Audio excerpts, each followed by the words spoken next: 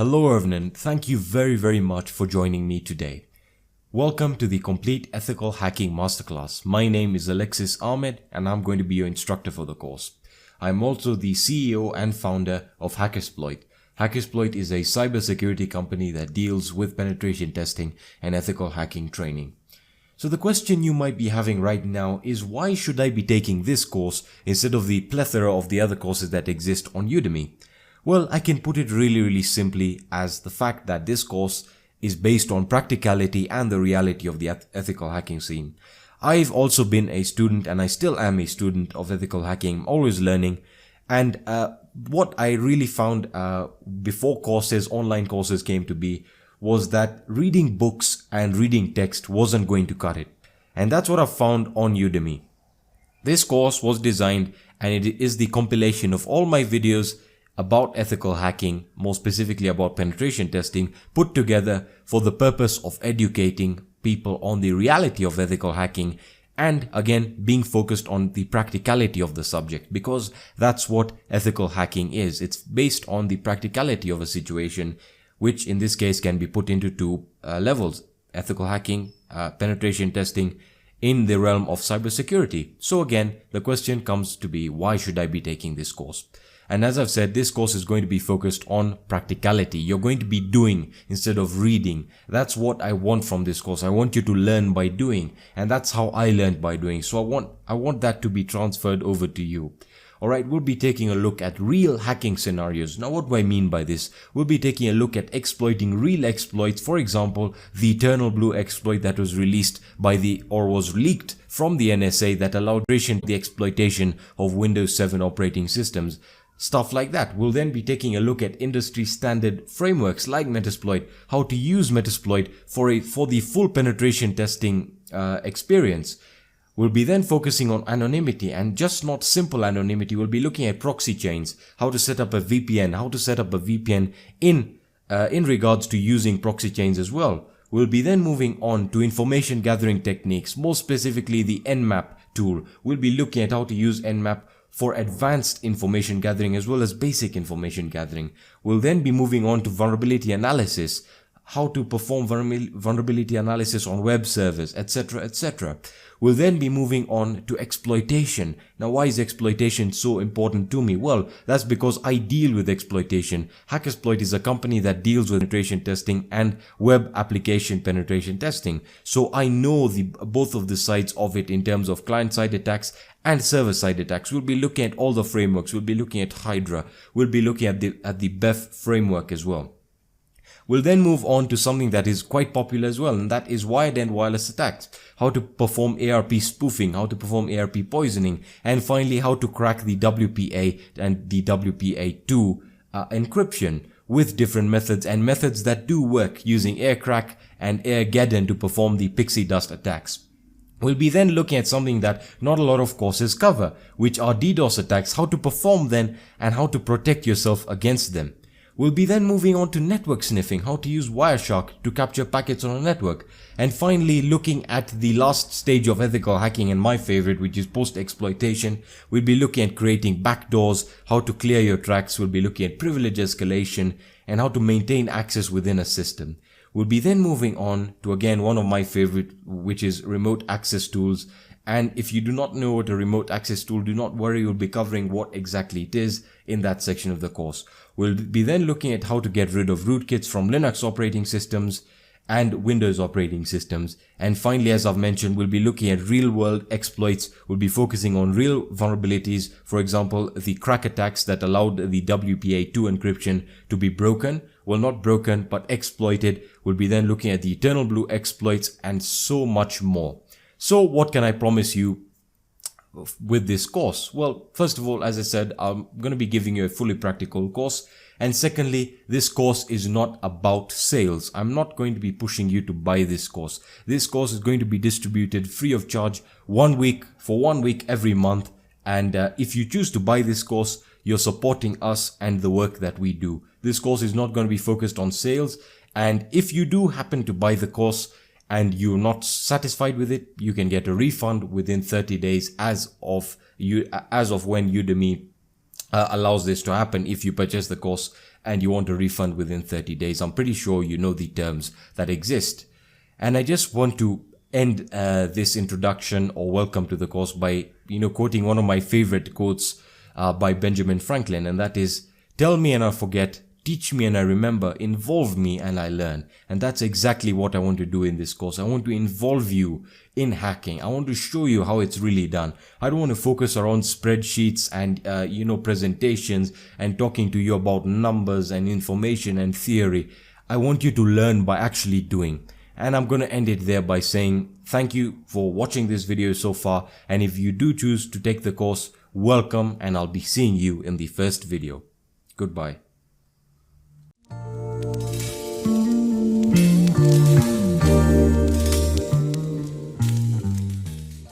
Hey guys, Exploit here, back again with another video, and welcome to the complete guide on how to set up your own virtual penetration testing lab where you can practice all your skills and obviously improve as you move along.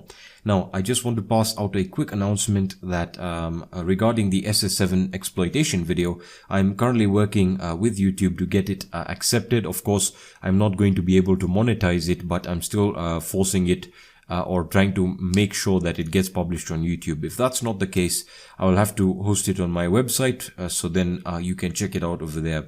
Reason being is that YouTube does not allow any demonstration of exploitation of a system that you do not own. And in the video, I explain and show you how to exploit a GSM network and that type of thing. That being said, welcome to this video. In this video, I'm going to be showing you how to set up your own virtual penetration testing lab so you can practice your skills. Now, before we get started, I just want to point out that if you're installing Kali Linux or Parrot OS, whatever penetration testing distribution that you decide, if you're installing it on a physical machine, then it'll still be the same for you as long as you have enough computers to run Metasploitable as a server, or if you then tend to go into virtualization, which is my recommended option, especially nowadays because computers are much faster and they're able to handle virtualization much better.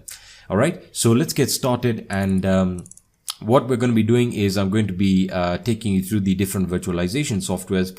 We're then going to move on to actually selecting your penetration testing distribution, and then I'll show you how to get your exploitable or your vulnerable operating system or vulnerable server, which in this case is Metasploitable 2. All right, let's get started. So as I said, the first thing that you want to make sure you have ready, or you want to make sure that you have hardware wise, is you have enough system resources. Now I'm just going to go ahead and say it. The most important thing you need is virtualization. If your processor does not support virtualization, then that means that you cannot, or you are unable to use a virtualizing or a virtualization software. Okay. Now this is not very common because even the older, processors like the Pentium and the Core 2 Duos, they all support it, and some of the older AMD processors, it's a very common feature to have any processor have virtualization. Okay, now this will work on any operating system. You could be running macOS, you could be running Linux, and if you're running Windows, it'll be the same thing right here. Okay, so as you can see, I've got these files on my desktop, and I'll be explaining them as we move along. Now, let's get started with virtualization software. Now, I'm going to start off with my favorite and what I recommend to you right now. All right, and that is VMware. Now, you don't have to buy VMware. By the way, quick announcement, I'm going to be doing a giveaway probably when we hit 70 or 80,000 subscribers. I'm going to be giving away 5 legitimate serial keys for VMware Pro. So that you guys can also get started with it, because I've invested in it and it's absolutely fantastic. All right. But if you want to use the free one, I apologize for my phone notifications here. Let me actually just turn that on silent. That being said, there is the free version, and the website will be linked in the description, so you can check it out for yourself. Okay, so let's get started with the download. So you can go to the left hand side here and click on downloads. All right, now if you look at product downloads, it'll show you all the products they have. You can then go to the free product trials and demos. Okay, you don't want to look for that. That's all to do with demos. If you want to try VMware Workstation Pro, go ahead and try it. You can have a trial. You then want to go to your free product downloads where you have Workstation Player. That is the free version and you can use it as much as you want.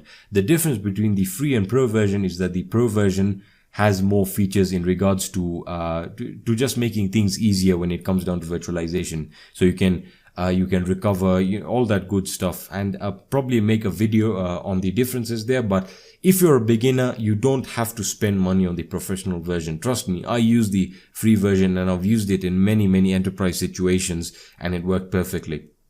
Okay, so you just want to click on one of the options here. So for example, Workstation Player, and just let it load. I apologize for my slow internet if for some reason it always is slow. So there you are. You can download it for Windows 64-bit operating systems, and you can select your option here for Linux. Now, if you're not interested or you don't like VMware, you can go for VirtualBox. VirtualBox was my favorite, but after a while, it just has too many compatibility issues, especially with Kali Linux, and I'm going to be getting to that in a second. All right, so VirtualBox is essentially free, and you can use it on Linux. You can use it on Windows, all that good stuff. Now, if you're running Mac OS, what I would recommend is that you use a software or a program called Parallels. I'm sure you've heard of it if you've been using a Mac, because that's essentially the only alternative to a virtualization software on the Mac OS platform.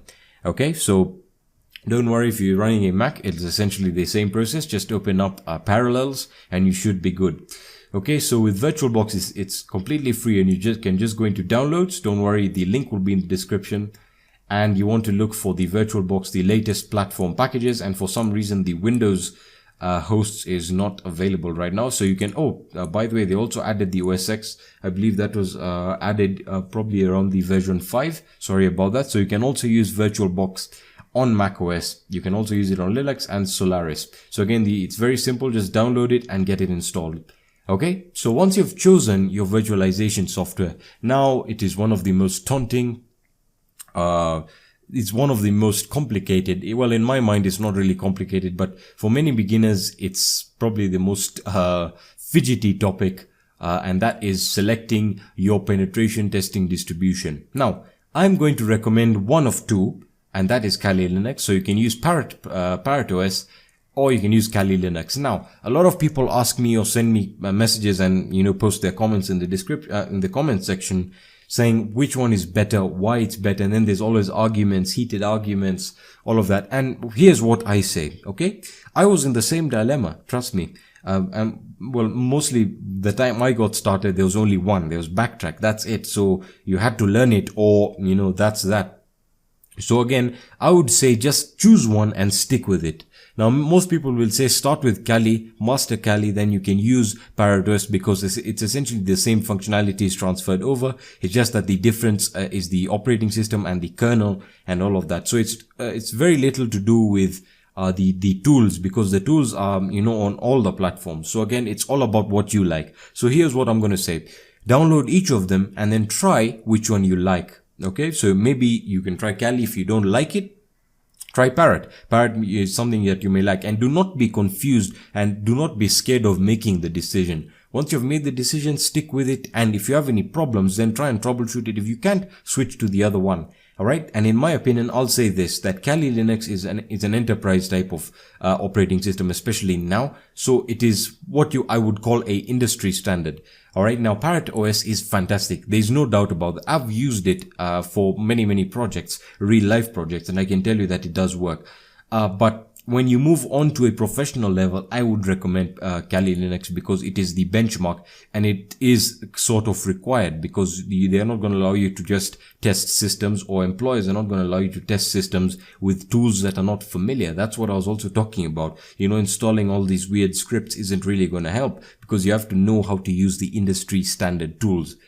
Okay, so you can choose between Kali Linux and Parrot OS. Now, when it comes to Black Arc and Backbox, all of that, all of those other distributions, I'm not really going to include them, because that's again a matter of personal taste. Okay, so getting back to Kali Linux, I just want to talk about something. For Parrot OS, the download is very simple. Just go to download, and you have 3 versions. Okay, you have your security, which is the one you want to get. You then have workstation, which again is focused, is a lightweight system for daily use and privacy protection. So it offers a solution for casual users, as you can see, who love the look and feel of Parrot.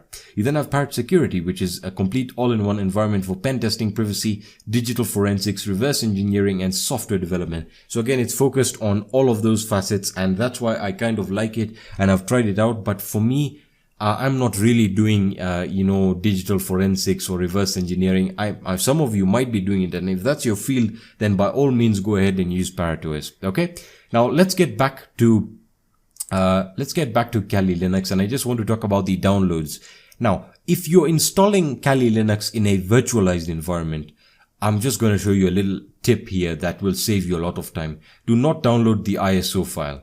Alright, many people I've seen make this mistake, and I've made an installation video of Kali Linux showing you how to install it using the ISO even on a virtual machine, and you can see it's just really hectic. So why would you want to go through that? What I would recommend is just download the VMware virtual machine or the VirtualBox virtual machine. Alright, as you can see, you have your VMware, your 64-bit and your 32-bit, and the same for VirtualBox. So for those of you who are telling me it doesn't work on 64 or on 32-bit, you can see here that indeed it is real and it is working. So once you download one of these, dependent on the virtualization software you're using. So for example, I've downloaded or I had the VMware version. I'll show you in a few seconds how easy it is to get it set up. So this virtual machine is already installed. You don't need to go through the installation of Kali. It's already installed. You just need to import it into your virtual machine, and that's it. And that's that. You get started immediately. Same for VirtualBox. Now, for the rest of the video, I'll be continuing with VMware, and that's because, as I said, I've kind of lost the liking for VirtualBox, and that's no offense to VirtualBox. I just like VMware because it's never let me down, and there aren't any compatibility issues with installing the the libraries or all of that, So going back to Parrot OS, you can see that the latest version as of recording this video is Parrot OS 3.11. Okay. And you have your 64-bit and your 32-bit, and this is essentially the ISO. Alright, so the ISO for Parrot is really very simple to install. Or to create a virtual machine, all you need to do is open up your virtualization software. As I said, I'm going to be continuing with VMware Pro, and you can see I also have the VMware Workstation 14 player. So if I just open up that, or actually have it open, sorry about that. For some reason I opened it another instance there.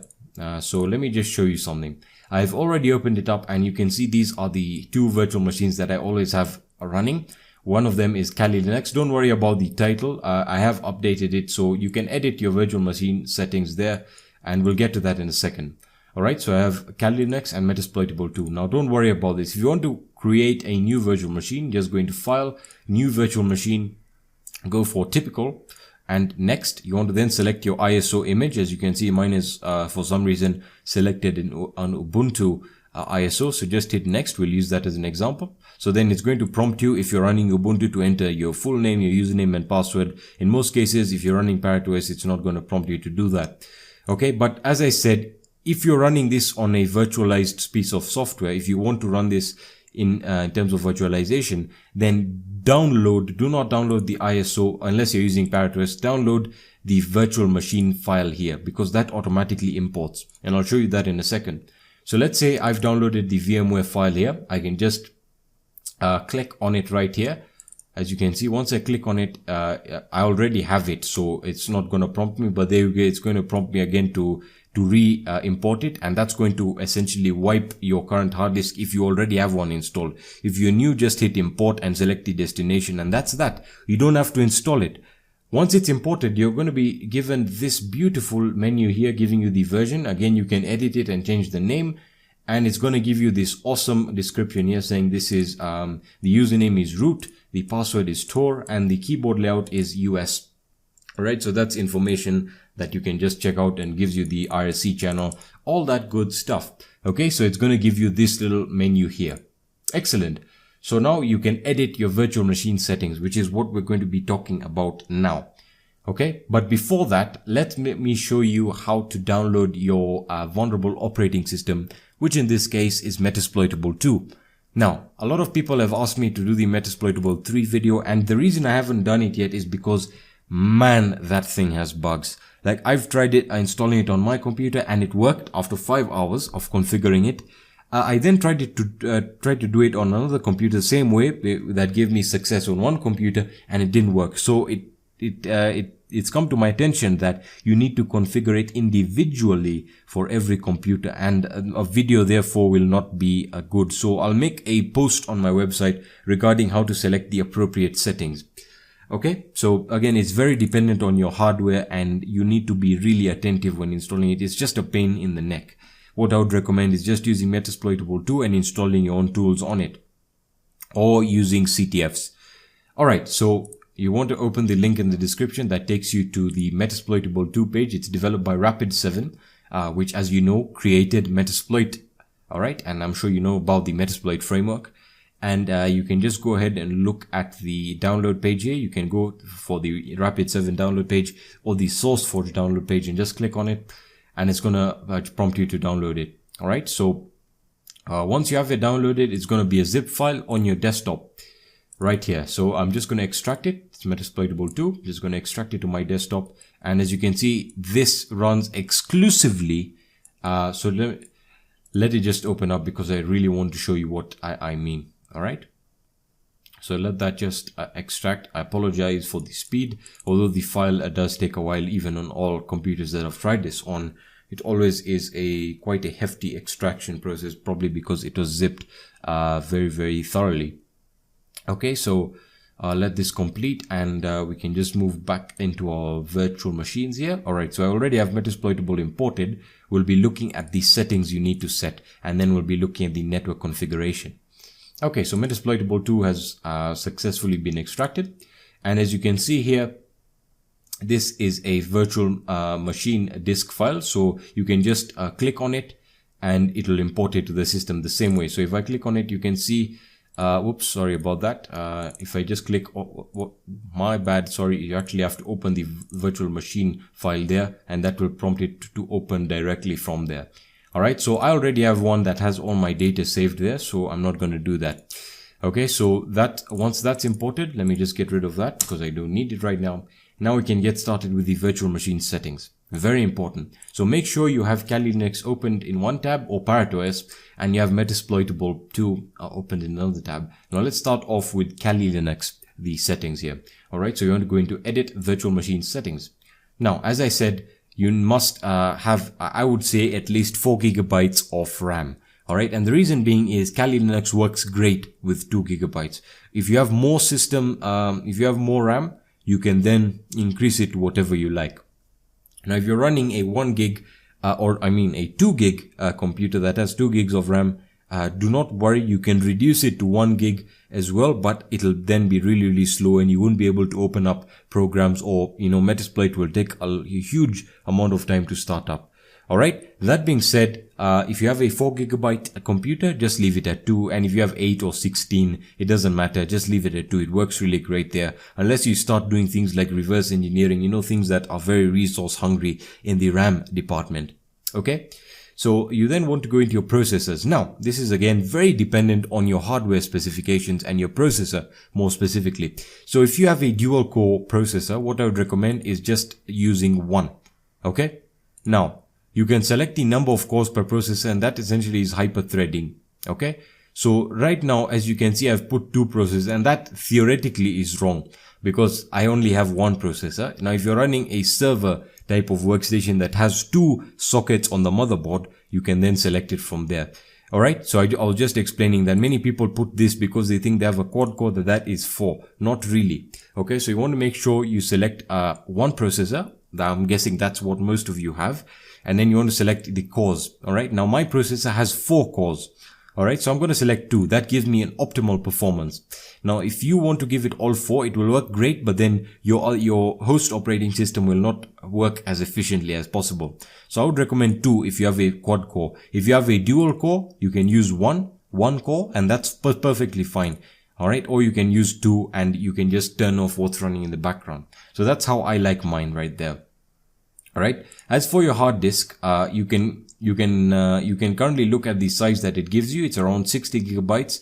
You can then also expand the disk capacity dependent on the type of files you're using. So again, you can expand it if you so choose to. And you also have your disk file location right there. Alright, if you want to use a CD or DVD drive, which I'm guessing you don't need to touch anything there.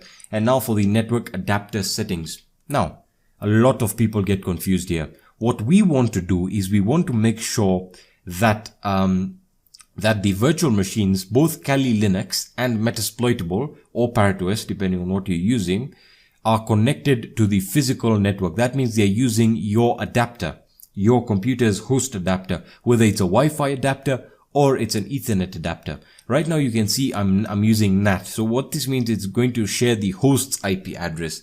Now what this means, if I was to leave it on NAT, that would mean that if I launched Kali Linux and I also launched Metasploitable, they would have the same IP address as the host IP address. So it will have the same IP as Windows. Now most people think that that's okay. No, you do not want that. You want each virtual machine to have its own IP address. And you do that by going for a bridged connection and then replicate physical network connection state. That will make sure that it replicates the fact that it's on Ethernet. If it's on Wi-Fi, it's going to also display it as Wi-Fi, and they'll all have their own IP addresses, their own local IP addresses. Okay, so this is very important. Make sure it's set to bridged. All right, awesome. Once that's done, you can play around with your USB compatibility. If you have USB 3 drives that you want to be using, you can also do that as well. And you have your display settings. Now, again, this is something that many people ask me. Should I use Accelerate 3D graphics? I would recommend that you do if you have a dedicated graphics card. However, if you have an APU or an integrated graphics card, then I would urge you to shy away from this. Now, many people also ask me, how do I use more than one monitor? Because I have a triple monitor or a dual monitor setup, and you can just specify the monitor settings depending on how many monitors you have, and you can select the resolution. So it's really that simple. Now that's all the tough stuff. Let's hit OK. Those are the settings for Kali Linux. You now want to go into Metasploitable 2, which again, I want to just show you a few settings. Go into Edit Virtual Machine Settings, and you want to go into the memory. Now, in my opinion, okay, this is very important. If you're using Metasploitable 2 on your own, that means you're the only one connecting to it, then you can change the RAM up to even 256 megabytes. But if you are setting it up for your class, alright, and let's say you want your students or your friends to all try and use it at the same time, remember, Metasploitable 2 here is acting as a server. Now servers, depending on the amount of requests and the amount of processes it is processing, will require more RAM. It's like, for example, let me just use a stupid analogy. It's like Minecraft, alright? Minecraft servers usually have about 8 to 16 gigabytes of RAM, and that's because they're processing or they're handling a lot of requests that are being sent by the players. Now, the more players you have or the more users you have, the more RAM you'll need. So again, feel free to change it to even 128 megabytes because again, you're just going to, if you're the only one using it, you don't need a lot. And don't worry about the recommended settings because as you can see, it's going to give you recommended suggestions dependent on your memory configuration. So I like leaving it at 512 because I'm usually testing it with a few other friends of mine, and we are trying to do a few other settings with CTF. We're actually trying to create our own CTF website. That's something I shouldn't have actually told you because I was keeping it in secret, but don't worry, that's coming out soon. As for the processor, I like keeping this to one processor and one core so that it just uses one processor because again, the process is very, very minimal depending on what you're doing. The hard disk space is 8 gigabytes. If you're installing your own files, you can expand it to what you want. Now, as for the network adapter, make sure that it's bridged and make sure that both options, if it prompts you for a dual network adapter configuration, make sure that they are both bridged. All right. And once that's done, you can just hit OK. And you don't need to really use accelerated 3D graphics because Metasploitable is a command line and it lacks a graphical user interface. Okay, so now that we have set up all our settings, now we can power on Kali Linux and we can also power on Metasploitable 2. Okay, there we are. So it's prompted me to start up Kali Linux. Excellent. And Metasploitable is also starting, as I said. They do not have, Metasploitable 2 does not have a graphical user interface. So I'll show you how to log in and how to get your local adapter. All right, so let Kali Linux start up there. It should be starting up anytime right now. There we are. Metasploitable 2 has started up, and it's starting the clock and the event managers. Let that start up. This is checking my disk. Yeah, the storage device is clean, and the blocks are also looking good. All right, so give it a few seconds to start up, and I think Kali Linux should have started up by now. And there we are. Let's just wait for both of them to start up. Now let me explain a few things with virtual or VMware Pro. The great thing that I like is you can go into full screen mode immediately, and that's also another great thing is if you use the virtual machine file, the Kali Linux virtual machine file, it already has the VMware guest additions installed, so you don't have to install it. You're good to go, and you can run it in full screen, and it's well optimized. I am going to be making another video on how to configure VMware to work great with Kali Linux, because a lot of you guys have been telling me that it's slow, and I also had this problem, and I sorted it out. Okay, so I think Kali Linux should have started. You'll know that it started because you'll see the black mouse pointer there. Metasploitable has started, so it's going to say here, never expose this virtual machine to an untrusted network. That's very, very true. Do not do that. And you can log in with the MSF admin combo. All right, so the username is MSF admin and the password is MSF admin. Whoops, sorry about that. There we are. And once we're logged in, it should tell you welcome. And there we are. As you can see, it is running on Ubuntu or Debian. And let that just sit as it is. And there we are. We are in Kali Linux right now. And the username, as I said, is root. And the password is Tor. All right. Now you can add your own username if you want to. And essentially you have full control over the system. The default username and password is root and Tor. All right. So give that a few seconds to start up. And I'll go into full screen mode in a second. Let me just clear up Metasploitable here. By the way, if you have clicked in the virtual machine, you can see that my mouse pointer has disappeared. If you want to exit out of the virtual machine and go back to your host operating system, use the Control plus Alt key, and that will take you back there. Okay, so there we are. We have Kali Linux over here, and now you can go into View and hit Full Screen, and give it a few seconds to scale. Let me just move my folder back there, and voila. Now again, if you're using Wi-Fi, it should show up as wireless. You should see a wireless adapter. It's going to be using the same bridged adapter as your host operating system. So what we're going to do is I'm just going to hit ifconfig here, like so. And as you can see, my local IP is 192.168.1.107. Yours might be different, but you want to make sure that they're running under the same subnet. So the subnet will be 192.168.0 or 1 or 2, depending on how many access points you have. Let's make sure they're on the same network. So I'm going to hit ifconfig here, ifconfig. And as you can see, it's running on the same network or the same subnet, which is 192.168.1.105. And there you are. They can now communicate with each other. So for example, if I said, let me just run a simple, Nmap O 192.168.1. Let me just check the IP here, 105. All right, so 105. Whoops, my bad, 105. And I'm just going to hit enter. Let's see what it is able to bring up. Let me expand that. As you can see, it's going to scan the Metasploitable 2 virtual machine, and it's going to give me all this information. I essentially scanned for the operating system version. It's going to give you a MAC address, all that good stuff. And this is just a simple Nmap scan to show you that you can now work on your virtual machine. All right. So that is how to configure Kali Linux with Metasploitable 2. And again, the great features that I really like are that I can, suspend the guest. I can take snapshots and, go back, go forward if I ever muck up, and you get the idea. Now, this video has been going on for a long while now, and I'm going to end it right here by saying thank you guys for all the support on the channel. A lot of you guys have been asking me for this video and how to show you how to configure your own virtual penetration testing lab. We're going to be looking into CTFs in the future, and I'm going to be continuing the web application penetration testing series. So that's going to be it for this video. I hope you enjoyed it or you found value in it. If you did, please leave a like down below. If you have any questions or suggestions, let me know in the comment section or on my social networks or on my website, and I'll be seeing you in the next video. Peace.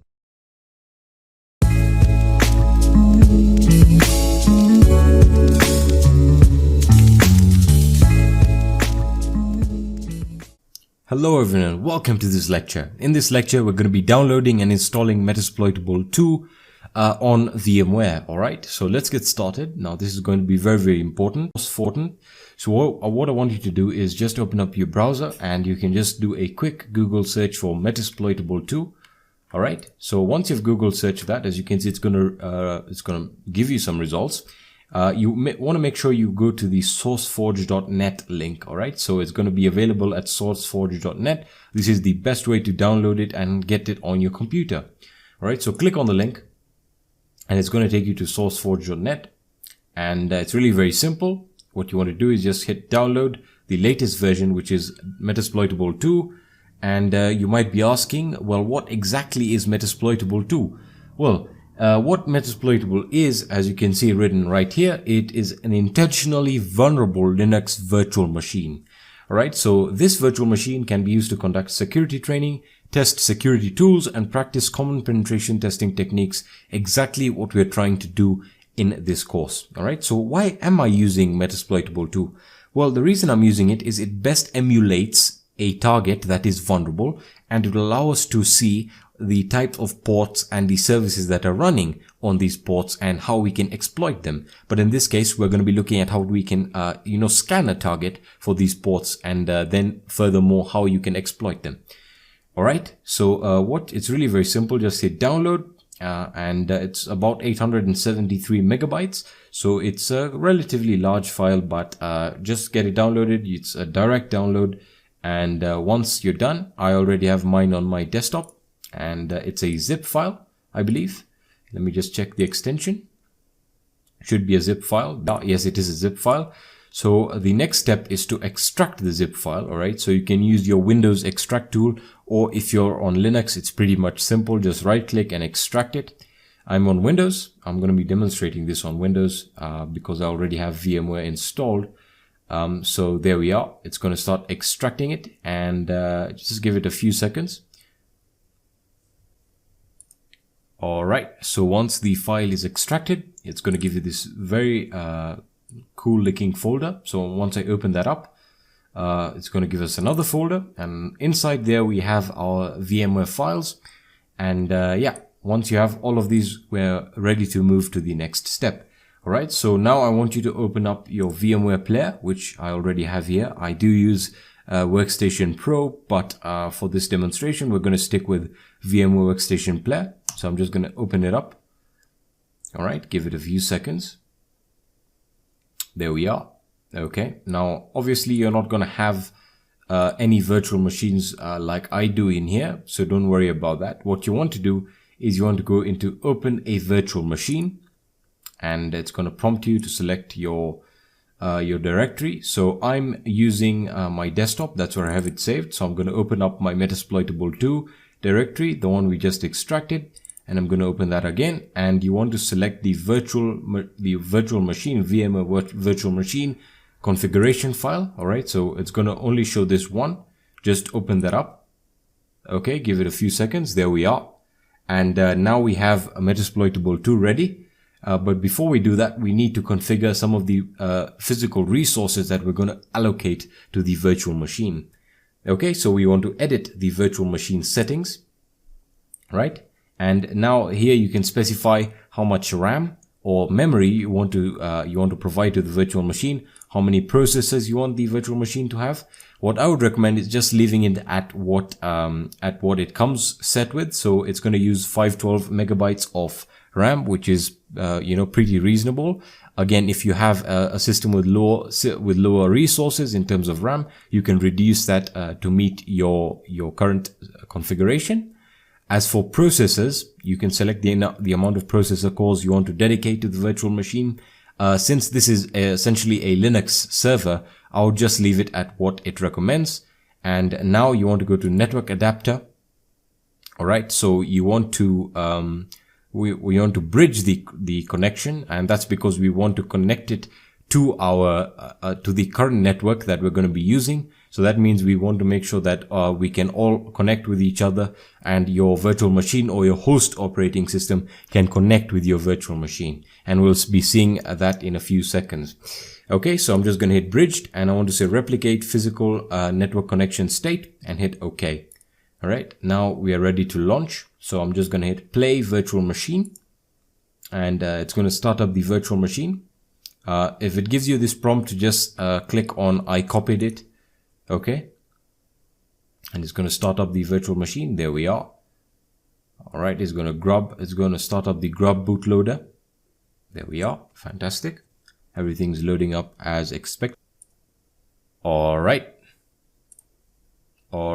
we can now get started. So once Metasploit 2 starts, it's going to give you this login screen, and you might be a bit confused, but don't worry. The credentials are MSF admin for the login or the username, and so with the password, as you can see right here, it'll tell you that MSF admin for the username and MSF admin for the password. So let me just enter that in, MSF admin, and for the password the same thing. Whoops, I think I entered the password incorrectly. Let me just there we are. All right, so there we are. Fantastic. All right, so we've successfully logged into Metasploit 2, and you can, again, since it's a Linux server, you can just run some of the Linux commands. So let me just check, perform some commands here. So uname a, whoops, there we are. And as you can see, Linux Metasploit 2, it is a Linux server. So again, now to test that everything's working, what we can do is we can check the local IP address. All right, so let me just do that right now. We can check for the local IP address on the network for our Metasploit 2 virtual machine. And there we are, we have actually got it. So I'm using Ethernet, and the address is 192.168.1.107. Yours will or might be different depending on the router and your network range that you currently have. Okay, so 192.168.1.107. Very interesting. Now, how about we actually perform a test to see whether we can actually detect some of the ports running on this Linux server or the Metasploit 2 using Nmap. All right, let's try that. So what I'm going to do this on Windows. So let me just minimize the virtual machine there. I'm going to open up my command prompt, really very simple. And I'm going to hit Nmap 192.168. All right, I'm going to enter the IP address for the Metasploit 2 virtual machine, 0.1.107, and I'm going to hit enter, and let's see what results we can get from the Nmap scan. All right, fantastic. We're getting, there we are. We successfully started the scan, and we got a scan report. And this is why I was recommending that we use Metasploit 2, is because it contains all the useful ports, and since they're open, we can actually get an idea of the services that are running on them. And as you can see, it's detected all the ports that are currently open and the services that are currently running on them. So we have our FTP port, our Telnet port, we have our shell port, our MySQL database port, our PostgreSQL port, etc., etc. So that's going to be it for this lecture. All right, and I'll be seeing you in the next lecture. Hello everyone, and welcome to this lecture. In this lecture, we're going to be installing VMware. All right, so that is going to be our virtualization software for the course, and that is depending on whether or not you're going to use Metasploit 2 as your target operating system for the purpose of the course. Now, if you do choose to go your own route and configure your own server for testing or your own network range for testing, by all means, go ahead and do so. But if you're a beginner, I would really recommend that you go ahead and follow what I do and use a vulnerable operating system, an operating system that is designed to be vulnerable, which is the Metasploit 2, and you can learn a lot about targets and how to scan for specific vulnerabilities or how to scan for ports, and there's a lot that we're going to be covering. Okay, so again, why am I saying use VMware and not other virtualization softwares like VirtualBox? The reason is because Metasploitable 2 works on VMware, all right? It's configured to run on VMware, and it's really much better to use VMware than VirtualBox. That is my personal opinion, okay? So if you're using Windows or Linux, then you can just go directly to the vmwarepage.com, which is www.vmware.com. All right, and let me just consent to cookies there. All right, so it's a beautiful website, and you might be asking yourself, well, what do I do now? Well, we want to get a version of VMware downloaded so that we can get it installed. Okay, now selecting the correct version is very, very important. Why do I say this? Well, there are two main reasons why I say this, and that's because a lot of people usually like to go with Workstation Pro, right? Without noticing or realizing that it is a subscription or a license-based software, which means that you have to pay for the license to use it. Okay, so VMware does offer the free version, which is Workstation Player, which I do recommend if you're just getting started with virtualization. Okay, you know, when you're learning about virtualization, it's very important to go with the basics and then move your way up. So again, Workstation Pro is probably directed at people who are using virtual machines a lot and probably, you know, using them more than I would say doing anything else. So again, I would recommend going with Workstation Player. But if you're already experienced with virtualization and you want to try the Workstation Pro, by all means, go ahead. So going back to Workstation Player, just click on it. As you can see, it's under free product downloads. You'll be able to use it as long as you want without any issues. All right, so once we clicked on it, and it'll take you to this download page, and the download page is going to offer you a few options. So you have your download for your Windows 64-bit operating systems, and you have your Workstation Player for Linux. So you can go ahead and download that. The links are here, and it's about 90.6 megabytes and 100 for Linux. So don't worry about that. Just go ahead and hit download, and it's a really simple setup. I'm not going to show you how to install it because it's really very simple. And once you have it installed, we'll move on to the next lecture where we'll be downloading and installing Metasploitable 2, which is the most important part. All right, so I'll be seeing you in the next lecture. Hello everyone and welcome to this video. In this video, we're going to be installing Kali Linux on our virtualization software, more specifically VMware. All right, now depending on the version that you downloaded and installed, whether you chose to go with the free version or the paid version, it'll work exactly the same. And if you're using VirtualBox, the installation process is pretty much the same thing. And we're going to be using VMware for the entirety of the course now. Or if you've chosen to install Kali Linux on your physical machine, that will work as well. All right, so let's get started, and I'll guide you through the installation steps with VMware. All right, so I'm going to be using VMware Workstation Player because that's what I would assume most of you have chosen. If you're using the professional version, as I do have installed right here, the installation process is pretty much the same. So let's get started. Open up your Workstation Player. All right, and it'll take a few seconds. There we are. And I already have created a virtual machine, but don't worry about that. Yours will be empty here. And all we have to do to create a new virtual machine is just click on create a new virtual machine. All right, really simple. There we are. And now it's going to ask you to select your installer disk image or your ISO file that we downloaded in the previous video where we were downloading Kali Linux. So I hope you guys have got the file. So just make sure you select installer disk image file, and you want to specify where that file is saved. I saved mine on my desktop. So I'm just going to go to the folder and click on it. There we are. So make sure you select the ISO that you downloaded that is appropriate depending on the system or your computer's architecture. All right, so I'm going to hit open, and it's going to give you this little error here saying could not detect which operating system is in the disk image. Don't worry about that. Hit on next. Is in the disk image. Don't worry about that. Hit on next. And now you want to specify the guest operating system.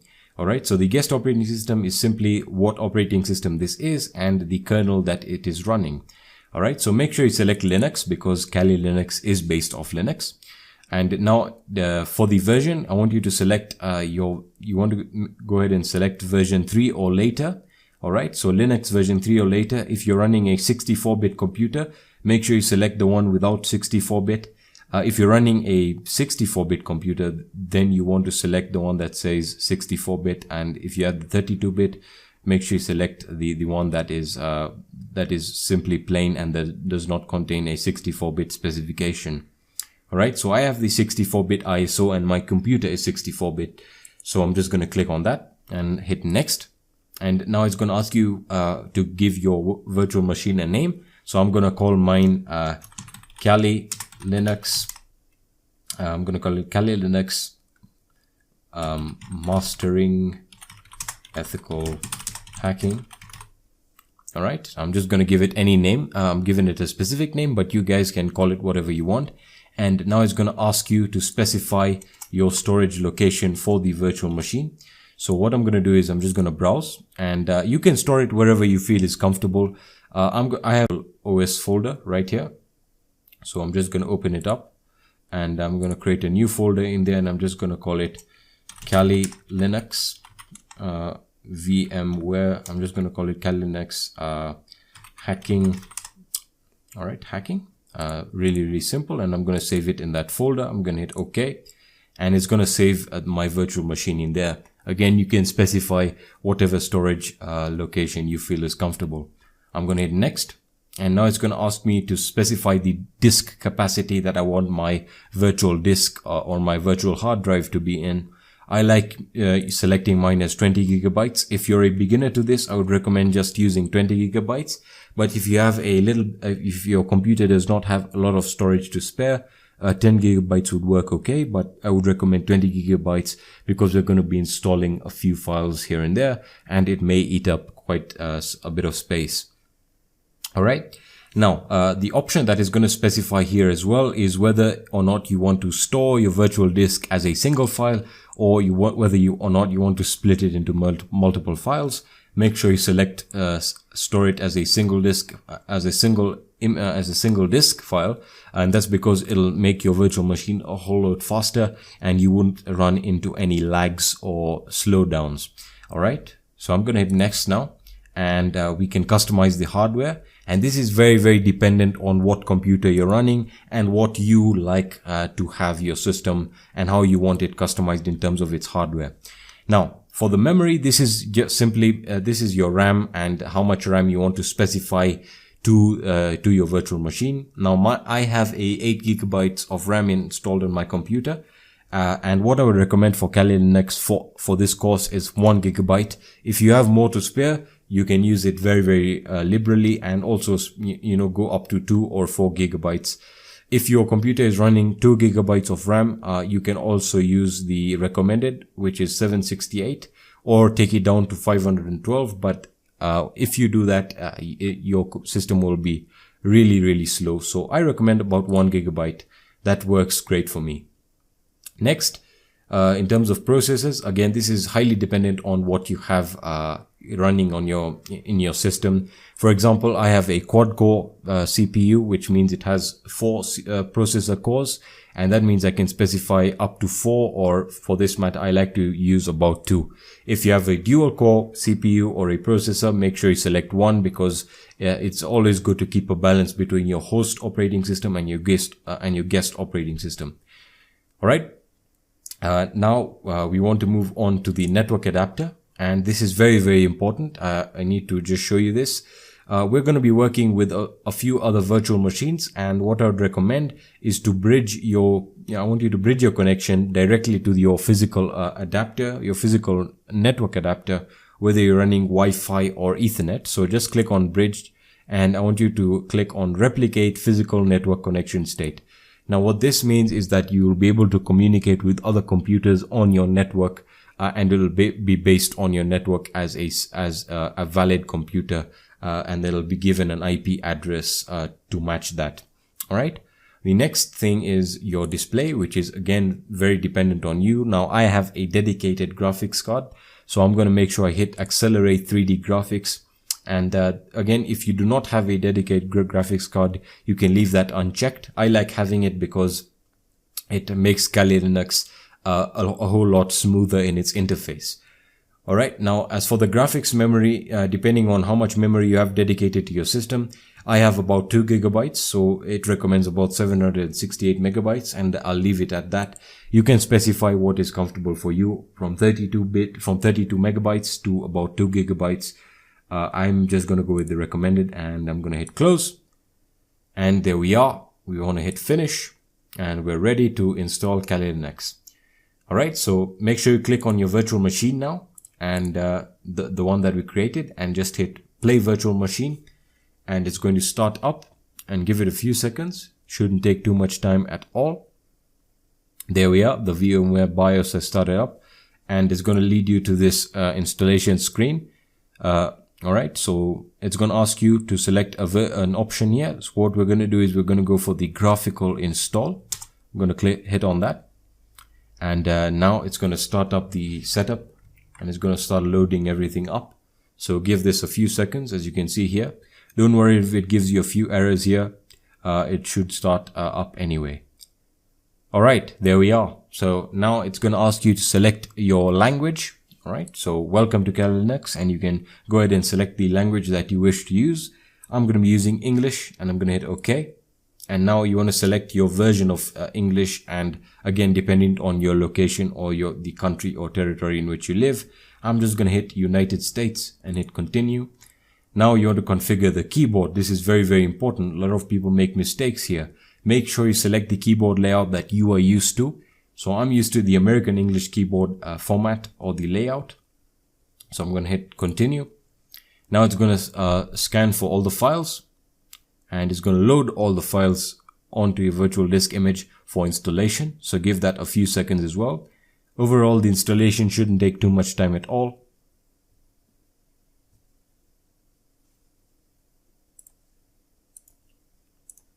Alright, so once it has loaded all the files, it's going to ask you to configure your network, and this is very, very important. It's going to ask you for a host name. Alright, a host name is essentially, this is going to be the name of your system or your computer on your network, and this would be a very good way of identifying your computers. For example, if you had a network of computers, whether you're running this at home, on your home network, or you're running this in your office, especially this will be a unique identifier for you to uniquely identify your virtual machine. So I have 2 Kali workstations on my network, so I'm just going to call this Kali 2. Alright, and I'm going to hit continue. If you don't have any other computer running Kali Linux, you can just leave it as the default, which is Kali. I'm going to hit continue. Now for the domain name, you can specify a domain name if you're running this on your school network or your home or your company network. This is really dependent on you, but if you're running this on your home network, you can just go ahead and hit continue. You don't need to do that. Alright, so now it's going to ask you for your users and your passwords. Alright, so this is setting up your users and passwords. The first thing it's going to ask you is for your root password. This is very important. Your root password is essentially going to give you or will be used to grant you administrative privileges or give you the super user mode in the Linux operating system. So it's very important that you remember this password. So I'm going to create the password here. All right, and I'm going to repeat it again. You can give it as anything that you feel is necessary. You can give a very secure system if that's what you require. Or you can just give it some very normal password. It really doesn't matter because this is a virtual lab and there'll be not a lot of important stuff saved, but it's very important that you remember the password that you're using. All right, I'm going to hit continue. And now it's going to ask you to configure your clock. All right, now this is very simple. Depending on the area that you live in, you want to just select your time zone. So I'm just going to select Eastern. You can go with whatever you want. It really doesn't matter for me. I'm just going to hit Eastern. I'm going to hit continue. And now it's going to detect your disks and open the partitioner that comes inbuilt with Kali Linux. All right, so this is very important now. So it's going to ask you now to select the disk in which you want to install Kali Linux. And so what I would recommend is just go for guided, use the entire disk. Just hit continue. And it's going to show you the virtual disk that we created. In my case, it is the 21.5 gigabytes VMware virtual disk. So I'm going to hit that, and it's going to it's going to prompt me to confirm how I want my my disk partitioned. All right, so Linux, the Linux installation has 3 partitions. It saves the system files in the home, var, and temp partitions. So I would recommend as a beginner to save everything in one partition. All right, as it says over here, recommended for new users, and that's because you do not have to tinker around with the partitions and select specific swap space, etc., etc. So just hit continue, and you want to hit finish partitioning and write changes to disk. Hit continue, and it's going to ask you to confirm whether you want to write changes to the disk. Just hit yes and hit continue, and it should start partitioning the disk. And once it's done, it should start installing the system. Now this it could take a while depending on the on your hard drive on your computer, or if you have an SSD running on your computer, it could go a whole lot faster. So I'll get back to you when the installation is done. So I'll see you then. Alright, so once the installation is complete, it's going to ask you to configure the package manager. Alright, and it's going to ask you to select whether or not you want to select a network mirror that can be used to download additional software and updates. Alright, so I don't want to use a network mirror, and I'm going to continue. Alright, and it's going to get started to configure the package manager. So give it a few seconds as well. Shouldn't take too much time at all.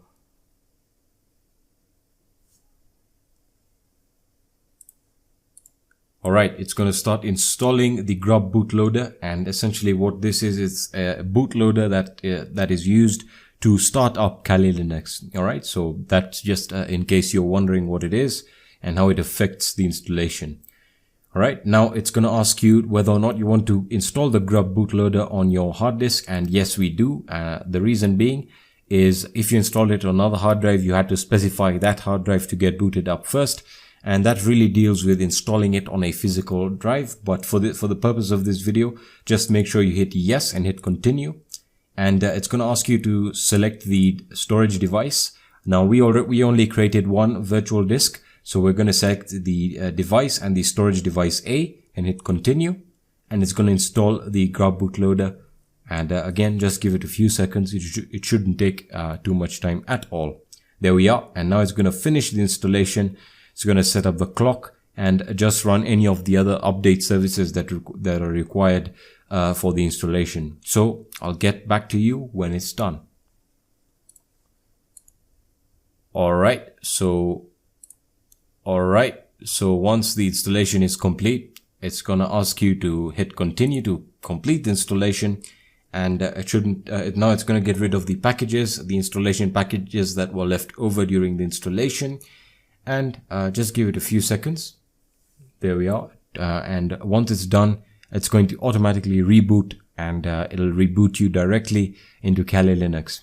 So just give it a few seconds.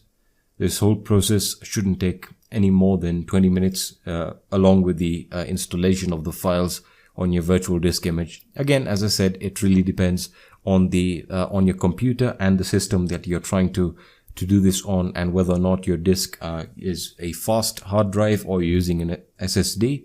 So that is really dependent on what system you're running.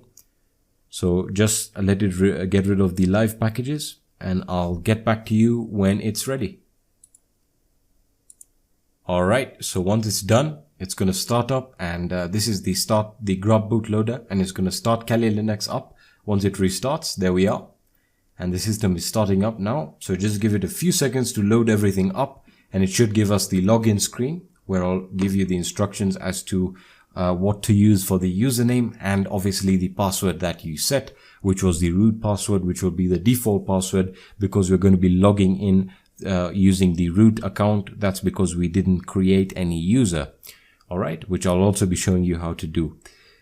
So there we are, the system is started up, and we can already see that we can use the Kali Linux pointer. So again, it's just a matter of time before it starts up. There we are, and here we have Kali Linux. So hopefully we can log in.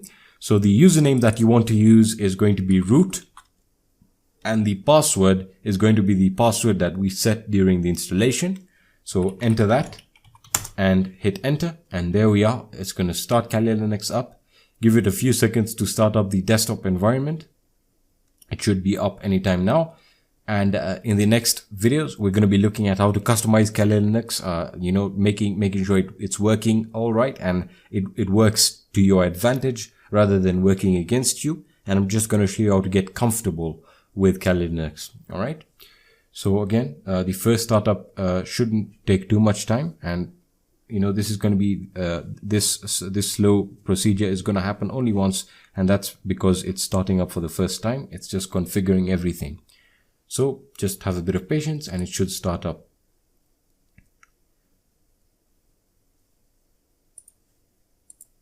All right. Once it's started up, welcome to Kali Linux. And as you can see, don't worry if the screen resolution is very, very slow. It's really simple to sort that out. And that's what we'll be looking at in the next video. We'll be customizing Kali Linux and adding users, etc., etc. So I'll be seeing you in the next video. Hey guys, Hackersploit here, back again with another video. And in this video, I'm basically going to be showing you the top Linux distros for ethical hacking, and please do note that these are in my personal opinion and are not ranked in any order whatsoever. So basically, let's get started. The first one we're going to be looking at is Kali Linux. Now this will come as no surprise to most of you because again, Kali Linux is the benchmark in distributions. So Kali Linux is based off you can say backtrack Linux, for those of you who have actually been in penetration testing long enough to understand that. So basically it's one of the most advanced penetration testing distributions, and the thing I like about Kali Linux is that it has rolling releases, which means that it's going to be updated frequently. It has the largest number of tools, and the tools are supported for Kali Linux. So that means if the tools are updated, they will get updated with Kali Linux when you update the distro itself. Secondly, it's rock stable. Apart from a few issues with the desktop environment, I haven't had any issues in terms of system stability and stuff like that. Again, it has fantastic documentation and training services that you can try out for yourself. You can also check out their blog. They have very, very cool videos and things that will help you around basically getting around the operating system.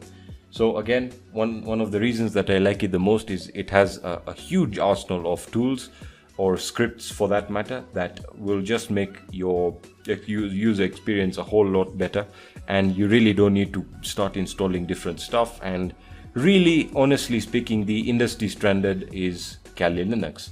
So this is basically, I think, one of my favorite ethical hacking or penetration testing distributions. So let's move on to the second one. The second one, in my opinion, would be ParrotOS. Now, some of you might not have heard of ParrotOS, but for those of you who have been on my channel, you know that I've made a few videos on ParrotOS and also a review. By the way, I will be leaving you can just check up this video. I will leave some cards taking you to the reviews of these Linux distributions if you're interested in checking them out. So just the card should be right above your screen right now, taking you to the review. So basically, ParrotOS has you have different versions of ParrotOS. By the way, the link to the website will be in the description section. Just a little pointer. So you have your security, you have your home version, you have your studio, and you have your air. So as you can see, they'll give you a bit of information about it, but what we are focusing on is the security. So if we click on that, let's see what this is all about. More information, and it's going to tell you Parrot Security is a Linux distribution designed with cloud pen testing and Internet of Things security in mind. So basically, Parrot, the details here is that it's made for security, privacy, and development. Pretty awesome stuff. Parrot Security includes a full arsenal of security-oriented tools to perform penetration tests, security audits, and more.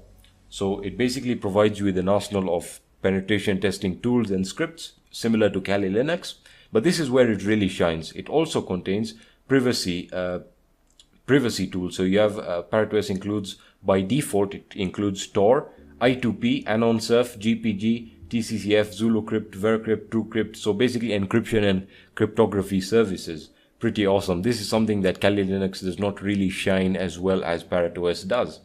Now, in terms of, it also includes a very, very cool thing, which I will highly recommend if you guys are looking for a Linux distribution that really goes from penetration testing to development. This is perfect for you. So if you need a comfortable environment with updated frameworks and useful libraries already installed, ParrotOS will amaze you, as it includes a full development oriented environment with some powerful editors and IDEs pre-installed and many other tools installable from our repository. So it also basically has their own repository for tools that will also get updated. So if you guys are interested in a very, very balanced, well-balanced distro for that basically moves from penetration testing to cryptography to development, go ahead and check ParrotOS. In my opinion, it's one of the most balanced and well-polished Linux distributions around. Now, the third one is going to be Backbox Linux. Now, some of you may have heard of it, but it's not really popular operating system. It's very popular with people who do a lot of Wi-Fi penetration testing. So again, it has Backbox is more than an operating system. It's a free open source community project with the aim to promote the culture of security in IT environment and give its contribution to make it better and safe. I'm not sure whether that was typed in correctly, but let's check out Backbox Linux because that's the one that we want to look at.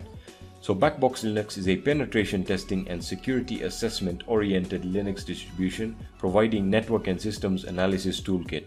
It includes some of the most commonly known and used security and analysis tools, aiming for a widespread range of goals, from web application analysis to networks analysis, stress testing, sniffing, vulnerability assessment, etc., etc. So basically it's built on Ubuntu core. So for those of you who are already familiar with Ubuntu, this will be perfect for you. It's fully customizable and designed to be one of the best penetration testing and security distributions available. Now, again, the review to this distro will just pop up right above your screen on the top right. So make sure if you want to check it out, go ahead. I made a video on it. Now, to be honest, this is, I would like to call this Ubuntu with the tools that you'll be most likely be using on other Linux distros, like for example Burp Suite, SQL Map, etc., etc. So it has the most popular tools but doesn't have everything.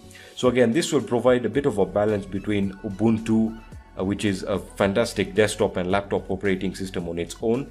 It's really, really well polished. So it has Ubuntu, and that means you'll be getting updates. In addition to that, you have the penetration testing tools.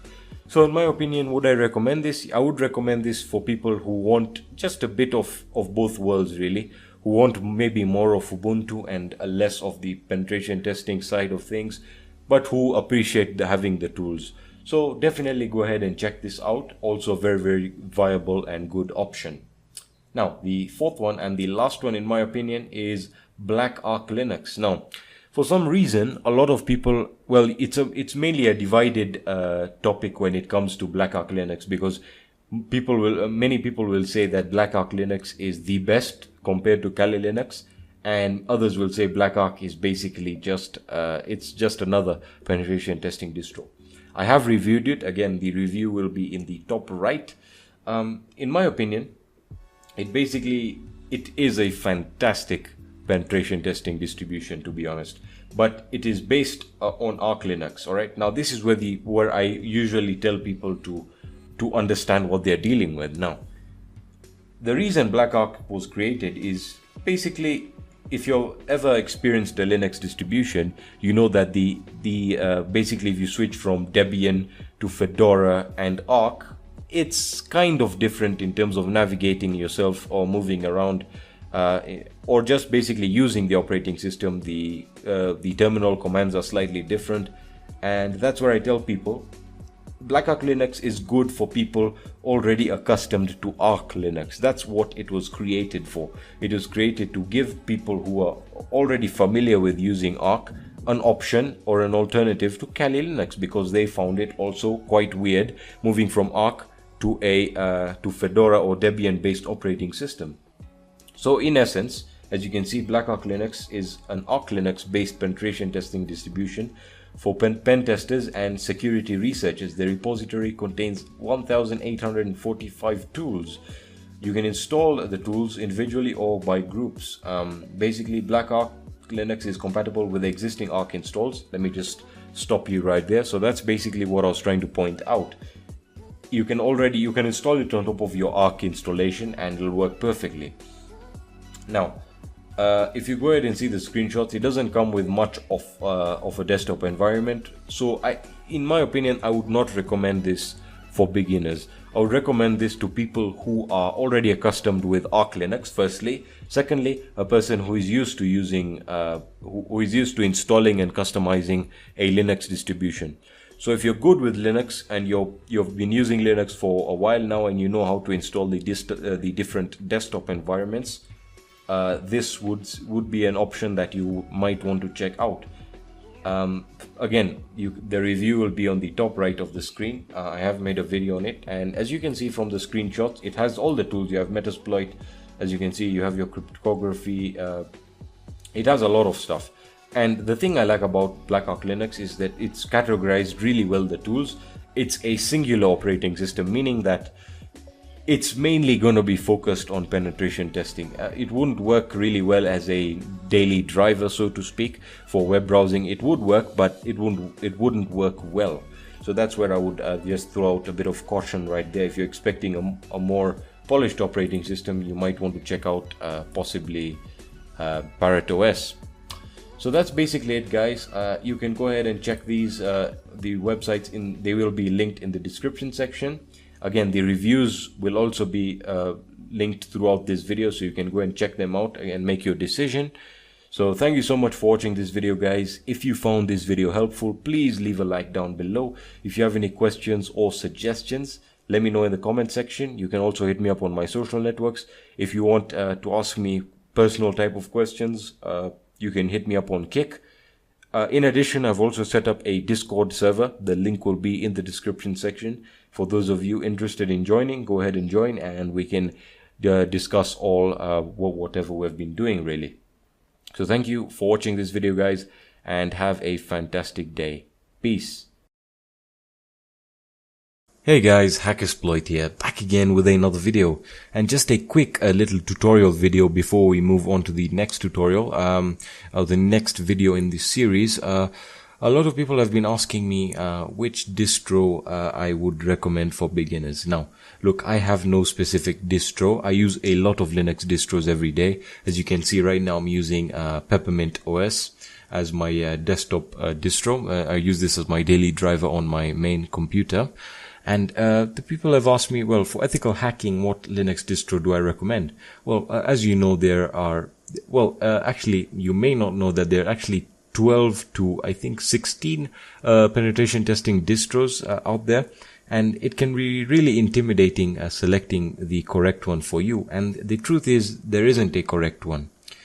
And the reason I'm saying this is because I can install all those penetration testing tools on any version or any Linux distro. And I'm going to show you that right now. I'm going to install all those Kali or Parrot OS tools on Peppermint OS or any version or any Linux distro for that reason, or for that matter. For example, you can do it on Ubuntu, Linux Mint, and you can actually use them as penetration testing distros. Really, it all comes down to what you're comfortable with. So if you want to install these packages on any Linux distro, all you want to do is, by the way, I'm going to be showing this just for the Debian distros. For Arc videos, maybe I'll make another one, but this is just for Debian distros, because that's what both Kali and Parrot OS are based off. So I'm just going to open a terminal here, and I'm going to enter my root. So I'm actually on my root right now, and I have a couple of commands. I've put them in a text document. They will be in the description section, so you can just copy it from there if you don't want to type them out. First thing you want to do is you want to basically install Git. All right, so you want to make sure you install Git so you can access the GitHub repositories. So it's going to read the package. I already have Git installed, so it's going to ask you to install it, and you'll pretty much install it. don't worry about this error code. This is a personal, basically just something that happens in Peppermint OS. Next thing you want to add is the Catulin. This is basically the repository on GitHub that basically gives you access to these tools. So you want to add that repository. So just add it. I already have it, so I really do not need it. As you can see, it just cloned it. Next thing you want to do is you want to turn the Catulin into an executable. So you're going to use the chmod command. We're just going to paste that there, and we're going to run it, and it's not going to give you any result or any message. So pretty much after that, you should be good. Now all you have to do is just launch Catulin. Just launch it, and there you are, Catulin. So basically these are all the Kali Linux repositories. So as you can see, you can actually add them and update them. You can view, you can install the classic menu indicator and install the Kali menu. So really, as I said, it's not really about the Linux distro. It's just about what suits you best. So as you can see, we have, if I just view the categories of what I can install, you have all the actual sections in both Kali Linux, Black Arc, actually on almost all penetration testing distros. Excuse me. So you have information gathering, and there you can really find tools like Nmap, HPing3, Explico, Wireshark. So really you can install anything you need, and more specifically what you need. So if you guys are really not keen on moving to Kali Linux or Parrot OS, don't worry, you can actually install all the packages from here and still run your distro the way it is. So you can actually run Ubuntu with these tools, and that's actually an advantage because Ubuntu is much stable than Kali Linux. But I really have seen that Parrot OS is quite stable. I have installed quite a bit of packages, and it's run in pretty cool. Anyway, enough of that. This was just a quick little tutorial before we proceed, and just to clear up the air on people who are still on the fence as to what distro they want to use. Anyway, guys, that's basically it for this tutorial. Quick reminder: I'm going to be continuing the ethical hacking series. The video will be right after this one. Just a quick reminder that tomorrow we're actually going to do the deep web video. So that'll probably come anytime in the afternoon to the evening. I just wanted to let you guys know that's every Saturday. And I also was thinking of starting a new series maybe on Sunday or even possibly on Saturday. Basically an Ask Me video where you can basically ask all your questions. Maybe we can run it live and I can answer them live. So yeah, that's up to you guys. Let me know in the comment section below. Otherwise, guys, thank you for watching the video.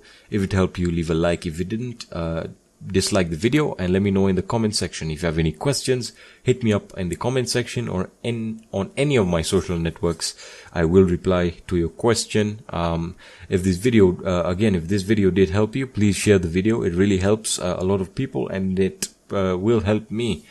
So yeah, guys, thank you for watching. Have a fantastic day. Peace. Hey guys, Hackersploit here, back again with another video. And welcome back to the ethical hacking course. Now in today's video we're going to be talking about proxy chains. So you might be asking yourself, what are proxy chains? Well, proxy chains are a series of proxies that will basically give you anonymity or will anonymize anything that you're doing. Whether it being you're performing an Nmap scan, or you're performing a brute force attack, or you're performing SQL injection, or you're just browsing the web. This will basically anonymize anything that you're doing. Now, you might be asking, what's the difference between a proxy and a proxy chain? Well, proxies are usually found in browsers, and they basically anonymize HTTP connections or web connections or things that you're doing on the internet. Whereas proxy chains will basically anonymize all the activities that you're doing. Now, when using the penetration testing distros, proxy chains are already installed, so I would recommend, if you're ever gonna configure them, just use a penetration testing distro, as it'll be much easier. So in this video you can already see that I'm using Kali Linux. That's because I just want it to be a bit diverse. I don't want to select one distro and go with that. I'm going to use the different distros because I know a lot of you have different distros, and you might feel that I'm ignoring those distros, but I'm not. So anyway, this is basically, proxy chains are installed on Parrot OS, on Kali Linux, or even on Black Arc. So since they're already installed, all you have to do is open the terminal like you always should, and we have to actually, to configure the proxy chains, we have to use the proxychains.configuration file, which can be found in the following directory. So the first thing, we're going to use the nano editor, and we're going to say etc or etc. That's the directory we're going to go into, because Kali Linux is already in the root directory. We then want to select the proxychains.configuration.conf. Alright, that's a .configuration extension. Alright, so enter. There we are. Very cool. So it's using the nano editor and it's going to open the file. So we're using proxychains.configuration version 3.1. that comes in the latest distros. Now let's start with the first thing that might appear new to you guys, is these hashes here, or these hashtags as they are called. Well, basically the hashes are just comments in the configuration file. Now what I mean is, if you ever have done programming, you know that when you comment, it's just for documentation. Well, these are actual commands, but they've been commented to turn them off. So I'll get to turning them off in a second, so don't worry about the hashes. Now another important thing is this line here. Now HTTP SOCKS 4, SOCKS 5, tunneling proxy file with DNS. These are basically the formats of proxies. HTTP proxies are, you're very familiar with them. They're being used in the Tor browser. SOCKS 4 are really not popular anymore, but they anonymize pretty well. And SOCKS 5 is what we're gonna, what I would recommend and what we're gonna use in this video. And they'll basically they'll anonymize everything that you're doing on your system. Alright, so we have explained what that is. Now let's go down here into a dynamic chain. Now this is the most important thing here. Dynamic chains are the most stable and the fastest proxies that you can use. And basically the difference between a dynamic and strict and even a random chain.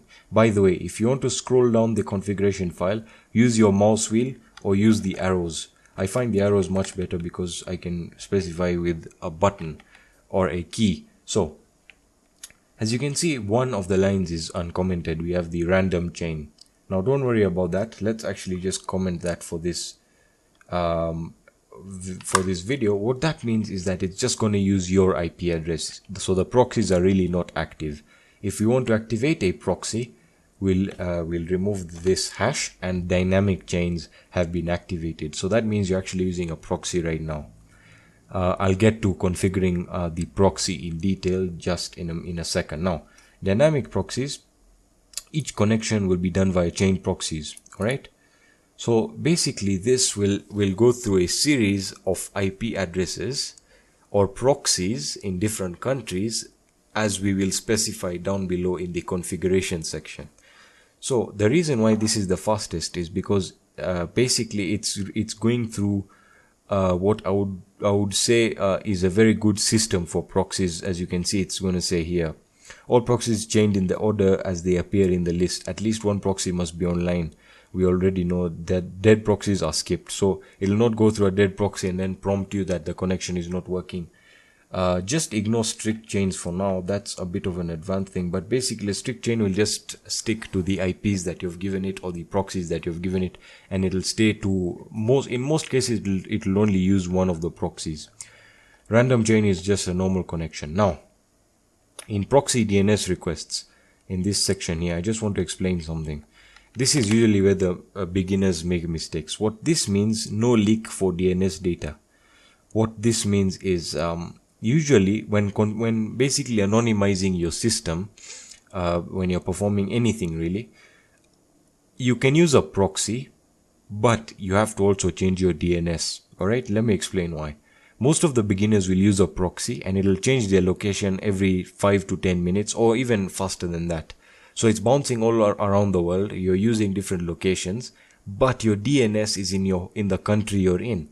So when a website like YouTube accesses, or when you access YouTube, for example, it's going to log your IP. The IP will belong to, let's say, France, and you've not changed your DNS. So your DNS will show your host country. Let's say your host country is Germany, and you're accessing using a proxy. YouTube will already know that you're using a proxy because they can see that you're using different IPs but your DNS is in one country, and from there they can track you, and you get the idea.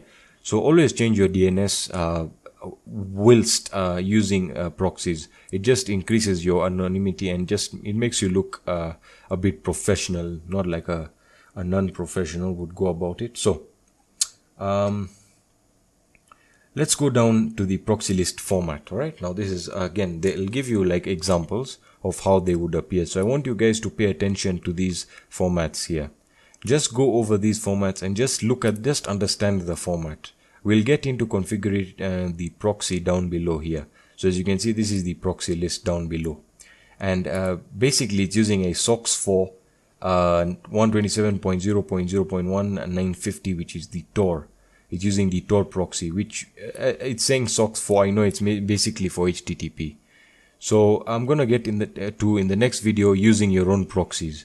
So otherwise, guys, I hope this video helped you. If it did, leave a like. If you enjoyed the video, leave a like. If it didn't help you, let me know in the comment section. If you have any questions, again, hit me up on Kick, my social media. By the way, don't forget to follow me on my social media. Excuse me. Have a fantastic day. The next video is coming soon. In fact, it's coming in a few minutes. Peace. Hey guys, Hackersploit here, back again with another video, and welcome back to the ethical hacking course. Today we're going to be talking about proxy chains. So this is actually going to be the second proxy chain tutorial. In the previous video I talked about proxy chains, what they are, how they work, and I introduced you guys to the proxychains.configuration file. So in this video I'm going to go into some really advanced stuff when it comes to proxy chains. I'm going to show you how to set it up. I'm going to show you that it actually works live. So I hope you guys are ready. So let's get to it. So like any other ethical hacking videos, it all begins in the humble shell of the terminal. So open up your terminal and let's get started. So in the previous video, I was using the nano editor, and I'm going to keep on using the nano editor. Now let me explain why. You guys might be asking yourself, well, there's the Vim editor and there's so many others. Why aren't I using any of those? Well, I'm trying to keep these tutorials as beginner friendly as possible so that almost everyone can understand them, and it's very easy for them to grasp the concept of editing a configuration file in the terminal. So let's get started. Nano, and we're going to access the proxychains.configuration file. We're going to go to the etc or etc and proxychains.configuration, and let's open that up. Now, in the previous video, I explained why we need to uncomment the dynamic chain. That's basically activating the dynamic chain.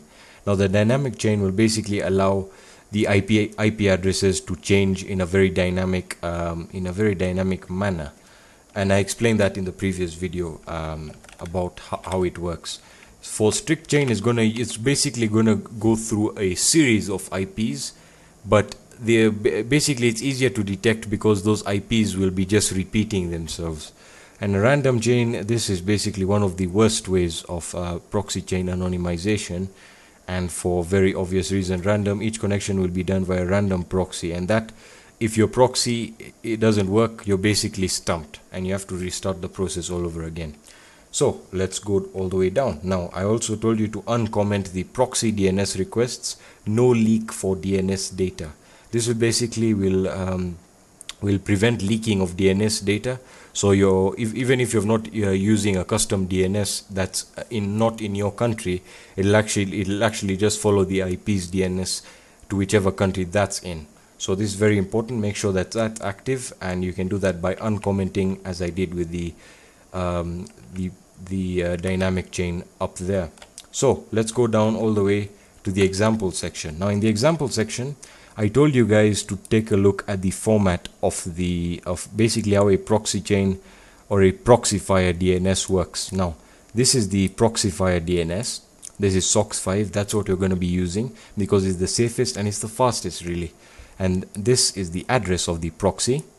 Nothing really to say there. That's basically just the address. You then have the port. You guys know what ports are. And right here, a lot of people have been asking me what this is. Well, basically this is the username and password examples. So if you actually buy a proxy or a proxyfier or a proxy chain, in most cases they'll usually give you a username and password, and this is where you get to enter them. So we're going to use Tor and the proxy chains in interlation together, so they're actually going to work together. So let me explain how we're going to do that. So in the proxy list section here, this is actually where we configure the proxies. As you can see, the defaults have been set to Tor, but it's being used in the SOCKS 4, but we don't want that. But instead of removing that, we're just going to use this one. So go to the line just below SOCKS 4, and we're going to add SOCKS 5, and you want to hit the tab button on your keyboard, and that's basically going to follow the format of the command above it. So it's going to follow the format just above, which is a very good format, 127.0.0.1 and 9050. All right, now why are we using 127.0.01? Firstly, that's the basic Tor proxy configuration. That's where the IP is, and this is basically your IP, and this is how you can actually test by running this to test if the proxy chains are working. So SOCKS 5 we've actually configured, and to be honest, we're actually done here. Now I'm going to show you the proxy chains working with an example, or actually I'm just going to run it live. So we are going to save this file, and to save the file you want to hit Control O, and it's going to ask you if to write the changes, and I'm going to hit enter, and it's written. And to exit the nano editor, hit Control X. All right, and we're going to clear the console, and finally we can begin checking. So the first thing we're going to do is we're going to check if the Tor service is running. Most likely it's not running. So let's check. Tor service, actually it is running. Well, hold on. All right. So what I'm going to do is I'm going to close this terminal, and I'm going to open another one, and I'm going to stop it. Actually, hold on. It's service Tor stop. All right, and I've stopped it. If yours is not open, don't worry, just skip this step, and we're going to start it again. Service Tor start. All right, and I'm going to hit service Tor start, and it's going to start the Tor service. Now we can actually begin with the proxy chains. As I explained, we're going to be using the Tor proxies with we're basically going to using the Tor proxies with the proxy chains configuration file, at least for this video. So the way to test this is we're going to type proxy chains. We're going to use a browser. I'm going to use Firefox. That's basically, oops, my typing today is pretty bad. Firefox. You can use Iceweasel, and basically Iceweasel is just Firefox. So we're going to use Firefox anyway. And we're going to enter a test website to test whether the proxies are working. I'm going to use www.duckduckgo.com, and the reason I'm using this is not anything particular. I just want to also recommend this search engine to you guys. I know you guys are very fond of Google, but DuckDuckGo is one of the sites or search engines that does not keep your IP addresses and track you. So it's, in terms of anonymity, and when you're performing like whois scans on targets, I would recommend DuckDuckGo. It just keeps you safer. But anyway, we're using proxy chains, so all you have to do is hit enter, and it's going to start proxy chains, and it's going to open Firefox, and it's going to open www.duckduckgo.com. Obviously it's going to take a while because it's running through the proxy chains, and just give it its time, and it should start. It should open up DuckDuckGo, and there you have it. It's opened up DuckDuckGo. But you might be asking, how do I know I'm anonymous, or how do I know I'm safe? Well, firstly, let's look at the terminal. So as you can see, you're going to see that it's basically accepted these IPs, and you don't have to worry about what it outputs here. So to test it, I'm going to check for DNS leaks. Now, how do we check for DNS leaks? We're basically just going to do a DuckDuckGo search, check for DNS leaks, all right, and it's going to hopefully return some results. That was very quick, and we're going to test the DNS leak test, all right. So let's open that up. All right, so as you can see, it said my address is 176.58.198 from London, United Kingdom. I can tell you for a fact that I'm not in London, in United Kingdom. I'm really far from here. So as you can see, it's actually working. And if we start the standard test to test whether any DNS information was leaked regarding my real location, we'll see that it's probably going to give us a UK DNS. Or it's actually given us a German DNS. So that's actually even better. It just makes you more anonymous. Now, you guys might also be asking, how do we know this is working and my IP will be changing? Well, to do that, I'm just going to close this browser and I'm going to say service store stop, or I could say service store restart to save the time. All right. And once that's done, I'm going to clear this and I'm going to say, I'm going to run the previous command, the proxychains firefox duckduckgo.com, just to test that and let it start up again.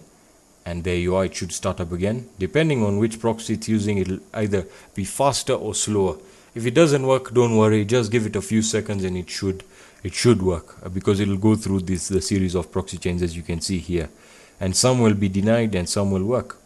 Anyway, it's returned DuckDuckGo, so we can actually perform the DNS search again. So check for DNS leaks. All right, again, very fast. Let's check for DNS leaks, and we should hopefully have a different IP. And there you are, guys. It's actually giving us an IP from Prague, the Czech Republic. Sorry if I butchered that. Let's check what DNS it's giving us. Let's see what DNS it's giving us. Very nice. It's running the test. A bit slow, but it's worth it, whether you're performing scans or SQL injection. And there we are, Germany. So this is actually pretty cool, and I've actually shown you guys that it really does work. If you use this method, you're going to be anonymous, and that's all I can really say. Knock yourselves out. Go ahead and do anything you want. This is really useful for people who are complaining about scanning the nmap scanme.nmap.org. Now you can actually just change your IP and keep on using their domain for educational purposes, obviously. Anyway, guys, you can see that it's working. I'm anonymous right now. I hope you guys enjoyed this video, or I hope this video helped you. If it did, leave a like. Please share it, because a lot of other people need this information, and if they can get it, that'll be just great. If you have any questions, the comment section, you can contact me on my Kick or on any of my social media, on my social networks. Anyway, guys, thank you guys so much for watching the video. Peace. Hey guys, Hackersploit here, back again with another video, and welcome back to the ethical hacking course. And I just want to show you guys a little quick tip here. So quite a few of you guys have actually told me in the comment section in my previous video regarding using proxy chains that it gets really complicated, and that you have to install the Tor service and whatnot. So I'm actually going to show you an alternative to that, and how to anonymize your entire system using proxies, more specifically the Tor proxies. So for this, you're basically just going to need the terminal, as I mentioned below, and you're going to have to install a program, actually a repository called AnonSurf or Anonymous Surf. So I have the repos right here. I will put them in the description section. So the first thing you have to do is you have to add the repository, which is the anonsurf.git from GitHub. Let's add that. I already have it, so it's really pointless from my point of view. So the next step, once it's installed, as I've said, it's already installed on mine, so I just have to browse to the anonsurf directory, which you should do after you've installed it. So once it's installed, enter the following command: cd cali -anonsurf, and it's gonna take you into the directory. And we want to just list, and I really don't need that right now, ls, and we want to run the installer.sh or installer.shell file. So after you've run that, just run this, and it's gonna install it. I'm just gonna reinstall it on mine, and just let it complete, and it should actually just take a few seconds and you're good. So let's actually just wait for this to complete.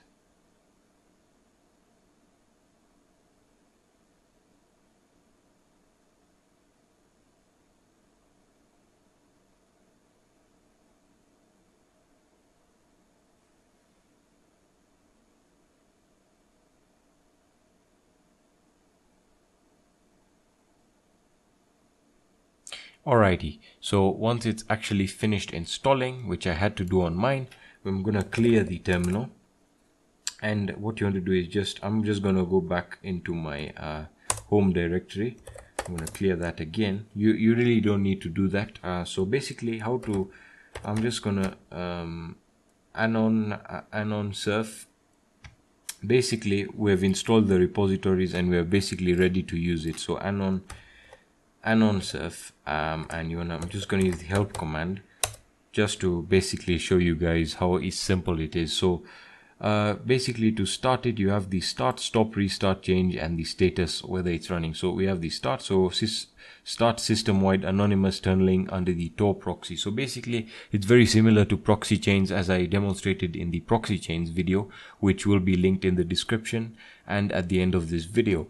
So basically what this means is it's going to anonymize your entire system with the Tor proxies, and by restarting it, you just basically get a new identity. As you guys are pretty much, I think you understand that with Tor, every time you can basically change your identities, and what that means, it'll change the IP and therefore change your identities. As for DNS leaks, I'm not quite sure whether this really does work. I haven't really tested that, but it should work using the Tor proxies. So you have the start, stop, restart, change. You can change the identity restarting Tor, as I mentioned, and this you can check the status, and it'll show you your country IP. So let's actually run this. Pretty awesome stuff. So what I'm going to do is say anon surf, anon surf, and we're going to say start, and it's going to start. All right. Once it's started, what we're going to do is we're going to say anon surf status. All right, and it's actually running. So let's close this terminal because that's started a process, and we're going to just check the stuff right now. Anon surf help, and let's check what our current IP address is. So my IP, it's taking a few seconds to load it. So there we are, it's given us an IP. We can't really actually tell what IP or what country this belongs to, but we can check that right now. So in the same process, I'm going to also check for the DNS leaks. So let me just check for DNS leaks, and I'm going to use DuckDuckGo. Let's see how fast it'll actually load it. As I mentioned, sometimes the proxies, the Tor proxies will be kind of slow, as you guys are already used to when using the deep web, but here we are. Check for DNS leaks. Let's open that up. And there we are. So it's saying from Oslo, Norway. That's the IP address. We then have let's check for some actual DNS leaks, and let's see if that actually worked to differentiate the IP from the DNS to change that. So this is basically going to provide us almost 100% anonymity, as long as you stick to as long as you just keep on restarting the service. So let's see how long this takes. It shouldn't take all that long.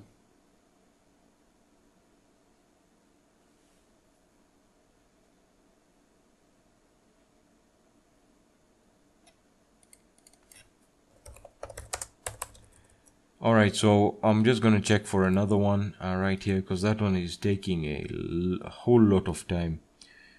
Oops, I should have actually known that Google would have refused that. So let's actually just check from here. That's actually taking too long. So let's start. Let's see how fast this site actually takes to calculate the results. So the IP belongs to Norway, Oslo, Norway in particular. And basically that's how you can actually do it. For the other services, you have I2P, which is really not important right now. It's quite an outdated method.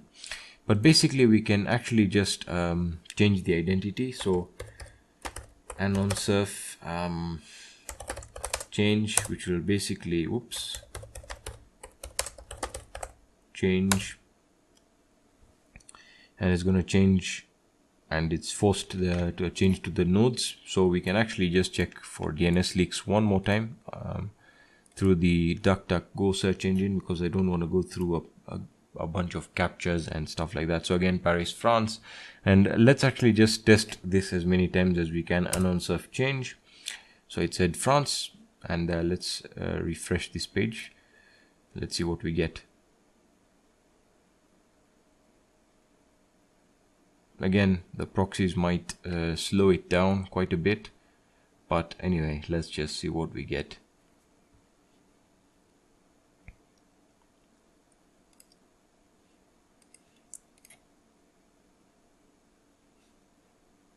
Taking quite a bit of time on this one. Let's just restart the process. Anon surf change. Let's get another one. Let's see what we get. Another identity. Let's restart the site again. Or actually, let's just restart it from the search engine, because it's probably using the current cookies that it's loaded. So, whoa, it's actually giving us the same one. That's pretty weird. So what I think you should do is anon surf restart. Let's restart it, and it is going to restart, and let us actually try that again. There we are. So basically restarting is more important or more effective than changing the identity, as I had mentioned earlier in the video. So this is pretty much it, guys. This is basically an alternative to proxy chains, just making it a whole lot simpler instead of going inside the proxychains.configuration file and starting the Tor service. So this basically, in fact, I wouldn't mind using this when I'm performing scans or stuff like that, because it just makes it a whole lot simpler and easier, and it's actually working, as you can see. So that's it for this video, guys. Hope this video helped you guys. If you have any questions, let me know in the comment section. Hit me up on Kick. Hit me up on my social media. I'm always there to answer questions. Please make sure you share this video in case a few people who need this information can actually get it. Again, guys, thank you so much for the support on the channel. Thank you for watching my videos, and have a fantastic day. Peace.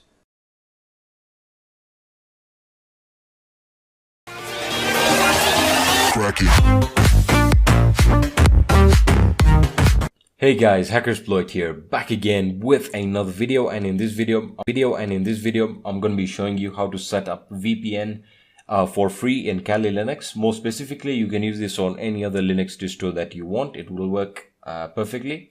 And the reason I'm making this video is a lot of you guys have requested it, and that's because the proxy chains configuration videos that I made are a little bit complicated and are bringing a lot of problems. I will be making a follow-up video to those proxy chains videos to sort everything out and to clarify a few things, and that video will help you troubleshoot your own the problems that you have with your proxy chains. But again, the reason I'm making this video is a lot of you guys have been requesting me to make a VPN on Linux video on how to set it up and how to get it running, and basically explaining how to do it. Now, before we get started, I just want to point out something. VPN is not my preferred option when it comes down to anonymity. It doesn't matter whether you're browsing, a VPN just won't cut it in terms of giving you, I would say, 90% of anonymity. And the reason is this. Okay, firstly, you have your free VPN services or servers and your paid VPN services, which it's obvious to tell that the paid versions are going to provide you with a much better speed, are not going to log your information, or some of them may be doing it, I'm not sure, but some of them log your traffic in case they get questioned by authorities. If you did anything illegal, they will provide them with your browsing information and your DNS information, which is what I'm getting to very, very closely. What I'm trying to say is there are going to be plenty of free ones out there, and that's where I'm going to throw out a bit of a caution that please be sure of the VPN server or service you're choosing, because if that VPN server is set up for illegitimate purposes, meaning the owner of that VPN server is in all essence logging your traffic or your the sites you're visiting, well, that just defeats the purpose of even having a VPN in the first place. So in this video, I'm going to be showing you one of the best free options available, and I would recommend that you stick to it unless you find another one that's better and is proven to be legitimate. Okay, so that's just a little disclaimer that I wanted to point out. Now, again, when it comes down to DNS information being leaked, I can tell you for a fact that a VPN is probably going to leak your information. I would say a VPN provides you at least with 60% of anonymity. I'm not going to say that a lot of people are going to look at your DNS information, but if you're changing your IP address with a VPN, you're really forgetting that your DNS information can provide authorities or anyone who pokes into it with information about your DNS, and from there can deduce your location. So it really doesn't matter if you've changed your IP address. If your DNS information points to a geographical location, that's it. They've got your location, and from there they can just pinpoint your activities. But let's get started. So I'm going to you just want to open up your browser, and this is the service that we're going to be using. We're going to be using vpnbook.com. All right, vpnbook.com provides free VPN services. And as you can see here, it costs $0 a month, which is awesome. If you want to donate to them, I would recommend it because the service they're providing is fast, it's reliable, and it's secure. So we're going to be using free OpenVPN, okay, which is recommended, obviously. And they provide you with different certificate bundles depending on your location. So you can select, you have your Euro 1, Euro 2, US 1, US 2, CA 1. I'm guessing that's California, probably. I'm not sure. Don't hit me on the head with that. And as you can see, it's going to tell you optimized for fast web surfing. So no P2P downloading. So it's going to allow you to browse the web, with great speeds, but you're not going to be able to download with P2P. So for those of you who like torrents and stuff like that, if that's the reason you're using a VPN, this is not for you. So this is where you might want to go into a paid VPN. Okay. So let's get started now with setting this up. So as I said, you can choose your certificate bundles, which include UDP 53, UDP 25,000, TCP 80, TCP 443. So that means if you have a network or your network has blocked UDP connections, you can use the TCP certificates. They also provide you with the username and password, which are going to be very useful in a short while. So just download any certificate bundle that you like. I'm just going to try Euro 2, for example. It's going to be a very small file, so that shouldn't be an issue. It's about 9 kilobytes. So I'm going to save it, and it's going to download instantly. And I'm going to open the folder. As you can see, I have it in my downloads folder, and now I'm going to extract it because it's a zip file. So make sure you extract it in that folder. In this case, I'm in my downloads folder. I'm going to enter that folder, and as you can see, we have the certificate files, the .openvpn certificate files. So you have your TCP 80, TCP 443, UDP 53, etc., etc. The one I'm going to be using, and I'm guessing you're going to be using, is UDP 25,000. Again, if your network has restrictions, you can choose any of the other 3 certificates. But I'm guessing this is the one you're going to be using. So I'm just going to copy the entire file name with the OpenVPN extension, just because I want to save time and I don't want to have to go through the process of typing it. I'm then going to open a terminal in this folder, like so. Let me just get rid of that, like so. And what I'm going to do is I'm just going to zoom in so we can see everything that we're working on right now. And we can get started now with setting it up. Now it's very important that we enter into root mode. So sudo openvpn. All right. So we're specifying that we're using OpenVPN, and now you want to give the certificate file, which I've pasted the name there, and it already knows that I'm in my downloads and in the vpnbook.com, the VPN folder that contains the VPN certificates. So I'm going to hit enter, and it's going to ask me for my password. Remember, this is my root password, and I've given it there, and then it's going to ask for the authoritator username, which in this case they have provided here, which is vpnbook. Okay, so we can just copy that, or in fact, let me just type it, vpnbook, and I'm going to hit enter. It's going to ask for the password, which is sun2ymf. I'm just going to copy that. I don't want to make any mistakes, like so, and I'm going to hit enter. So it's going to start the whole VPN service, and just give it a few seconds, and once it tells you initialization sequence completed, from then onwards you're connected to the VPN. Now again, the speed may not be the best speed, but it's good speed. I can vouch for that. So I'm just going to close it. I'm just going to close this up, and we're going to try and open up a site here. So let me just try and open up go.com, like so, and let's see if it allows us to access. That means we essentially have connected to the VPN servers, or service for that matter. Don't worry if it's a little bit slow at the beginning. That is usually what happens. But as I said, don't worry if that's the case. So I'm going to check for DNS leaks as well, because I just want to show you that it indeed changes the IP, but will leak some of my DNS information unless I change it. But for this VPN certificates, I'm really working on a way to stop the DNS information from leaking, but I'll get to that probably in another video. Now, as you can see, it's quite slow. Nothing really is opening. Let me just enlarge this slightly here, so we can have a split menu and we can see what's going on. So it's loading up, but quite slowly. DuckDuckGo is opened up. For some reason it's taking quite a while. Let me just open up another check for DNS tab.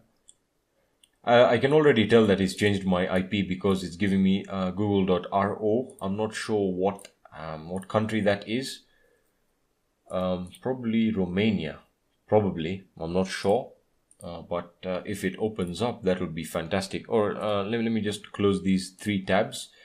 This is usually the problem with VPNs. They're really slow if you use the free versions, but it shouldn't be that slow. So I'm really curious as to see why this is the case.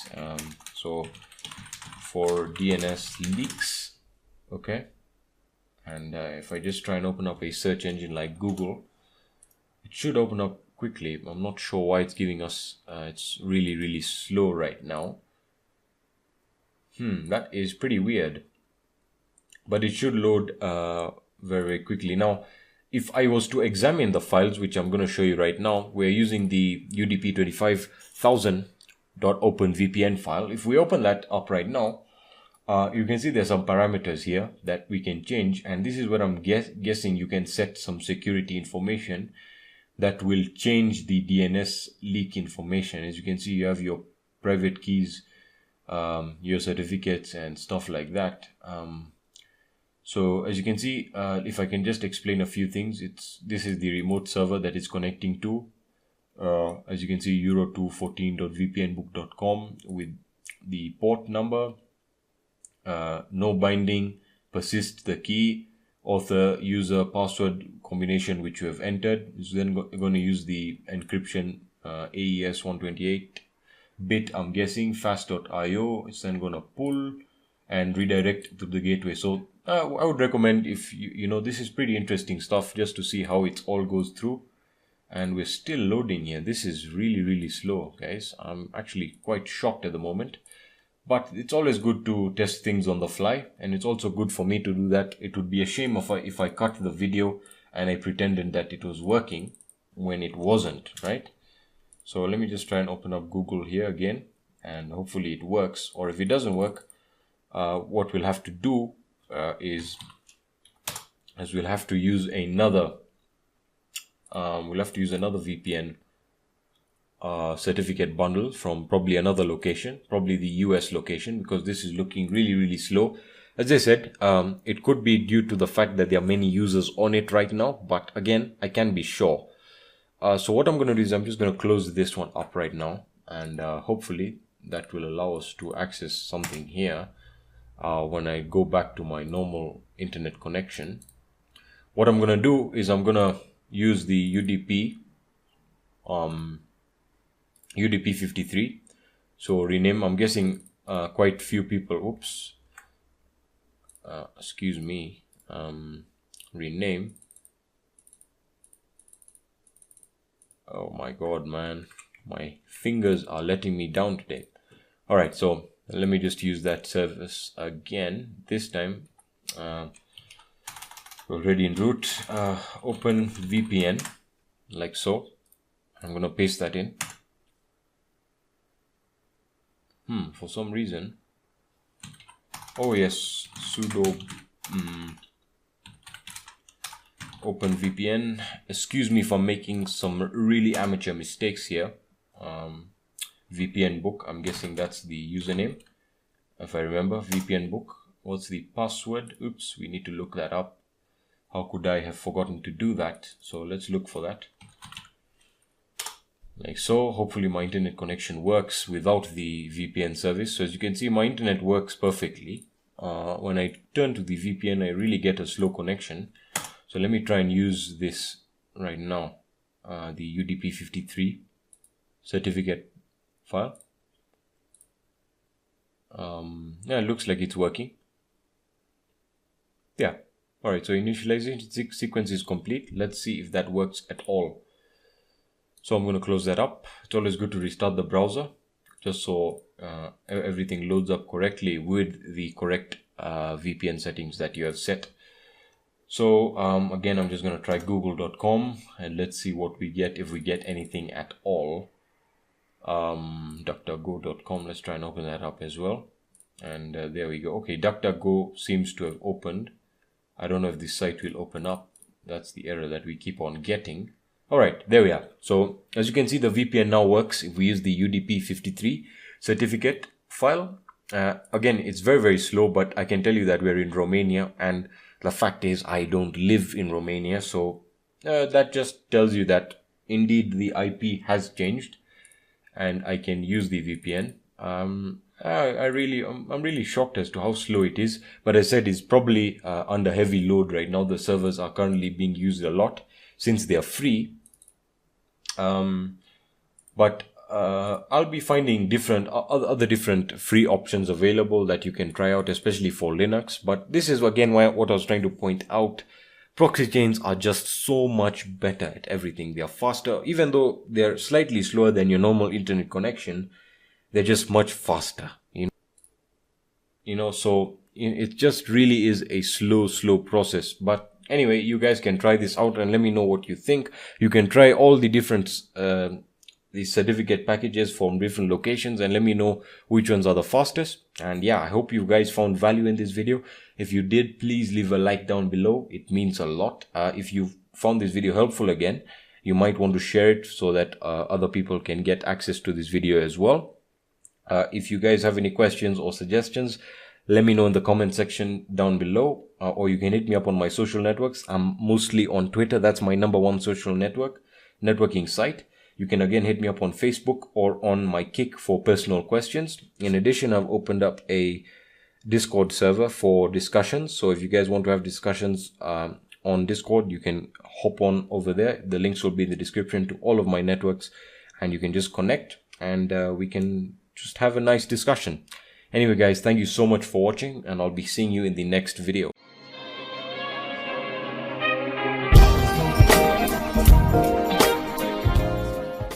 Hey guys, Hacksploit here, back again with another video, and in this video I'm going to be showing you how to set up your VPN with proxychains so that it works together with Kali Linux or Parrot OS in a virtualized environment.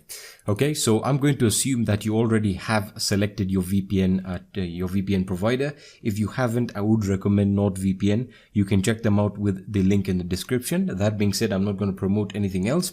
A lot of you guys have been asking me for this and whether or not it increases your security, and I'm going to answer that in a second. But before I actually do that, I just want to say that I am making the videos dependent and in regards to the chronological order in which you guys posted them. So for example, we have the 2 other guides coming out. We have the complete anonymity guide and the complete system hardening guide that was requested by Mr. GFY. I'm just going to call you that. So if you are watching this, Mr. GFY, that video is also coming out. The SS7 video was rejected by YouTube, so I'll have to upload it to the site.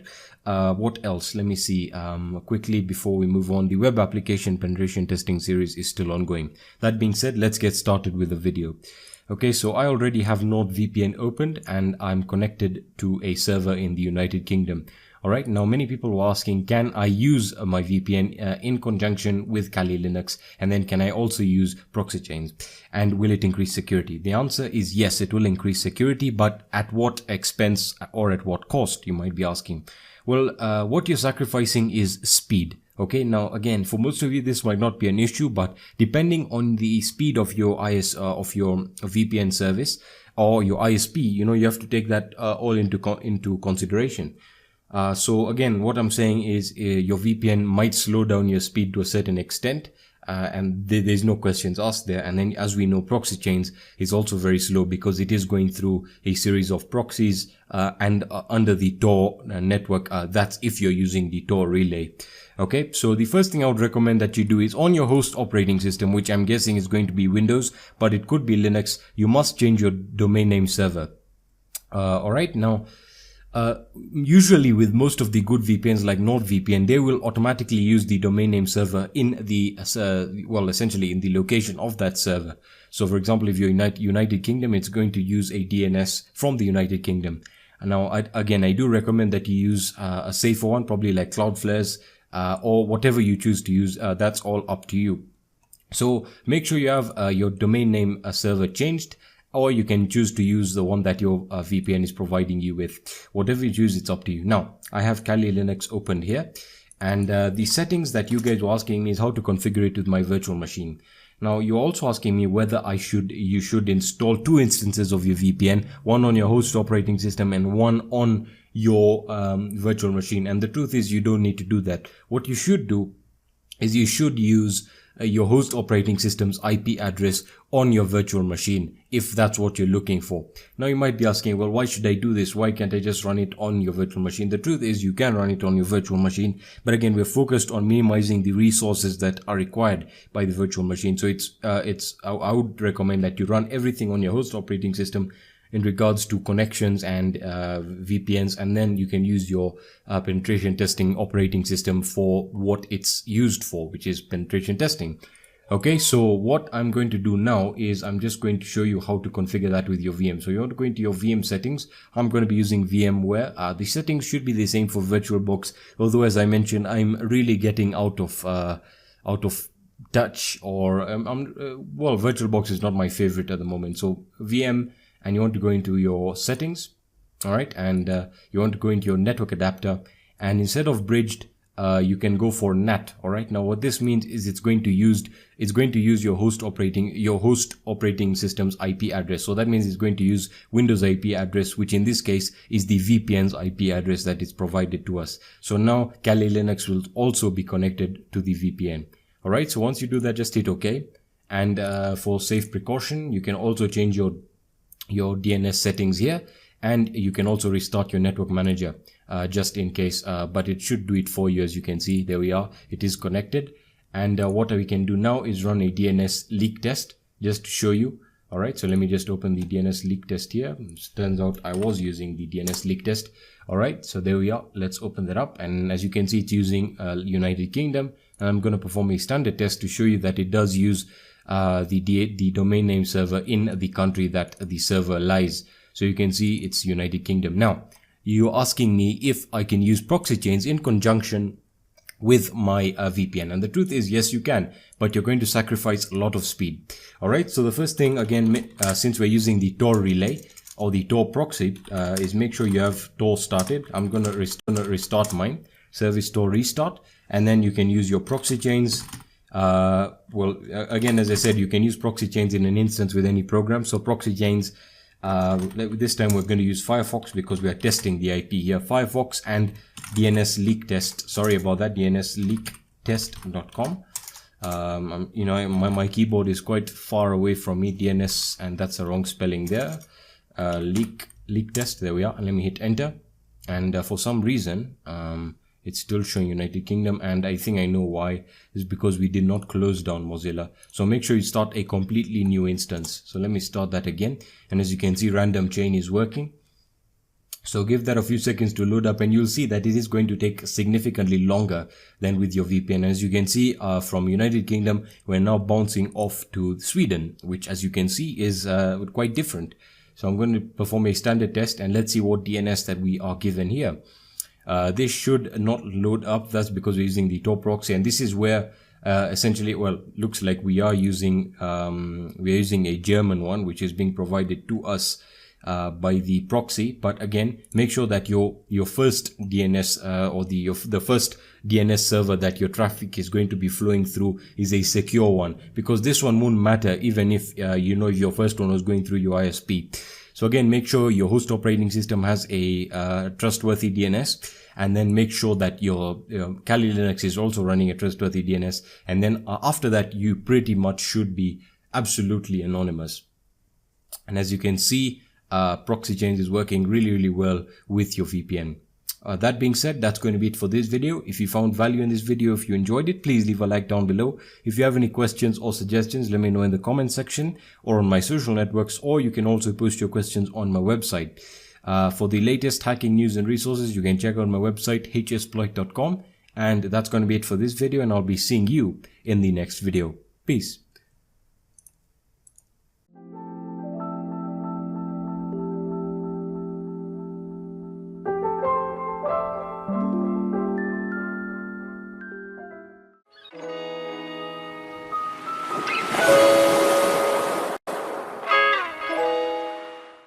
Hey guys, Hackersploit here, back again with another video, and in this video we're going to be looking at DNS, why DNS is important, and how to change your DNS, and finally we're going to be taking a look at Cloudflare's new DNS service. Alright, so again you might look at this as your complete guide to a DNS, and that's what I intend this video to be. Alright, so why am I making this video? Let's start off with that simple question. Well, the reason I'm making this video is because I made a DNS video previously with the proxychains videos. It followed up promptly after that, and I was explaining why it is important to mask your DNS or to change your DNS well, in order to give you a higher sense of anonymity. And I'm going to be explaining everything now. So even if you know DNS, I would still recommend that you watch this video, because I'll be explaining a lot of small tips that you might have missed out. Alright, so don't worry if you're a beginner, just take it in, sit down, relax, and let's get started. So the first thing you might be asking yourself, if you've never heard of it, is what is a DNS? What is DNS? Well, DNS essentially means domain name server. So what is the purpose of a domain name server? Well, its simple purpose is to resolve a domain to an IP address. So let's say you go to your browser and you type in google.com. Well, what happens is your browser connects to the ISP. Alright, your ISP then connects to a domain name server, and that domain name server checks, alright, so this guy entered google.com. Can we find any IP address related to google.com? If it finds one, it gets that IP, it sends a request to that IP, which is obviously Google's server. That server then sends data back, which is then processed by a browser, and the web page is displayed. Alright, so a domain name server resolves a domain to an IP address, or a server address, whatever you want to call it. Okay. Now, why is it so important in terms of anonymity and privacy? Well, the reason, as we were looking at with proxy chains and using it with a VPN, is let's say you use proxy chains and you are trying to change your IP. Well, that's fine. But what happens if someone snoops into your DNS information? Well, your DNS information will leak your ISP information, which of course reveals what country you're in, and if they know the ISP, they can easily get your IP address, and you know there was no point in using proxy chains at all.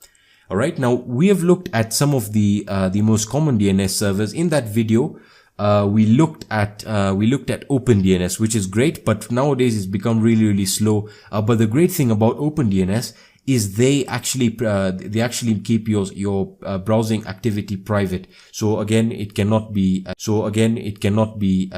tracked, which is awesome. Now, the problem with the Google domain name server, which most of you are using, and I've really recommended that you don't use it, is because it only improves your page loading speed.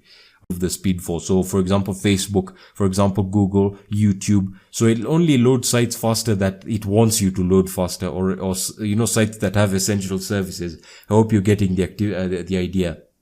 So the DNS server for Google was 8.8.8.8. Now that one, I know most of you have heard, many of your IT teachers or professors have told you to use that, but please, for the love of God, do not use that. That is gonna get you in a lot of trouble, especially if you're planning to keep yourself anonymous. Even if you're using a VPN, you need to change your domain name server, which is what we're going to be focusing on now. So I'm going to show you how to change your domain name server on Kali Linux and on Windows. Alright, so it's really very simple. Now, as I said, we were talking about Cloudflare's new DNS service, and their DNS service is simply 1.1.1.1. Simple as that. And it's awesome. And again, you might be asking yourself, well, why are we using Cloudflare's new DNS service? Well, number one, it's going to improve your browsing or page loading speed by 25%. And this is actually true. I've tried loading, sites like the Washington Post,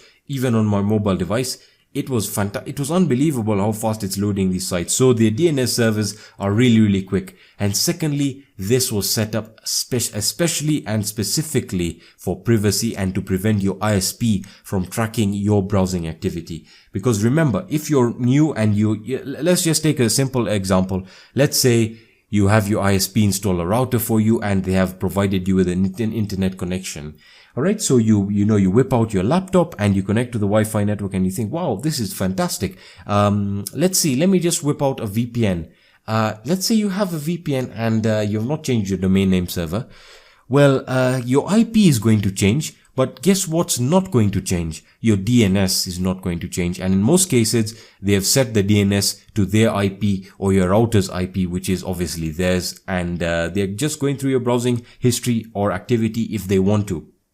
Alright, so again, if you're looking for privacy and you really, really want to, or you're focused on fighting net neutrality, for or against whatever, it doesn't really matter, whatever your stance is, I'm with you, but again, I'm focused on freedom and anonymity and privacy of data. That's why I'm making this video.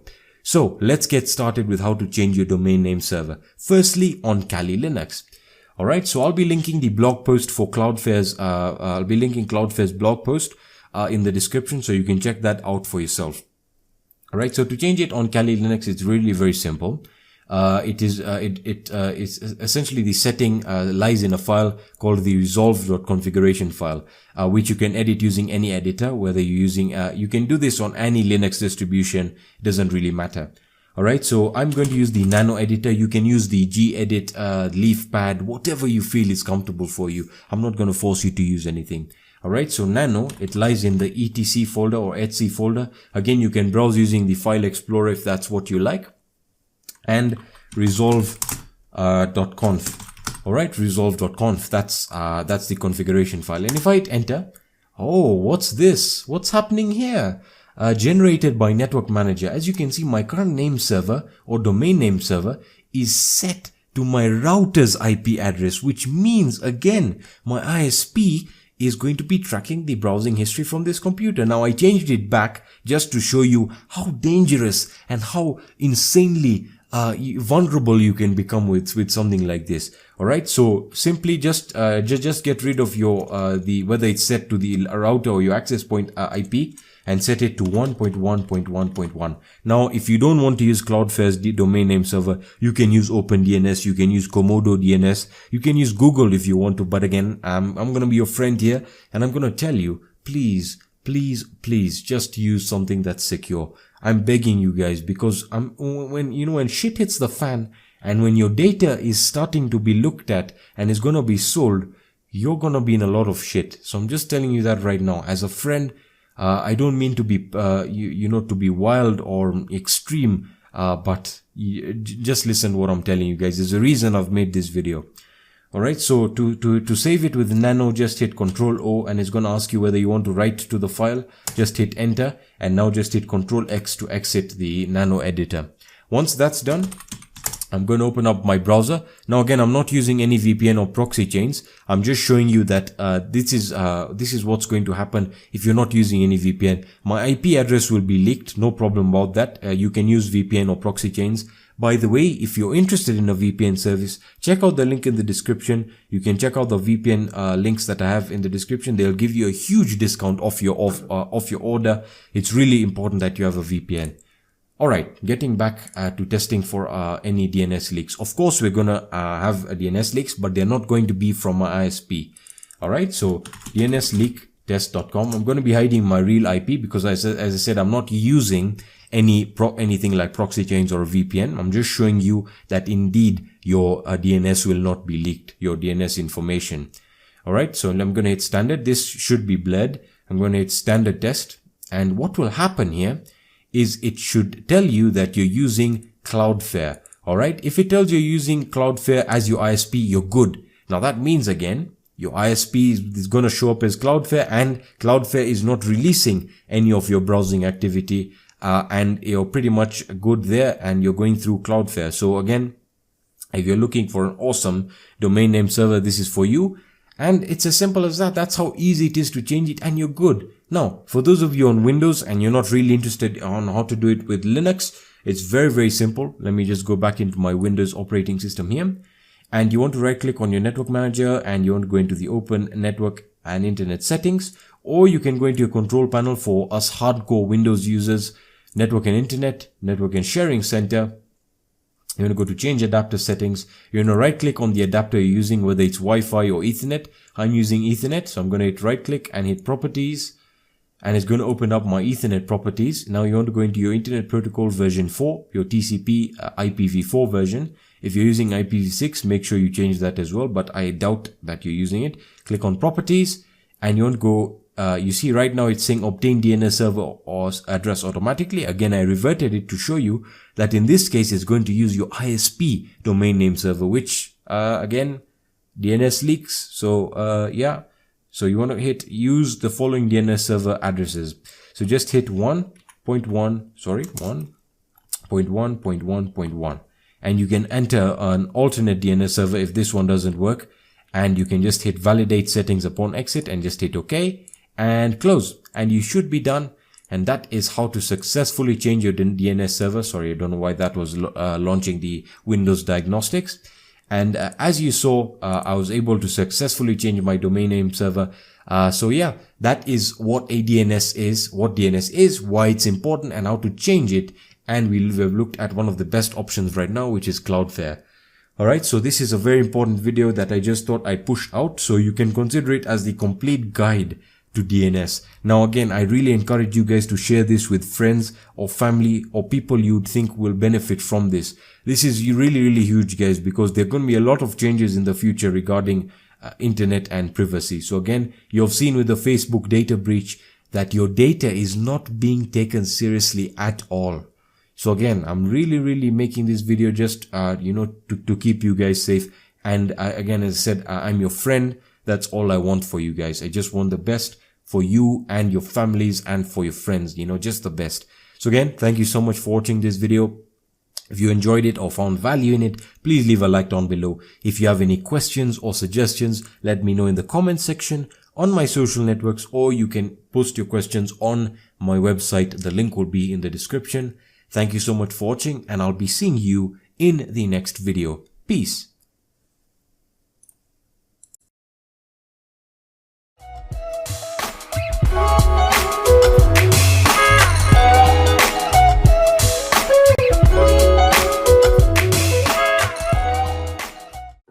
Hey guys, Hackersploit here, back again with another video, and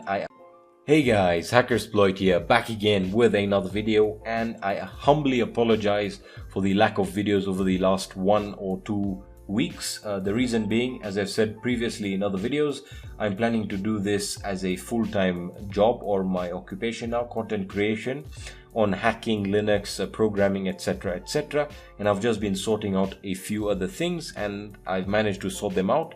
So this is those of you who love sending suggestions. I really appreciate them. Just send any video ideas you have and I'll make them. Just send them in and I'll make them in accordance to how you've sent them, in the order that you've sent them. Anyway, enough of the chit chat. In this video, I'm going to be, in this set of videos, I'm going to be taking you through the Linux terminal and how to use it. and how to navigate around the Linux system with the terminal. The reason I'm making this series of videos is because a lot of you guys are beginners to Linux and also to the Linux distro world, and you know, the Linux terminal is very important when you're using Linux, because essentially the GUI that comes with Linux is pretty much, it's not the best. You know, it's not something you can rely on, especially when you're trying to connect to remote servers.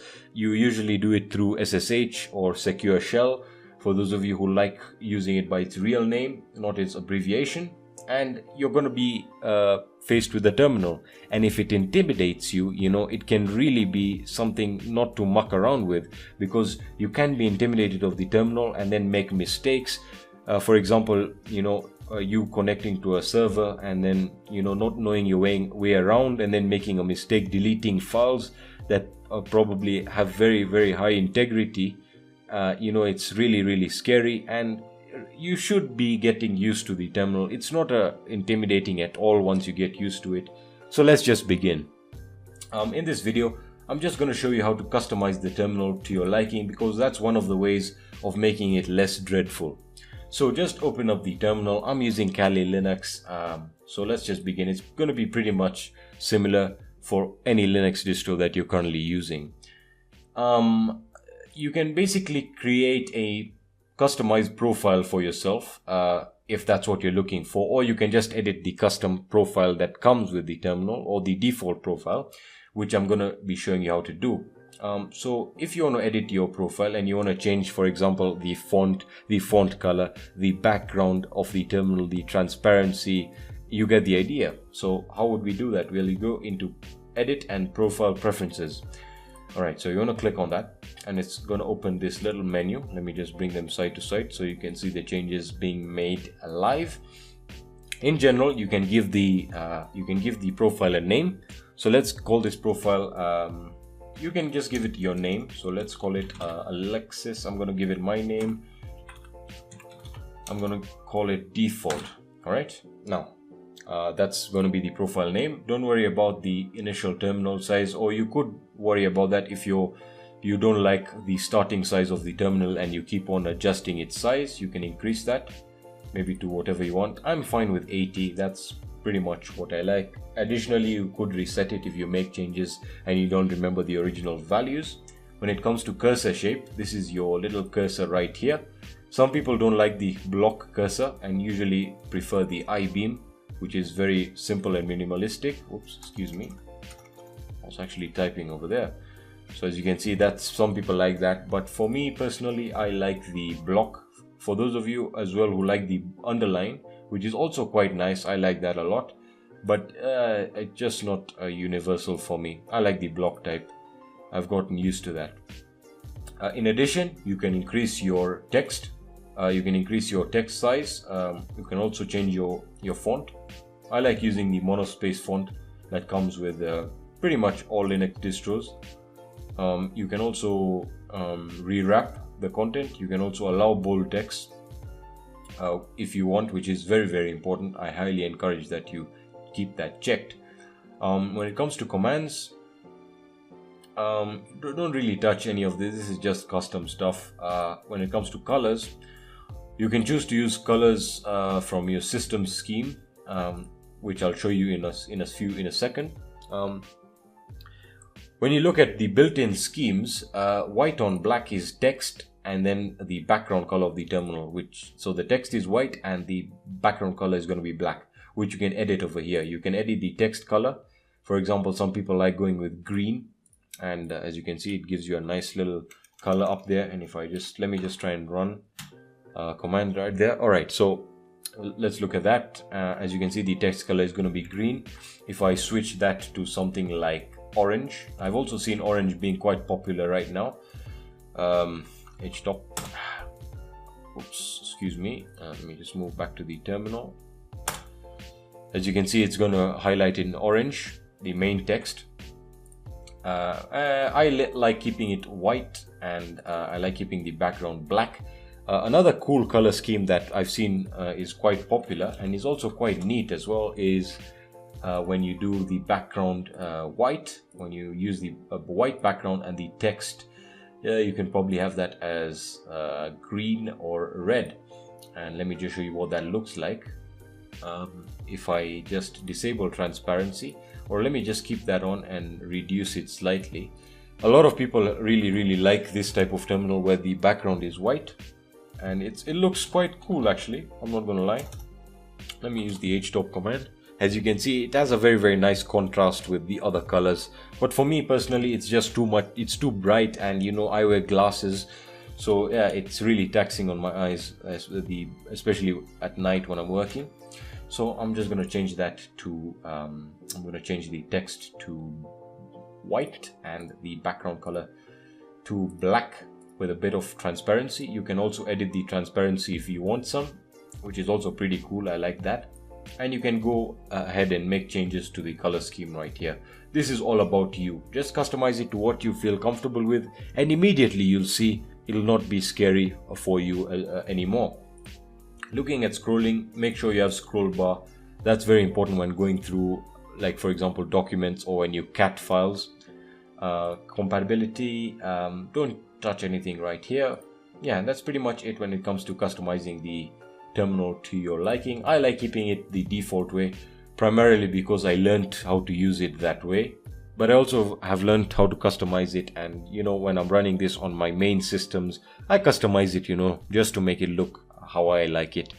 I usually go for the white on black type of thing, or white on green, not that type of stuff. Anyway, that's basically it for this first video. In the next video, we're going to be going through some terminal commands that will hopefully make you a pretty good pro in navigating a Linux with the terminal. So I hope you guys found value in this video. If you did, please leave a like. If you guys didn't like this video, let me know why in the comments section. In addition, if you have any questions or suggestions or any video suggestions, leave them in the comment section. If you want to contact me, you can hit me up on my social networks, on my Kick. You can also check out my blog. I make a lot of posts over there. What else do I need to tell you? By the way, guys, I would really recommend if you could share these videos with the people who need it. You know, a lot of people need these videos but really can't find them, so that will do me and you guys a lot of good. That's basically it for this, guys. I know this was kind of a random type of video, but you guys wanted hacking videos, and I'm making them, and I hope that I'm making them well. Let me know what you guys think. I really appreciate your feedback, and I appreciate your support. I mean, this channel has grown so much over the course of the year. It's incredible. So I would also like to take this chance to say thank you. Thank you so much for the support, guys. It's unbelievable, and I am committed to providing you guys with content now on a daily basis. Thank you so much, guys, and have a fantastic day. Hey guys, Hackersploit here, back again with another video, and we're going to be picking off where we left off from, which is basically the Linux terminal and how to get really comfortable with it. So in this video, we're going to be looking at some Linux commands, and hopefully they'll make you a much better Linux user. There are quite some good commands that I found that are quite useful, and what I've found to be the best that you should be knowing. So open up your terminal and let's get started. So in the previous video, we talked about how to customize the terminal to your liking in terms of visuality and aesthetics, but now we're going to get started with the nitty-gritty. So the first thing I think that you should know is how to enter root mode, or the root or administrator. It's basically like having an administrator privileges if you're used to Windows. So by default, I'm actually in the root user right now. I've not actually created a profile, as you can see. I have not created a personal profile with my name or anything like that. If you did, however, it would, if you opened a terminal, you would not be in the root directory. So in order for you to do that, there are two ways you can go about it. By using the SU, which is SU or super user. If you hit enter, it's going to take you into root. If you have a root password, it's going to ask you for your root password, and once you enter that, it's going to take you into root mode. The other way of doing it is sudo bash. Alright. And if you hit that again, it's going to ask you for a password if you had a root password, which I recommend you do, and then it's going to take you into root. Now, one more command. If you want to clear your terminal up, let's say you have a lot of commands and you want to start you want to start over, just use the clear command. Pretty simple, right? And that clears everything for you. Alright, now let's get started. So I'm currently in the root directory, but what if I didn't know that? Like for many of you, for example, if you're going to be connecting to a Linux server, the only thing that you're going to have at your disposal is the terminal. And it's very essential that you know how to navigate the file system, the Linux file systems, and know how to check where you are exactly. So how would we do that? So right now, let's say I wanted to check what my current working directory was, and how would I do that? We use the pwd, which means print working directory. Pretty simple. And if I hit enter, it's going to tell me I'm in root. Alright, so at least I know I'm in root now. Now let's say I want to change.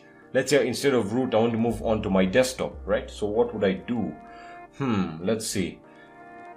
If I list all files in root, alright, before we move further, let's say I wanted to move into my desktop. How would I do that? So the command for that is cd, which literally translates to change directory. Alright, pretty simple. Linux, the terminal commands are really very simple. And as I said, it gets really intuitive, user intuitive. So it's change directory and desktop. This is case sensitive. Of course, the desktop is a very, I like to say that Linux takes their file structure very seriously. So cd desktop, and it's going to take me to my desktop. So I'm currently now working on the desktop. What if I wanted to see the files listed on my desktop? Right now I currently have no files or folders, so we really won't get anything out of that. Alright, so let's say we wanted to create a folder or a directory on the desktop. How would we go about doing that? Well, we would use the mkdir, which translates to make directory, and we give the directory a name. So let's call it folder 2 or folder 1. And as you can see, it's going to create a folder on your desktop called folder 1. What if I wanted to get rid of this folder? What would I do? Well, for that I would use the rmdir, and I would give the folder that I want to remove, folder 2. Alright, but remember, excuse me, it's actually folder 1, rmdir folder 1. But as I said, remember, let me just clear the terminal. We are creating all of these directories, and let's say we created a directory like a week ago and we don't remember what directories exist on the desktop. How do we display what directories exist? So let's say I create another folder and I call it folder 1. Alright, let's create folder 1, and let's create another folder called folder 3, folders 6055 for example. So we have this bunch of folders on the desktop. How would we list whatever we have on the desktop? Because remember, there's in most situations you're not going to get a graphical user interface to your at your advantage or at your fingertips. So the command we use is the ls command, which translates to list. Alright, so if we hit that, it's going to tell you, it's going to display what folders and files you have on your desktop. In addition, the ls command also has some parameters that can fine-tune your display results. So let's say we wanted some more information about the folders, like we wanted to know what user created the folder, at what time it was created, information like that. So to add a parameter, we use the hyphen and L. Alright, L is the parameter, but to add a parameter we use the hyphen. The parameter we are going to be using now is L, which is going to show additional information about the folders and files.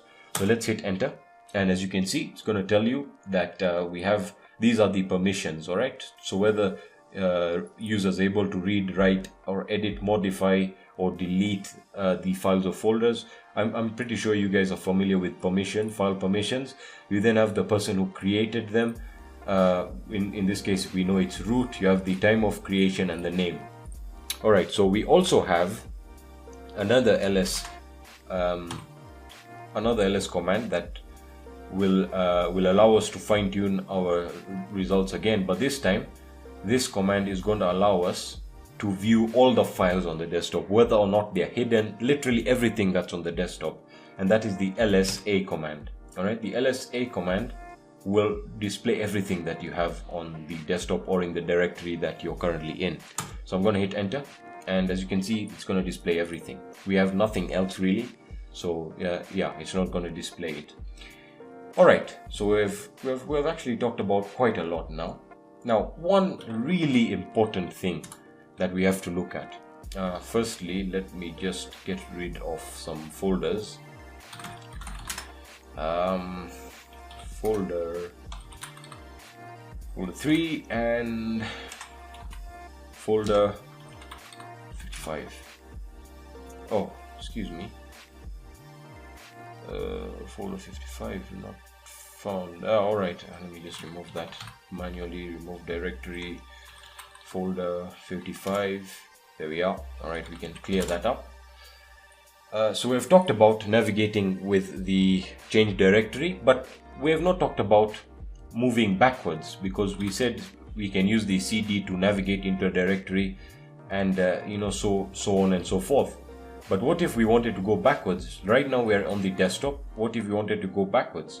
Well, we use the CD, but we use a space and use 2 full stops. All right, that will take you backwards, and that takes me back to my root, as you can see. And if we list all files in root, as you can see, it's going to tell you the files that exist on your root inside your root directory. So again, from here you can browse into any other directory that you want. But let's go back into desktop. Excuse me, that was actually quite weird. CD desktop, that doesn't make any sense at all. So CD desktop. All right, so we've talked about going back. We've talked about changing directory, listing files, printing the working directory. What else do we need to look at? We've talked about clear. All right, one more thing I want to talk about, very, very important. As I said, there are going to be some in-terminal editors, text editors, that you have to learn how to use them.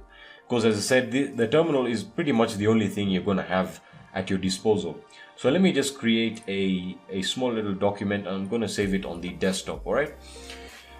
Or I can save it in folder 1. So let's just type some random stuff. Let's say, hello, this is an encrypted file with info, with what my typing is, with information about UFOs. All right, so I'm gonna save this as a document on my desktop in folder 1. I'm gonna call this secrets. All right, just a stupid little name, and I'm gonna save it. Now remember, as I said, a leaf pad, which is what I used to create the document, is not going to work if you're connecting to a remote server or through SSH. So it's very important to know how to use the inbuilt text editors. All right, I'm not going to be covering that in this lecture. We'll look at the editors like Nano in the next lecture, in the next couple of lectures, and we have Vim, which is very, very useful. But let's look at how we can just display the contents of a file just on the terminal without any formatting or any stuff like that. So let's browse into the folder that we saved that in, which is folder 1, where we save the document. And if we clear the terminal now, and let's have a look what's inside. So we have secrets. All right, pretty cool. So the command we use to display everything, or to display the contents of the file, not really format it in a way that is respective to the nature of the file, we use the cat command. Right, the cat command. And secrets, we use the tab button. It will auto complete it for us. So cat secrets, and as you can see, it displays whatever you typed in that document. As I said, you have other editors like Nano, all right, which you can open up and you can type whatever you want. Let's say this is also and man, my typing today, an encrypted document. All right, and to save it out, to print it, to basically output the file, we use O, and we let's give it a name. Let's call it encrypted doc2, and I'm gonna hit enter, and it's I wonder where it saved it actually. That's quite interesting. Oh yes, it did save it in folder 2. As you can see, encrypted doc 2. Now, if you want to exit Nano, don't worry about whatever I'm doing in Nano right now. This will get to using Nano in a few other lectures. So let's clear that. And if we list all the files in the folder 1 right now, you can see that we have the encrypted doc 2, which I created with Nano, and the secrets, which I created with LeafPad, which is a GUI text editor. So if I wanted to display a document with Nano, what would I do? I use Nano, which is a text editor, and I use the secrets. Let's say we wanted to use secrets, and as you can see, it's going to display it out pretty well as well. So it works quite well. So I'm going to exit that, and let's see what else we need to look into. I know the video is getting quite long now. Let me just move back to my desktop. So what do we need to look into right now? Here we are. So one of the most important resources that you'll have ever in Linux is the manual. Linux does come with a manual, believe it or not. For those of you who are quite skeptical about the documentation surrounding Linux, Linux comes with a full-on manual. Now you might be asking, well, how do I access this manual? The great thing is you can access it. With in your terminal. So let's say you wanted to know about the copy or the change directory command. All right, so man, and let's say you use the copy command. Oops, excuse me, man and cp. All right, let me just start that over. Man means manual, all right? So you're telling the terminal, open the manual, and the command I want you to look into is cp. As you can see, it's going to open up a manual, and it's going to give you all the information about the copy command. And you can go through it and look. You know, this is how I learned Linux, just going through the manual, looking at the different attributes you can use, and I'm guessing you get the idea. And it's quite simple. You can navigate the manual very simply. Oh, we have got a NVIDIA graphics drive available. Well, I'm not going to look into that for a while. And it's very simple. You press H for help, and Q to quit. So I'm going to quit. The manual is one thing at your advantage. The other thing that you have at your advantage is the help command. So let's say we can use let's use cp, which is copy. I'll be talking to you guys about how to use the copy and the move commands in the next lecture, because that requires quite a lot of explaining, and you have to get the directories right and blah blah blah. So cp, and the next command is help, which is a universal command that will give you help with any command that you have. As you can see, it's given us everything, and I know I've used this before in previous videos, but I really didn't explain that the help command is very useful. I mean, it's awesome. So as you can see, it's going to give you a lot of the commands and what they do, and you get the idea. It's a help command. So let's clear that up, and yeah, we've actually talked about a lot of commands in this video, and there's still a lot that we'll get into, like as I said, copying, compressing files, the works really. So that's basically it for this video, guys. I hope you found value in this video. If you enjoyed the video or you liked it, please leave a like down below. It really does help. If you didn't like the video, please let me know why you didn't in the comment section below. Your feedback is always appreciated. If you have any questions, let me know in the comment section, on my social networks, or on Kick. I'm always available on Kick, almost 24/7, apart from when I obviously have to get some shut-eye, but I try and respond as quickly as possible. One more thing, guys, I've just hit 8,000 subscribers. I mean, it's mind-blowing how far I've come. I mean, I couldn't have believed that I would have reached this far, and I just want to say thank you. Thank you so very much for the support. You guys are amazing, and it's probably, I think, the best community on YouTube right now in terms of support. So thank you so very much, and as always, I'm committed to providing you guys with content on a daily basis. Otherwise, thank you so much for watching, guys. Have a fantastic day.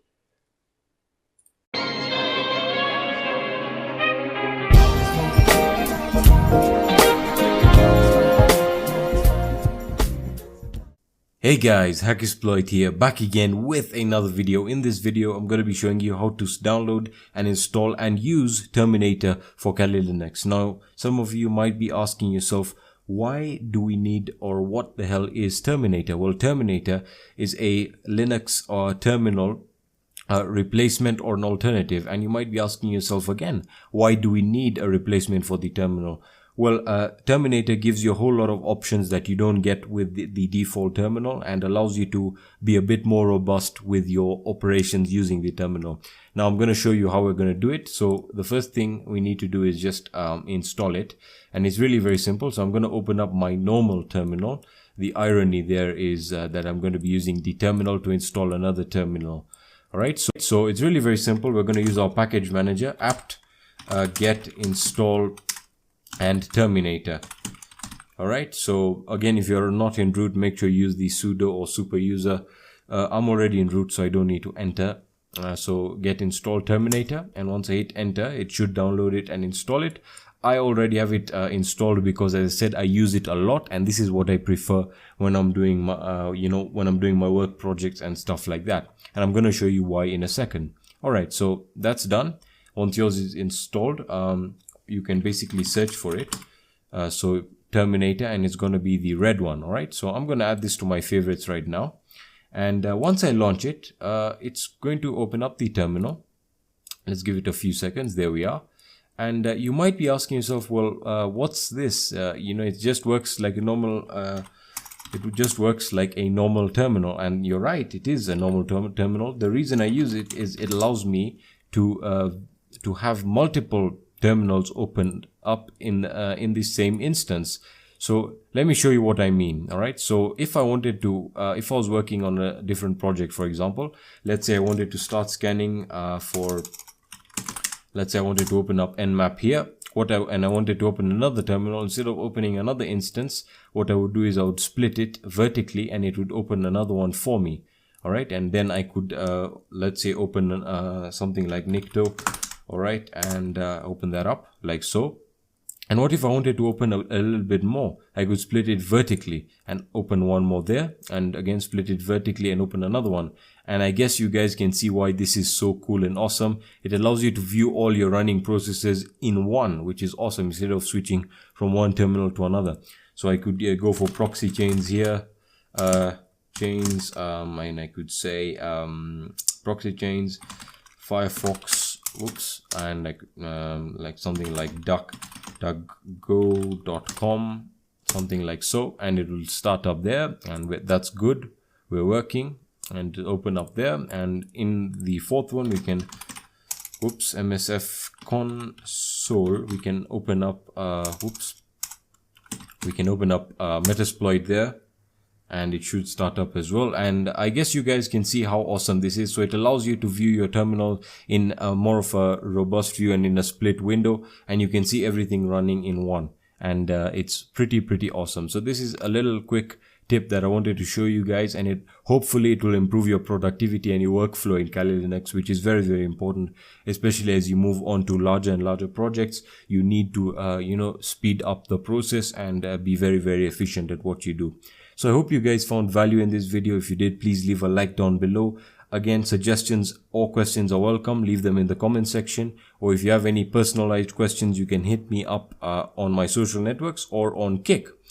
For the latest hacking news and resources, check out my website hackexploit.com or hssploit.com. The link will be in the description, and I'm adding tons of new news and guides to the website, so make sure to check it out for a lot of cool resources. And yeah, I hope this video helped you guys, and I'll be seeing you in the next video. Peace.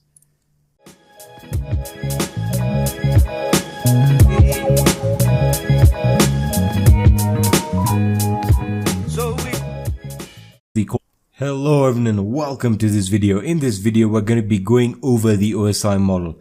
Alright, so you might be asking yourself, well, why exactly do we need to go through the networking fundamentals?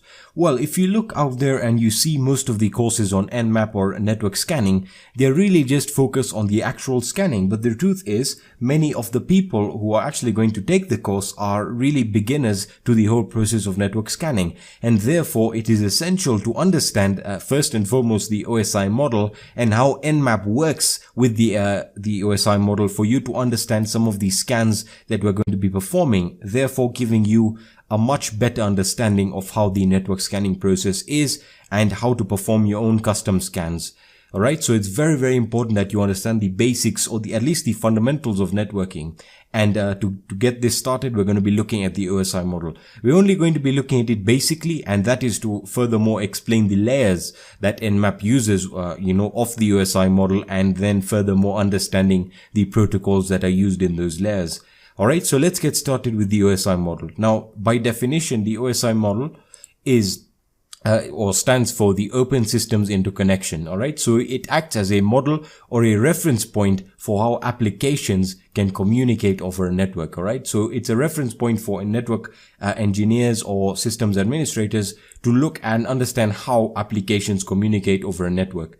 So why do we need to look at the OSI model? Alright, we need to look at it to understand Nmap and how the flow of packets is on the network, and how packets are sent on the network. Alright, so we need to understand how packets are sent and how they flow on a network. Alright, so if we just look at the different OSI layers that obviously that the OSI model is built upon, you have the 7 layers, and the most important ones that we're going to be looking at or focusing on are the network layers and the transport layers. Alright, so as you can see here, we have the network and the transport layers. Now, I will be looking at this in the next videos, and that's because they do require their own video for you to understand how they work and the protocols that exist within them. Alright, so I would recommend that you go through the OSI model and understand how each of these layers communicate with each other and why they're so important. But when it comes down to Nmap uses the network and the transport layer, and that's what we're going to be paying attention to. Alright, so I'll be seeing you in the next video.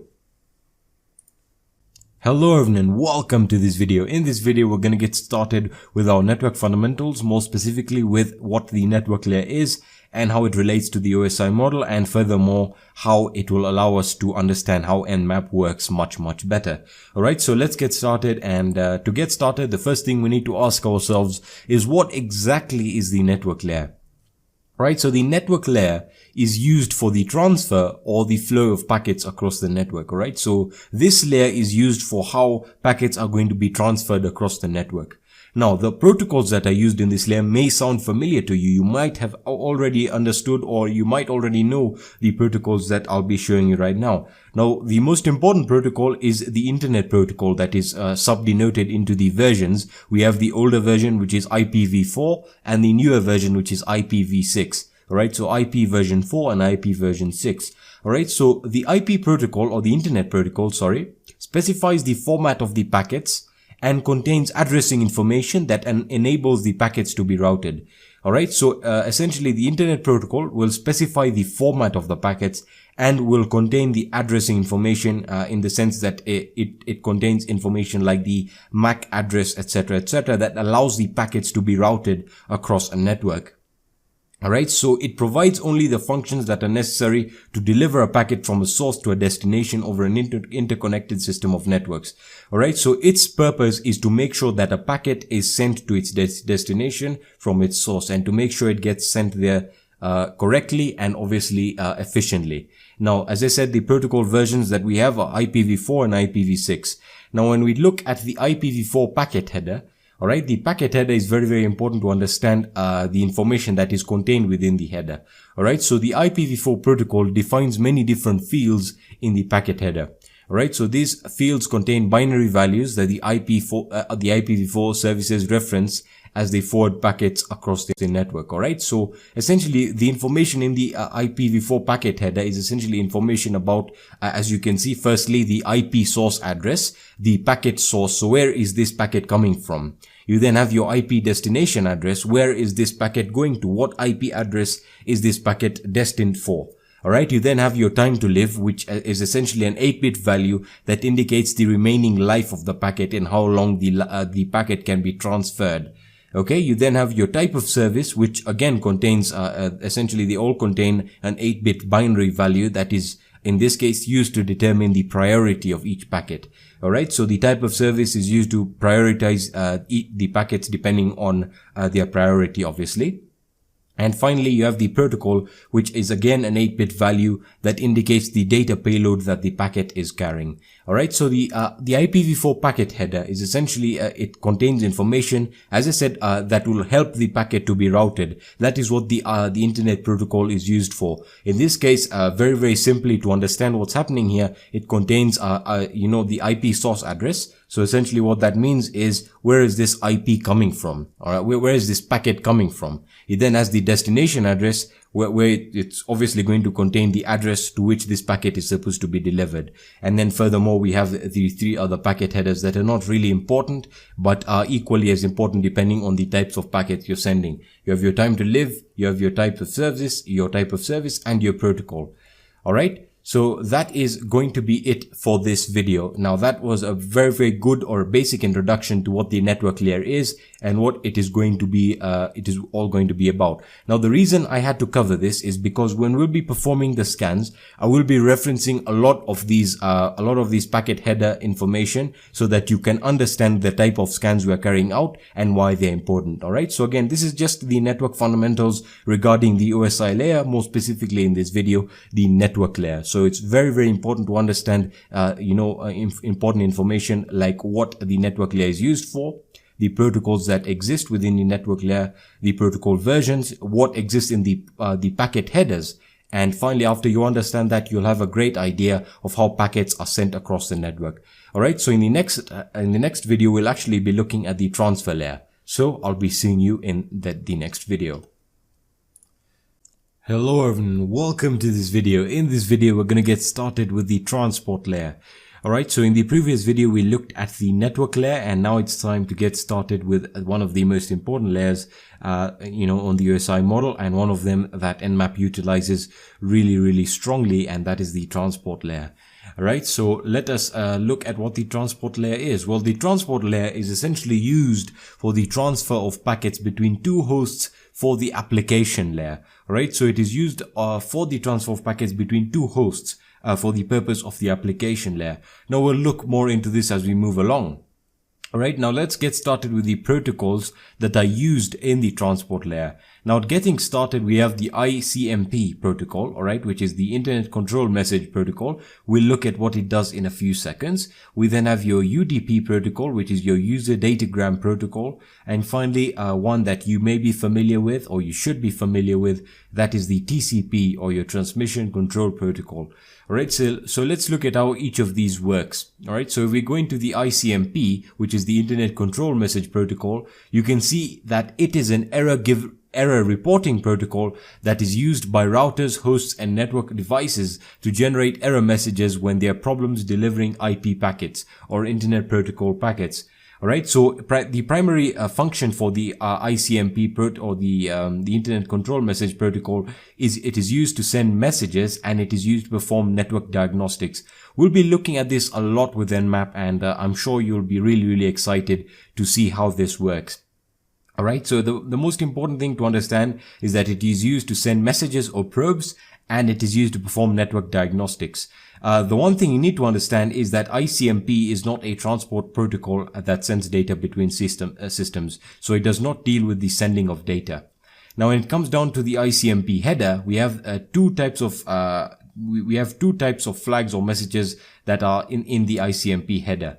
Alright, so you have the request and the response pair. Alright, so now this, I'm pretty sure you have heard of it, but it simply revolves around the echo request and the echo response. So we'll be looking at all of these ICMP requests and response pairs. Again, these are quite advanced, but when performing the scans, I'll be explaining them. The only thing you need to understand is that you have your echo request, you have your timestamp request, etc., etc. And since they're in pairs, you have your echo request and your echo response. Alright, moving along to the UDP, which is the User Datagram Protocol.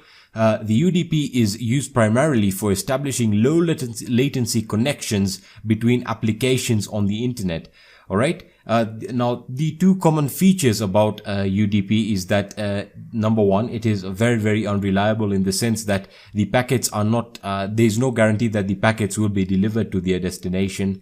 And the great thing about it is connectionless in the sense that there is no handshake process required. We'll be looking at the three-way handshake when we'll be talking about the TCP or the transmission control protocol. But for now, just understand that UDP is used for, it's essentially used for establishing low latency connections between applications on the internet. Now, the great thing about it, as I said, it is firstly connectionless in the sense that there is no handshake process. And secondly, it is extremely fast.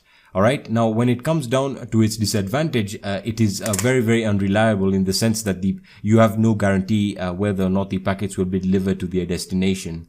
Now, looking at the UDP header, we have our source port and our destination port. All right. So the UDP protocol essentially, as I said, is used for low latency connections. So the source port that it will be leaving in terms of the ports that it will be used for communication will essentially, it will use a range of ports that is not very, very commonly used. So, you can talk about ports like port 4000, etc., etc. And finally, the destination port is going to be selected from a static and well-known list of ports. For example, it will target the port 80 where you have your your different protocols that are running. You have your web server that's running on port 8080. Sorry, that is not supposed to be on port 80, but on port 8080. All right. So that is the UDP or the Use Datagram protocol. When it comes down to the TCP or the Transmission Control Protocol, TCP is essentially a standard that defines how to establish and maintain a network conversation via which application programs can exchange data. All right. So it's a protocol that governs how two devices or two or more devices can establish a connection between themselves, and obviously how they can exchange data between each other. All right. Now, the great thing about TCP is that it's very, very reliable and it is ordered. Okay. Now, looking at the TCP header, this is very, very important to understand in terms of the information stored in the TCP header. You have your source port and your destination port. Again, all from a list of, firstly, your source port, leaving a port that is not very, very commonly used, and the destination port, going to ports that are very, very common, like port 8080, your port 80 itself, and for example SSH connections going through port 22. And finally, the last piece of information that is very important that is carried in the TCP header are the flags. Now, we'll be looking at what flags we're talking about here, and more specifically we'll be looking at this in the next video when we'll be talking about the three-way handshake and why it is important to understand how it works. All right, so I'll be seeing you in the next video, and we'll get started on the three-way handshake and how a connection is established. All right, so I'll be seeing you in the next video. Hello everyone, and welcome to this video. In this video, we're going to be looking at the TCP three-way handshake. All right, now this is very, very important to understand how the connection process or how a connection is established using the TCP or the Transmission Control Protocol. All right, so let's get started, and I hope you're ready because it's really exciting. All right, so the first thing you might be asking yourself is, what exactly is a three-way handshake? Well, a three-way handshake is a method that is used in the TCP/IP or the Transmission Control Protocol / Internet Protocol network to create a connection between a local host and a client and a server. All right. Now, your server could be your target, depending on whether or not you're performing a scan, but we'll be getting into that. Now, as I said, one of the most important things that is included in the TCP header are the TCP flags. All right. So the TCP flags are used to indicate the type of packet that is being sent. Now, let's look at the TCP flags. This is very, very important because we'll be looking at this a lot when it comes down to Nmap. All right. So the first TCP flag we have is the urge or the urgent. All right. And you then have your ACK, which is for acknowledge. You have your push, which is denoted by PSH. You have your RST, which is reset. SYN, which is synchronize, and you have your fin, which is finish. They are all used to indicate the type of packet that is being sent. Right, and you'll understand this when we'll be looking at at how the TCP session is created and how the connection is established using the three-way handshake. All right, so let's look at that right now. All right, so here I have a diagram that is simply explaining the connection between a client and a server. All right, so essentially what's happening is the client initiates the connection by sending a packet to the server with the SYN. All right, the SYN is the synchronized packet. All right, so it's sending a SYN flag. So it's gonna send a packet to the server with the SYN flag. Alright, so the SYN flag is going to tell the server that the client is attempting to establish a connection. So essentially what's happening is the client is going to send a packet to the server with the SYN flag. Alright, so it's saying, it's essentially, the purpose of this is it's telling the server that, hey, I want to establish a connection with you.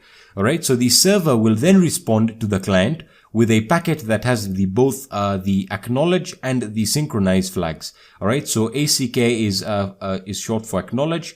So essentially the server will respond to the client with a packet that has both the ACK or the acknowledge and the SYN flags. Alright, so essentially what's happening here is the server is going to send this packet with the two flags, the synchronize and the acknowledge flags. And what this means is that the server is acknowledging the connection. Alright, so then the client then receives the SYN and ACK flags and sends a packet back to the server with the acknowledge flag, essentially acknowledging the connection. And once that is complete, a TCP socket connection is established. Alright, so let me explain that really simply. Alright, so let's say you wanted to connect to a server. Alright, now the first thing you would do is you would send them a packet with the SYN flag. So you essentially what you're telling them is, hey, I want to connect to you. Alright, so you're sending them a synchronize flag. The server will then respond to you with the acknowledge and the synchronize flag, with a packet with the acknowledge and the synchronize flag, saying, okay, we can connect to each other. Alright, you then receive the synchronize and the acknowledge packet, that you receive the packet that contains the synchronize and the acknowledge flags, and you send back to the server an acknowledge packet that contains the acknowledgement flag, essentially acknowledging the connection, and a connection is created or completed. Alright, so moving on to to a simple diagram that I have here. I'm not sure you can read it. If you can just look at how the connection goes through here. This is also a very good way of understanding how the three-way handshake works when it comes down to TCP, showing you how a connection is established between a connection and a server. Alright, so I hope this was a very simple way of me essentially explaining to you, and you've understood how the three-way handshake works, because it is very important, especially given the TCP flags, because we'll be looking at actually using them when we'll be working with Nmap. Alright, so that was how the three-way handshake works and how a connection is established using the TCP/IP. Alright, so that's going to be it for this lecture, and I'll be seeing you in the next video.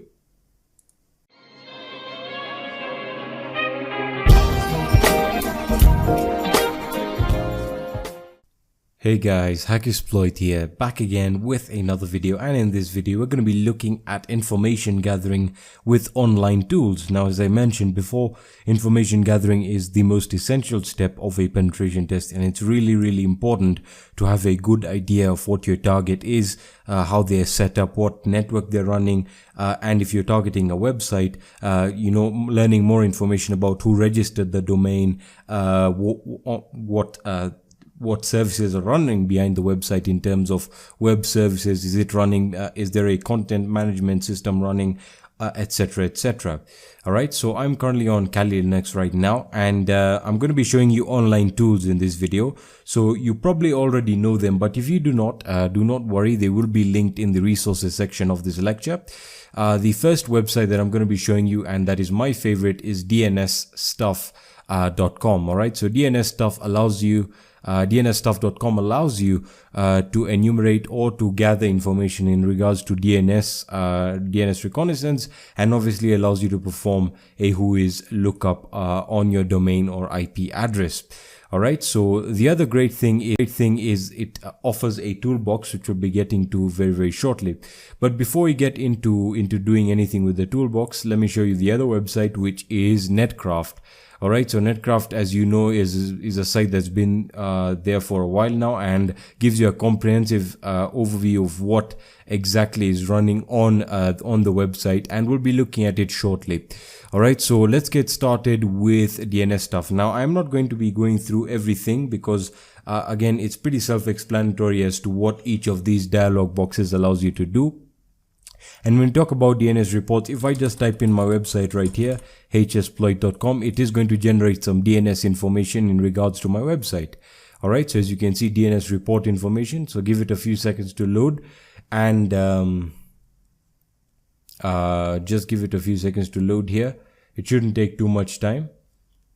There we are. All right, so it's going to start giving us information about our parent zone DNS servers, which, as you can see, for my website are Cloudflare, which protect my website. So all my name servers go through Cloudflare, and you have other information in regards to the open DNS servers being used, etc., etc.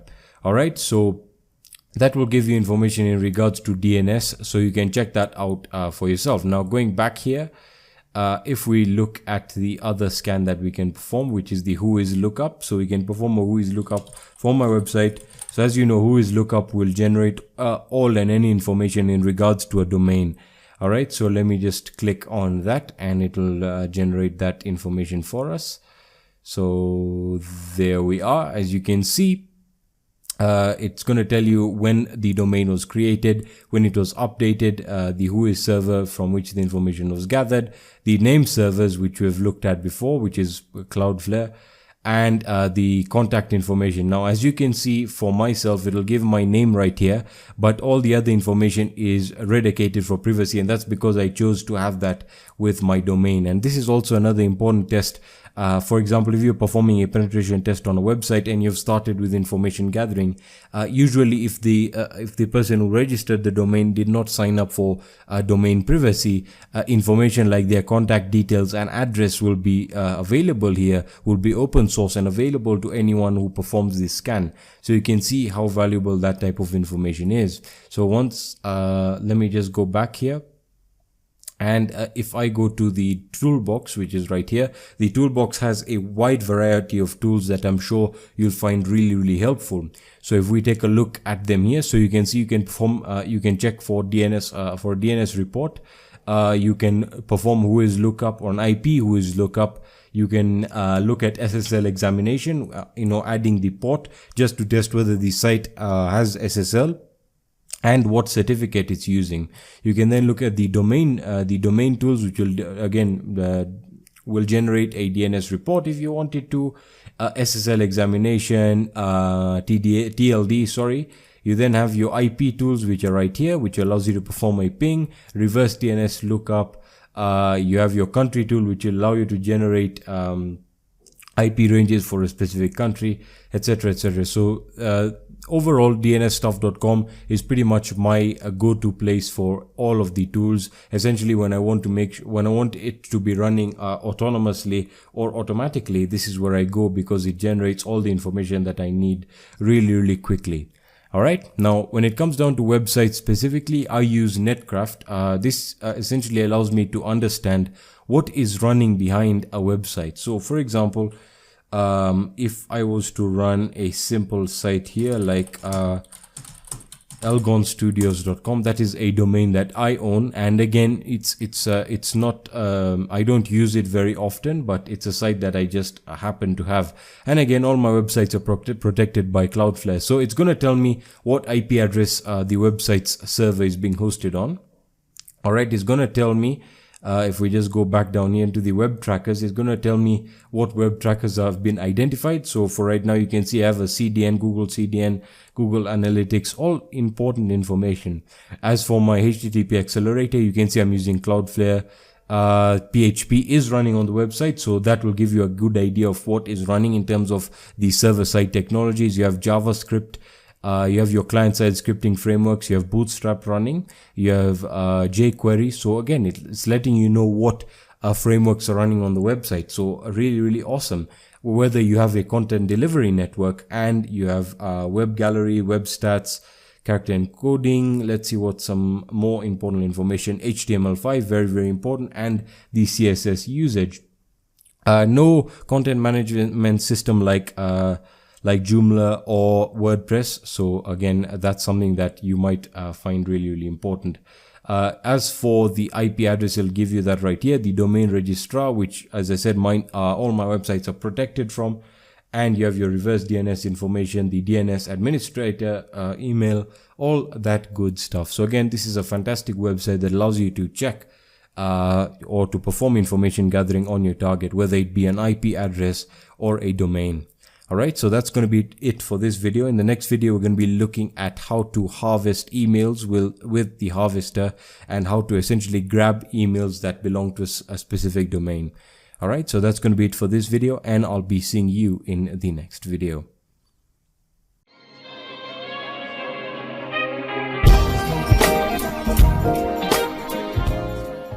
Hey guys, Hackexploit here, back again with another video. In this video, we're going to be looking at the emails using the harvester. Alright, so as I mentioned in the previous video, gathering information about your target is very important. And one of the facets of this section includes and involves the gathering of email addresses that belong to a specific website, domain or company. Alright, and again, this can be very important or can prove to be very important when performing a social engineering attack. Let me explain or let me give you a simple example. Let's say we wanted to hack the BBC website, and this is a completely hypothetical situation. Getting emails that belong to the website or getting emails to employees or employee emails, we can actually use these emails to send them a malicious software, which when executed on their computer can give us access to that computer, etc., etc. Of course, I've made it really very simple, but you get the idea. Having the emails of the employees of the company, employees working at the company, can be very, very useful because they can give us direct access to people who are actually in contact with hardware there and software. Alright, so let's get started. And by default, the harvester is pre-installed in Kali Linux and in any other penetration testing distribution, so don't worry about that. So just open up your terminal, and if you just look at the current status right now, you can see that if we were to go and type in the harvester, alright, so the harvester like so, and just type that in, you can see we're going to have some options that it's going to give us. Now, the most important option that you need to understand here is this. Alright, now I'm going to be going through all the options that it does provide. Let me just expand this so you can see what's going on.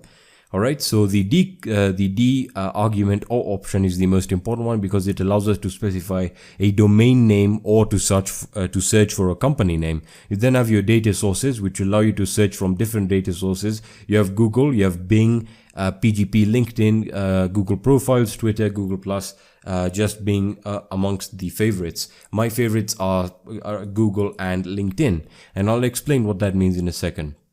And of course, you can also use all the data sources. Alright, you can then use the other commands or options, which I'll not go through right now because these are more of an advanced option and have nothing to do with the actual searching. You then have the limit. Alright, so the L command or option allows you to limit the number of results to work with. So for example, if I was to say 100, that means it would return 100 emails or 100 results of whatever it has been able to gather. Okay, so if we look at the examples here that is given us, you can see that we start up the harvester by typing in the harvester, and we use the D command. The Microsoft.com website is then listed, which we'll use it as an example, and I'll also show you another website. We then have the L command, which is the amount of results you want to be displayed, and then B for the data source, and you can use the H command, which as you can see over here allows you to use the Shodan database. So if you don't know what a Shodan database is Shodan is essentially a search engine that allows you to search for Internet of Things, and essentially a very advanced search engine. It's something that I've taken a look at later on in this course. Alright, but for now we'll keep it really, really simple. So what we're going to do is we're just going to start up the harvester. So the harvester, and we're going to use D, and now we specify the domain or the company website. So for example, we'll try bbc.com. Alright, and we'll specify results of up to 100. Alright, just keeping it really simple. Again, you can change this to whatever you want, and the data source being Google. Alright, so we're not going to specify anything, so let's hit enter and let's see what results the harvester is able to give us. Okay, so you can see it's going to start resolving host names, and there we are. We were not able to find any emails, but that's fine. We'll try it again with another domain. Let's try Microsoft.com. And let's see if we're able to gather any types of emails here that we can that can be helpful to us. All right, so we were able to get one email here, and as you can see, we have the info sup at Microsoft.com. That's pretty much a contact email that allows outsiders to contact Microsoft. Nothing important there. You then have the hosts that it was able to find. So you can see that we have the subdomains here. You have your news.microsoft.com with their different IP addresses, which again is extremely helpful when we're talking about information gathering. Okay, so let's try one more website just to see if we can get some more emails. All right, let me just think of one. Let's try reddit.com. All right, so the harvester, and we'll try reddit.com. Like so, and let's hit enter. Let's see if we're able to get any emails from reddit.com. All right, there we are. So we can see that we have press at reddit.com, AMA at reddit.com, and licensing at reddit.com. Again, not very special, nothing special we're able to find over here. So let's try another one. All right, just one more, just to see if we can get one result with lots of emails. Now, of course, if you're performing a penetration test then, and you have a client website, you will obviously, if you're able to find emails, then again, that is something that you can report as well to your employer. All right, so if we run this command again, and let me try one of my websites. All right, let me just try my website here. My website should show no email address gathered because I have actually protected myself from it. So as you can see, I only have one domain, which is hsploit.com, and no emails were able to be found. Let me just try and see if I can find a website here that we can actually use that should have something that we could use. Let me just think here. We can try one more. Let me try goal.com. All right, goal.com is a very the site that I visit often. It's a football website. So let's see what emails we're able to gather here. Nothing at all. But anyway, you get the idea. Performing this on your target website or your employer's website can be really helpful, and it'll give you insight as to what attackers can actually access when it comes down to email addresses for customers or employees for employees working for that company. That being said, that's going to be it for this video, and I'll be seeing you in the next video.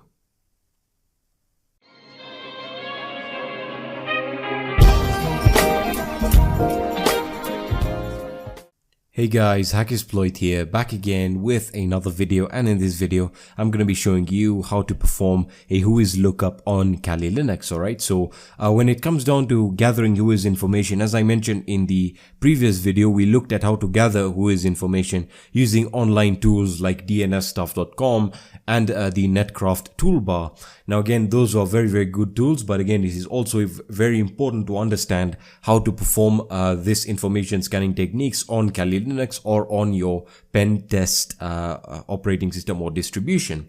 Alright, so with Kali Linux, it's really very simple.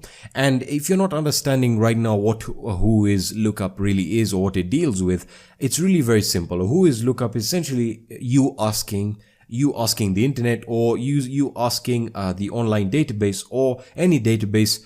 You're essentially looking up, right? So you're saying who is this domain, or who is this domain registered to? Can you tell me some more information about this domain? All right, so to get started, all you have to do is just type in the whois information. All right, now this is a very advanced tool, and the reason I'm saying that is because I'm not going to go through how to use it completely. I'm just going to show you how to get the information that you're looking at, or the information that you're the most interesting, and information that is going to help you in your penetration test. Alright, so let's say you have a domain that you want to perform a whois lookup on, and you want to get an understanding of what exactly this website, what's going on with this website. You want to know what hosting company it's registered to. You want to get some information about who registered the domain, etc, etc. Alright, so to do this, we just type in whois, and I'm going to be using my website. Alright, so hsploit.com. Now, I already have security features in place, which is again something that you should be taking away from this, is that again, you can protect yourself from information gathering scans like this. And I'll show you that in a few seconds. So if I type in whois and my website, you can see the scan is going to complete. And if we just scroll all the way to the top, we have the results here. All right, so it's going to tell you your domain name, which is hsploit.com, the registry domain, the registrar who is server, that's really not important. The update date, the creation date, and the registry expiry date of the domain is very important. So you can see when this domain was bought, when it was active, when it was updated, and when the expiration date is. All right. You then have the registrar, abuse, contact, email, and phone, which is again I have blocked. Just to give my website privacy, and then it's going to give you additional information like the name servers, which will give you a better understanding of what type of system is running behind the website, and is if any, is there any protection system in front of the website, or is there any firewall that is blocking or is protecting the website. That being said, that is how to perform a simple whois lookup with Kali Linux. It's a very, very important skill to know, because it gives you an idea of what the domain, what's going on with the domain. If I just type in again whois.com here and I use bbc.com, it'll give us information in regards to the bbc.com domain. And as you can see, we have much more information now, and this is because it is fully legal. You can see that we have the domain name, you have the registrant name, the registrant city, so we have an idea of what's going on here. So you can see that that this was registered to a hosting company in Canada. All right, so we've got that idea. We then have the admin phone, you have the admin email right here, you have the province, all of that good stuff, and the name servers, which are very, very important.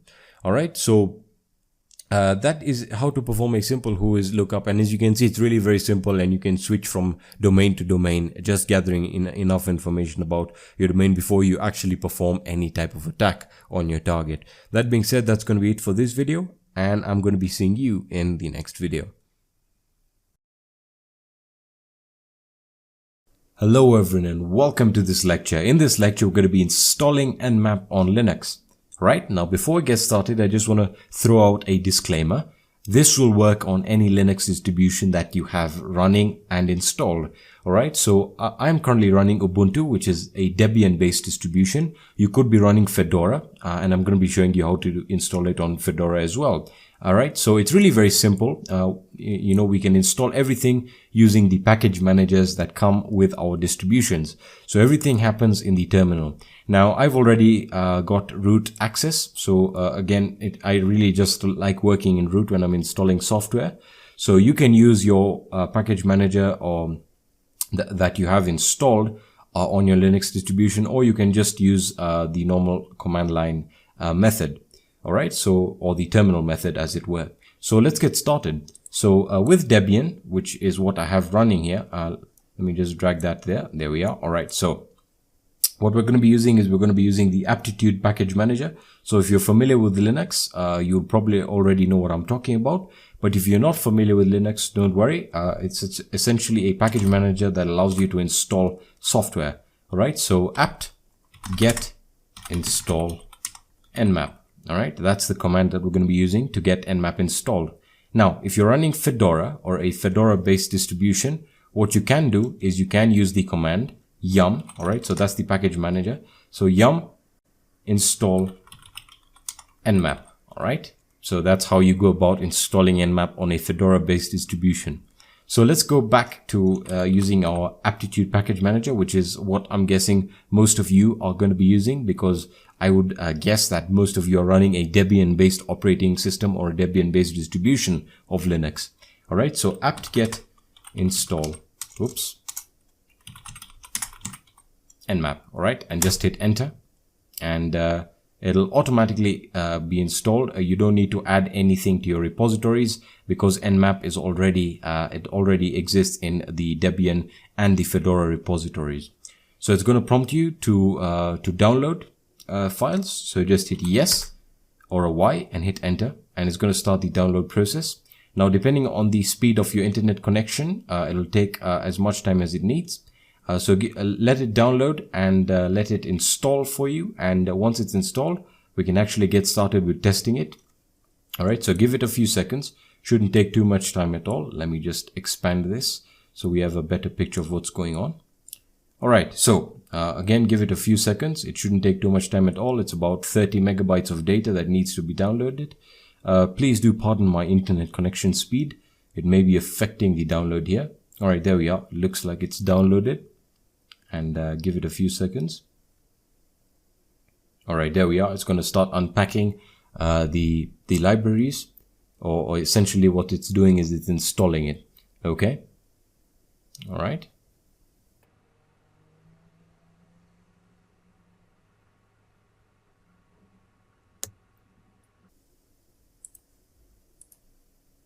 All right, so once it's installed, what we can do is we can just test to see everything's working. All right, so it's really very simple. Let me just clear up my terminal. And how I'm going to test it is I'm just going to use Nmap. And if I hit enter, it should display something. There we are. It's going to display the options, or rather the help menu that contains all the options that you can use in terms of the commands for the different types of scans that you can perform. All right, so the other way you can test whether it's installed is to check the version that is installed, and we can do that using the standard syntax. You should get pretty used to this. To perform any Nmap scan, everything has to start with Nmap. All right, so Nmap, and we use our first command. That's the first command we're learning, and the command is how to check the version of Nmap that is installed. So Nmap-v. All right, and once I hit enter, it's going to display the Nmap version that is currently installed. There we are. Fantastic. All right, so that's going to be it for this lecture. I'll be seeing you in the next lecture. Hello everyone and welcome to this lecture. In this lecture, we're going to be downloading and installing Nmap on Windows. All right. So before we get started, I just want to point something out. Now, Nmap from the beginning was mainly developed for Linux, or with Linux in mind. Now, over the years, Nmap has actually focused down on Windows, and have updated their Nmap version or binaries for Windows. And essentially, from my research and from other people's research, or other people in the community, it is known that the Windows version is as fast as the Linux version. So if you're using Windows, you can also use Nmap on Windows, and you can go through the course exactly the same way. All right, so let's get started. So the first thing you want to do is, obviously, we need to get the file downloaded, or the setup file downloaded. And in order to do that, you just want to open up your browser and head over to nmap.org. All right, so it's really very simple. So nmap.org, that's the website, and it's a really simple website. And in order to download it, just go ahead to this, you can choose to go through the download page directly, or you can just go to the Nmap release notes right here, or the release log that states that the latest version is 7.60 as of this recording, but any changes made will also be made to the course in case there are any important updates. All right, so you can choose to download it directly from here, or you can go to the download section right there. We're just going to click here. All right, and it's going to take us to the download page. And it's fairly simple, but a fairly clogged website, and you might get a bit confused. But don't worry, you want to go to this bold sentence right here. Whoops, let me just go back there. And it's going to tell you the latest stable release self-installer. So this is an executable file, all right? And it's very important that you understand that if you're running Windows, I would recommend that you use the executable file, because it will allow you to use the Nmap framework, or the Nmap tools in the command line. All right, so just click on this right here, and it's going to prompt you to download the file. So it's about 26 megabytes, really small. I have mine downloaded, so we're going to go to the installation process. So I'm going to minimize my browser, and I have my file saved on my desktop right here. So I'm just going to run it, and let's go through the installation. So it's going to ask you for administrator privileges, grant it. And now we can go through the setup wizard, which is very simple. So I'm going to agree to the terms. Now, very important, it's going to give you an option to select the components that you want to install. It's very important that you select everything. All right. Now, as you can see, it gives you the option to install Nmap. We're going to be going through Nmap in this course, so I would recommend that you tick that and make sure that everything is ticked here, especially npcap. All right. So as you can see, when you hover over it, it tells you that npcap is required for most Nmap scans unless it's already installed. So it's very important that you check everything, and I would recommend that you leave it that way. All right, so just hit next, and it's going to prompt you to select your destination folder. That's fine with me. I'm going to hit install, and the installation process should be fairly simple and really quick. All right, so we're almost done here. Just give it its time. Shouldn't take too much time at all, and we will be ready to go. Right? All right, so now it's going to ask me to it's going to prompt me to go through the npcap setup. So again, this is very important. So I'm going to hit agree, and it's going to ask me for the installation options here. So automatically start npcap at driver boot time. Yes, I would recommend that you leave that on, so you don't have to start it whenever you want to use Nmap. All right, so you can restrict npcap's driver for the administrator accounts only, but I would not recommend that you click on that. All right, so you can support RAW 802.11, so that is a wireless standard, and monitor mode. So this is if you have a specific network adapter, more specifically an adapter that allows you to perform packet sniffing, and a network card that allows, again, it allows the monitor mode to be turned on. All right, so what I would recommend is that you just leave these unchecked, because these are very special settings for very special circumstances. So just hit install, and it's going to take you through the install of the npcap driver. All right, again, this shouldn't take too much time at all, but this is the most important step. Otherwise, Nmap won't work at all. All right, so it looks like we are almost ready here to go.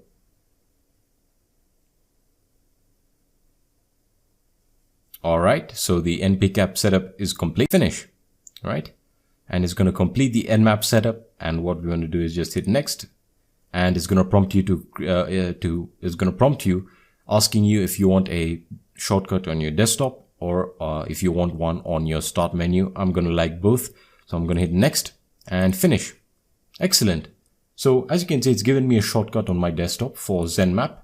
So we're going to be looking at that in future videos, but for now we want to actually go through the command line interface, which is the most important, because we're going to be looking at all the commands that we can use, right?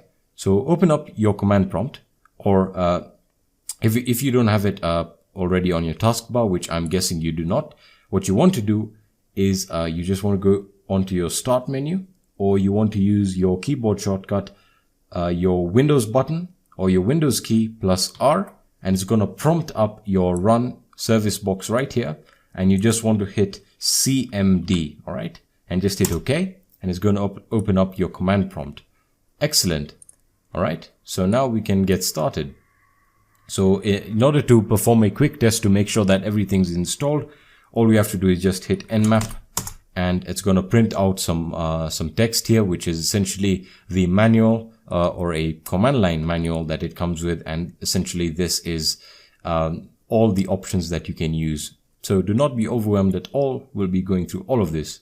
So Nmap is successfully installed, and you can actually run one more command to check the version that you have installed. So Nmap-v or -v, which is Nmap for version, and it's going to print out the version of Nmap that you have currently installed. I'm just going to hit that, and as you can see, we have Nmap 7.60. Excellent. So we have Nmap installed on Windows, and in the next lecture, we're going to be looking at how to install it on Linux. I'll be seeing you in the next lecture. Hello everyone, and welcome to this lecture. In this lecture, we're going to be looking at how to install Nmap on Linux. All right, so as you already know, Nmap comes pre-packaged with Nmap on Windows, but on Linux, you have to actually download it separately. All right, so if you don't know what Nmap is, it is simply put a GUI based version of Nmap. All right, so it gives you GUI functionality, which makes things a whole lot easier. But as I said, it is very important to learn the fundamentals of Nmap. But having said that, let me show you how to install it. So again, it'll work on any distribution, whether you're using Debian, Fedora, or even an Arch-based distribution of Linux. So you use your package manager. In this case, I'm using the aptitude package manager.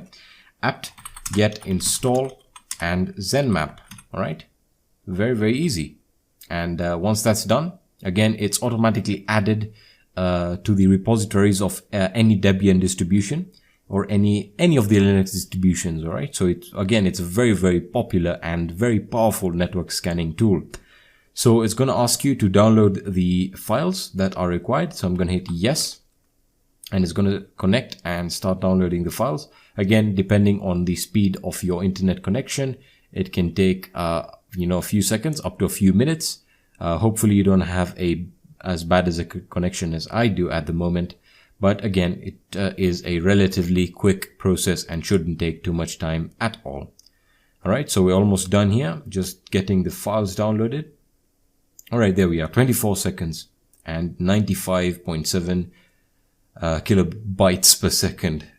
So yeah, that's not the best speed there. All right, so now it's going to unpack the files. All right, there we are, almost done. So again, installing it separately with Linux is quite nice because it gives you the ability to modularize how you want these services installed. Again, on Linux, you don't have to install any special driver. As I said, Nmap was designed, the Nmap framework or the Nmap tool was designed on Linux for Linux. And again, it works really, really great with Linux. All right, so the download and installation is complete. What we can do to launch it is you can launch it from your terminal, or you can go ahead and launch it from your application launcher if your distribution or your desktop environment has one. So you can search for it right here. So Nmap, I'm on Ubuntu, and there we are. It is there. So if I click on it, just give it a few seconds. I do beg you a pardon. That is because I'm running this distribution on a virtual machine, and it could be quite slow. All right, so if it gives you this, it's very important. This is also something that you need to take into account. So it's going to say a non-root user. You're trying to run Nmap with a non-root user. Some Nmap options need root privileges. All right, so don't worry about that. What this essentially means is that if you want to use the full functionality, you should launch it from root. All right, so what you would do is just go and hit Nmap and from root, obviously, and it would give you the ability to use everything. All right, so here is Nmap. Let me just close the terminal, and there we are, a fantastic GUI tool. And we'll be going through this. I've dedicated an entire section in the course to how to use Nmap, because again, it does really, really help with efficiency and productivity. All right, so that's going to be it for this lecture. I'll be seeing you in the next lecture. Hello everyone, and welcome to this lecture. In this lecture, we're going to get started with scanning. More specifically, we're going to be looking at how to perform a single scan, or we're going to be looking at how to perform a scan on a single target. All right, so let's get started. Now, hopefully you've set up your environment and your penetration testing lab, and hopefully you have a target. In this case, I'm going to be using Metasploitable 2, and it is what I recommend for the course. Right, so let's get started. Now you can do this on Windows or on Linux. I'm going to be doing this through Kali Linux because it's more in tune with penetration testing. All right, so I want you to open up a terminal. Okay, let me just open that up. And what I'm going to do is I'm just going to increase the font size. All right, so we're scanning for a single target. Now in this case, I'm going to be scanning Metasploitable 2, the Metasploitable 2 virtual machine that is running on my local network. Okay, so if I go to my Metasploitable 2 virtual machine, and let me just start it up like so. All right, so I'm going to run the ifconfig command to find the local IP address for the virtual machine so that we can scan it. Okay, so I'm going to hit enter, and there we are. If we look at the inet address, which is the local address on my local area network, it's 192.168.1.107. Now this could be or should be different for you depending on what type of router you're using and what IP ranges you have set up. All right, so I've got the IP now, and we're going to scan it with Nmap. All right, so as we've said before, Nmap is really easy to start up. All we need to do is use the Nmap command, and now we can enter our target. All right, so entering our target with no options or with no commands really, we'll perform a basic scan on the target. All right, so let me show you what I mean. So if I enter the IP address for the Metasploitable 2 virtual machine, which is 192.168.1.107, it'll perform a basic scan. Remember, we're not using any commands or any options here. Okay, so if I just hit enter, it's going to start a scan and immediately it will return the results. And this is why I was really encouraging you to use Metasploitable tool, because it gives you a very good idea of what a scan is, how it is comprised, and how we can get along with all of this. All right, so that is how to perform a scan on a single target. Right, so the syntax is very simple, right? We have the nmap command, which starts the nmap, nmap, and then which is then followed by our target, right? Now, our target could be an IP address, it could be a website, for example. And again, if you do not use any commands or options, it will perform a basic scan. Now, let's look at something very, very interesting.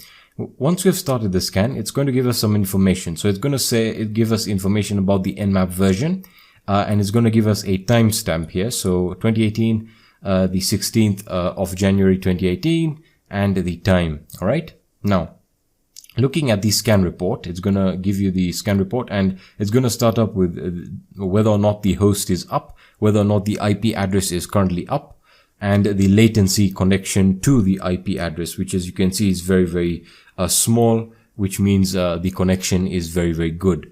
Now, by default, Nmap will scan for 1,000 ports.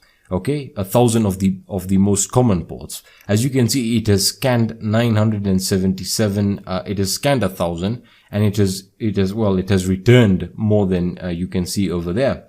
So in terms of the results, it has returned information, and the way it's sorted is firstly from the port, right, and then the state of the port, which can be open, filtered, or closed, right, and the service running on that port. Now, it's very important to understand the different ports in networking and the services that run on these ports. For example, we know that port 21 is the FTP port. We know that port 22 is SSH, and so on and so forth, right? So it's very, very important to know how the information will be sorted and displayed to you. All right, so the port is simply the port number or the protocol, the state of the port, which is again the status of the port, and the service, which is the type of service that is running on the port. All right, so as I've said, a default Nmap scan will check for 1,000 TCP IP ports. All right, and then depending on the results got from the host, the ports can be open, closed, or filtered or unfiltered. Okay, so that is how to perform a scan on a single target. And in the next lecture, we'll be looking at how to perform scans on multiple targets. All right, so I'll see you in the next lecture. Hello everyone, and welcome to this lecture. In this lecture, we're going to be looking at scanning multiple targets. All right, so in the previous lecture, we looked at how to scan a single target. Now we are going to look at how to scan multiple targets. Now it is possible in Nmap to scan more than one target or hosts at the same time. All right, so let's see how we can do that. Firstly, with the syntax. Now, please note that we're not using any commands right now. I'm just showing you how one would go about scanning, two targets at the same time or multiple targets at the same time. All right, so let's get started now. As I said, I already have my Metasploitable 2 virtual machine running. Now, what I'm going to do is I'm running Windows as my host operating system. So I'm just going to find out the IP address, and I'm going to scan for my Windows machine, and I'm also going to perform a scan on my Metasploit machine, all right, because I want to tie together two IP addresses or two hosts. All right, so I'm just going to check IP config in my command line for Windows, and that will return IPv4 address, my local IPv4 address, which is 192.168.1.104. All right, excellent. Let's move into Kali Linux again. And the syntax is really very simple, as we already know it is. So we start off with Nmap, and the syntax then is very simple. You have your two targets. In this case, we are starting off with the Windows, with my host operating system, which is 1.104, and we give a space, all right? So you just have to give a space between your targets, so which is then followed by the Metasploitable virtual machine IP address, 0.1.107, all right, which is the IP address there. And that is how to scan for multiple targets. Now, you can increase the amount of targets that you want to scan by just using a space, and once you're ready, just hit enter and it's going to start the scan. Of course, depending on the type of operating system that your target or your host is running, it could take a bit of time depending on how the latency is and a lot of factors. But regardless of that, it's going to return the results, as you can see, and we can just move upwards. And now the great thing is that it sorts the information or the output or the results for us. Okay, so firstly, as you can see, it gives you the information, the basic information that we looked at, and it has started the scan with the first one as in the order that we initiated the scan. So the Windows operating system first, and as you can see, it has returned these ports with their their according services that are running on the ports. All right, so we have the SSH port, the HTTPS, and the other ports that come with a Windows operating system. So realistically speaking, the Windows operating system is quite safe just by looking at the ports, right? Now, looking at the scan results from the Metasploitable 2 virtual machine, as you can see, which we already got previously, we can see that this does indeed return the results that we got previously, and that is how one would go about scanning for multiple targets. All right, so again, since all the targets are on the same subnet, if you have added them on the same subnet, you can use a comma to separate them, and you can add different types of results. Now, what I mean is, instead of scanning the way we did using the syntax that we did, if your two computers are on the same subnet, what you can do is you can launch an Nmap scan and use the network range. All right, so 192.168.1.104. All right, so I want to scan 104 and also want to scan 107. So I use a comma and 107. All right, so it understands that they're on the same subnet and is going to scan the next IP address that obviously is identified with 107. So if I hit enter, it's going to return the same results that we had. Obviously, it's going to scan for the Windows machine first, and then it's going to move on to the Metasploitable 2 virtual machine. All right. So again, it'll probably take about 15 seconds, similar to the previous way that we scanned. There we are. This time it took 16 seconds, and indeed it has returned the results as we wanted them or as we needed them. Okay. So as you can see, it's returned the results there, and it has also returned the results for the Metasploitable 2 machine there. So that is how to scan for multiple targets with the different types of syntax, depending on whether or not the devices or your computers are on the same subnet. But if they're not, you can go about scanning the two different hosts in that way, where you use the space instead of the comma. All right, so that's going to be it for this lecture. In the next lecture, we're going to be looking at how to scan a range of addresses or a range of hosts or targets. All right, so I'll see you in the next lecture. Hello everyone, welcome to this lecture. In this lecture, we're going to be looking at how to scan a range of IP addresses. Alright, so why is this important? Well, the reason this is important is because scanning a range of IP addresses is good for target specification. Now, what do I mean? It simply can be used to scan, to specify, let's say you wanted to scan your entire network, and obviously you specify it with a range that you want to specify. Obviously, again, as you can see, this is where it really gets good with target specification. So let's say I only wanted to scan a specific range of IP addresses. Let's say I had configured a subnet and a subnet that runs under certain circumstances, and I wanted to scan a range of IPs that belong to that subnet. So this is where this would come really, really handy. Now, before we get started, I just want to show you guys a quick little command that will help you a lot as you try and master Nmap. Okay, so this command is really very simple. It is the Nmap help command. All right, so you simply open it up with Nmap and you use the help, which is obviously beginning with the 2 dashes. All right, and if I hit enter, essentially it's going to return this long list of information. Now, this may seem really, really confusing, and you may be asking yourself, well, wow, this is a lot to take in. Well, the truth is, you just have to look at it, and you shouldn't really focus on learning what each of these commands does, as you can see, it is specifying the different types of commands you can use, and it is categorized under categories like scan techniques, port specification, and scan order. We'll be looking at all of this, but it is very important after you've gone through the course. If you look back here, you'll start seeing that you understand what each of these commands is doing. Alright, so I would really encourage you to go through this and understand it as well, because it will really help you, especially moving forward as you look to master Nmap. Alright, so let's get started now with scanning a range of IP addresses. Now, I have a local area network, alright, and on my local area network, I have about, you can say I have, I have mobile devices, I have tablets, I have computers, and of course the computer that I'm currently working on.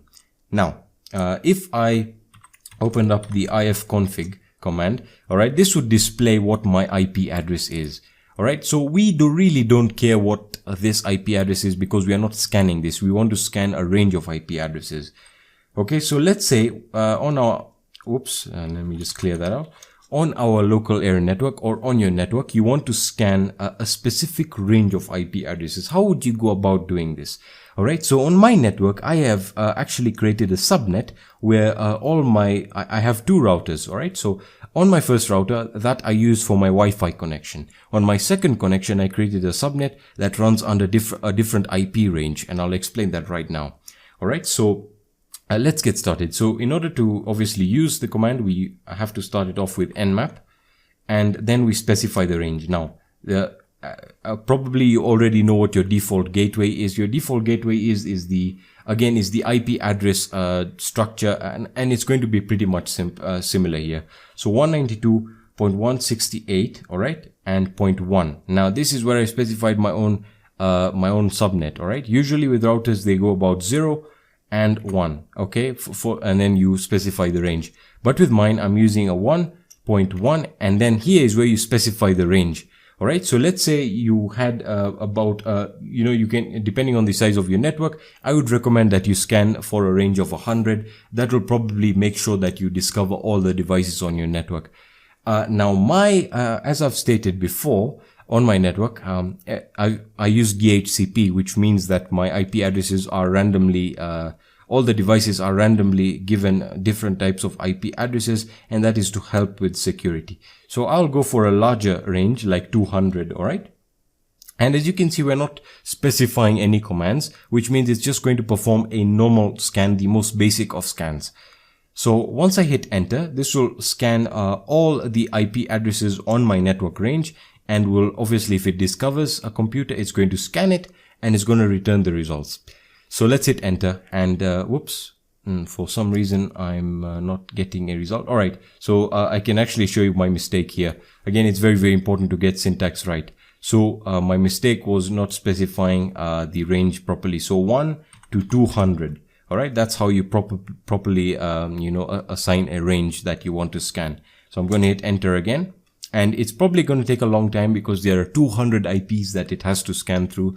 And out of all of those IPs, it's probably only going to discover about like 6 or 8, because those are the amount of devices on my network. So I'll get back to you when the scan is complete. Alright, so the scan is complete and it has returned, as you can see, the results here. I'll give you a summary of the scan results. So Nmap done, 200 IP addresses. It scanned for 200 IP addresses because we specified the range, and it'll give us information about the amount of hosts that were up. So essentially, I only have 4 devices that are currently online, and that is true. Okay, so let's see what devices it returned. So this is where the scan began, and the first scan was it actually detected my router. So as you can see here, the services that are running on the different ports. So we have our SSH port, our telnet port, which is always good to see on a router, and that is something again that you really want to look at closing. Alright, now looking at the other computers, this is my other workstation, and as you can see, this is probably a Windows operating system because it has a lot of Microsoft services running on the different ports specified. Okay, and finally we have this computer right here, which is again, it's also running Windows, but I'm running Kali Linux on a virtual machine. I don't have Metasploitable 2 currently running. So again, it's not going to detect that. So again, that is how to scan for a range of IP addresses, and you can experiment with the different ranges that you have on your network. And this will really come in handy for specialized networks where you have a different type of ranges. For example, if, in an enterprise environment where you would have different IP ranges for administrative computers, different for employee computers, etc., etc. All right. So that's going to be it for this lecture. In the next lecture, we're going to be looking at how to scan entire subnets. All right. So I'll be seeing you in the next lecture. Hello everyone and welcome to this lecture. In this lecture, we're going to be looking at how to scan an entire subnet. All right. So let's get started. Now, as we mentioned, or as I mentioned previously in the previous video, we looked at IP ranges. Now, the thing with subnets is obviously a subnet is a subdivision of a network. All right. Now, I have two subnets on my network. And they're very, very simple to understand, and I'm pretty sure you already understand this. My first subnet is 192.168.0.1, all right? And my second one is 192.168.1.1, and which is what we looked at previously. This is the subnet that I use for all my computers and for my office, right? The other subnet is for my Wi-Fi network, and is again, I really like to keep it for wireless connectivity. All right. So if I wanted to scan an entire subnet, what this would mean is I would have to use the inter-domain routing. All right. So essentially, we can do this really simply. So I'm going to try and scan my Wi-Fi network. So Nmap. All right, 192.1.168, but in this stead, I'm going to use 0.0. That is the other subnet, and then I would specify 0.1, and then I specify the subnet, which is the subnet mask is 255.255.255.0, which is also denoted by the /24. And essentially, this will scan all 256 IP addresses under the subnet and will return which hosts are currently up and the ports that are opened, filtered, closed, and the services running on them. And again, since we're not using any commands, it's going to assume, or Nmap is going to perform a very basic scan.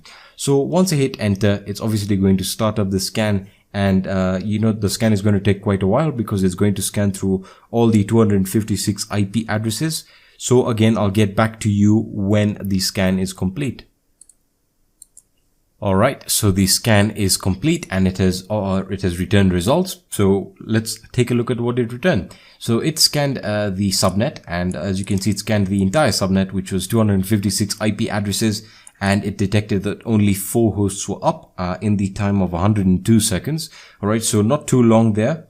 And there we are. So it has returned results for the devices that are currently on my Wi-Fi network. And as you can see, there we are. These are the ports and the services, the respective services that are running over there. And as you can see, this is perfect. It has scanned every device under the subnet that I specified it to. And again, I can specify the different subnet.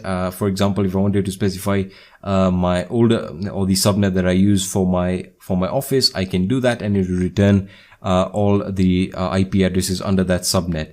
All right, so that's how to scan an entire subnet. Of course, this is quite simple to do, and as you can see, I hope you're learning a lot out of this and how to differentiate subnets from an IP range, and really it comes to how your network is structured, or how the organization network is structured. And once you have a good idea of how that all works, performing scans or specialized scans is going to be really, really awesome. And we'll be looking at how to incorporate commands with them to perform very, very specialized scans on targets, hosts, subnets, or IP ranges. All right, so I'll see you in the next lecture. Hello everyone and welcome to this lecture. In this lecture, we're going to be looking at how to scan a list of targets. Now, we might be sitting there asking yourself, what exactly do you mean? Well, let's take an example, right? Let's say you have a large number of systems or IP addresses that you want to scan. All right. So you can enter all of these IP addresses, in a list, in a TXT file, and then you can input that into Nmap and perform the scan from there. So again, you might be asking yourself, well, why is this important? Well, take in, for instance, you have a certain amount, a certain IP addresses that let's say for example are running or are actually servers, and you want to be performing regular scans on them to make sure that everything is, you know, in order, making sure that the ports are correctly configured, etc, etc. All right, so what I'm going to do is I'm actually going to do this right now. As we can see, I'm in my terminal. Now you can do this in any operating system that you choose to run. All I encourage you to do is to create the list in your working directory. In my case, I'm going to do that in my desktop. So I'm going to change my directory to the desktop. And what I'm going to do is I'm just going to create a new file here. All right, so I'm just going to minimize that. And again, you can use any text editor that you want. So I'm going to use LeafPad, which I have here. And in here I can specify the IP addresses. So it's really very simple to specify them. So let's say I specified 192.168.1.104, right? Whoops, 0.104. All right, 192.168.1.103, which is all these are devices that are currently on my network. So let's say I only wanted to scan those two IP addresses. So let me, I'm going to save this on my desktop. All right, so desktop as I can just call it targets.txt, right? So .txt, that's very, very important. And I'm going to save it there and just give it a few seconds. There we are. So there's the file. So we have actually created it. Let me close the LeafPad text editor. And now you might be asking, well, what do we do now? Well, the first thing I'm going to do is I'm just going to try and see if I can get the results to print out on the terminal. So targets.txt, and there we are. We can see that the IP addresses are there. So what I'm going to do is let me just clear the terminal and we can get started with our scan. So the syntax is really very simple. All right. Now, the list has to contain IP addresses, you know, that should be scanned. And again, I give you an example. If you had special, you know, computers that you're giving high priority to, this is a great way of doing it. All right. So in this case, we're going to get started with our first command or parameter. All right. And the parameter is the IL parameter. All right. So let me show you how this works. So we started off with Nmap. All right. And now we use the parameter or the command IL. So we use the dash. Now all commands are going to follow this syntax. And then we use a lowercase I followed by a large L. All right. So let me just enlarge this. Let me clear and let's do that again. So Nmap I and L. All right. So the IL parameter. And then we specify the name of the list, which in this case, we know it as targets. All right, targets.txt, and we give the extension and hit enter. All right, and it's going to start Nmap, as you can see. So it already knows what we're telling it to do. And given the parameter, the IL parameter is used to, it essentially tells Nmap to extract the targets from the list that we have specified. So it really is telling Nmap, hey, look here, I want you to take these results in this txt file, and I want you to scan them with any other parameters that you have specified, which in this case, we know we haven't specified any, so it'll perform a basic scan nonetheless. And as you can see, it has returned, and these are the two Windows computers running on my network, and it has completed the scan. As you can see, note 2 IP addresses scanned and 2 hosts were up, scanned in 17.98 seconds. And you can go ahead and analyze the results. But for now, the results are not that important because we're not really looking at that. We're just getting acquainted with Nmap. All right. So that is how to perform or how to scan a list of targets. All right. And that was pretty simple. And I hope you guys get the gist. So the IL command essentially allows you to specify to Nmap to get targets or IP addresses from a list that you have created. And you can also specify the location. All right, so that's going to be it for this lecture. I'll be seeing you in the next lecture. Hello everyone and welcome to this lecture. In this lecture, we're going to be looking at how to exclude targets or IP addresses from a scan.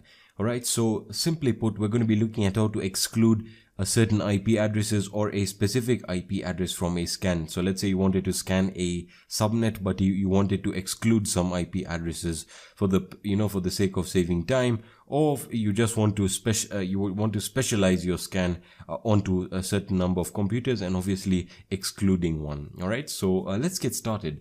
Now what we are going to be doing in this lecture is I'm going to perform a scan on my subnet, which is my local area network.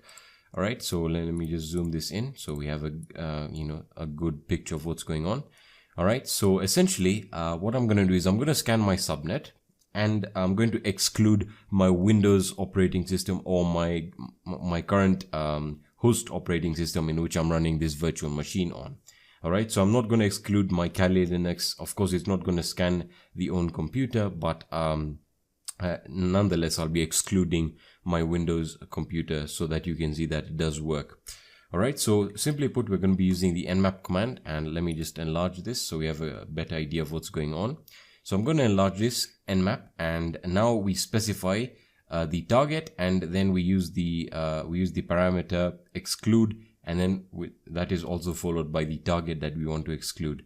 All right, so in this case, we are scanning a subnet 192.168.1, all right, 0.1 and 24, right? We're scanning the entire subnet, but again, we're excluding the Windows operating system or the Windows computer on my network. So to do that, we use the double dash and hit exclude. Very, very simple, exclude. And after that, we give the targets or the target that we want to exclude. So we could say 192.168.1.104. That is the IP address of my Windows computer that is on my network. All right. So once I hit enter, it's going to perform the scan and it's going to exclude that operating system. So let's hit enter and let's see what results we get. All right. So the scan is started and I'll get back to you when the scan is complete.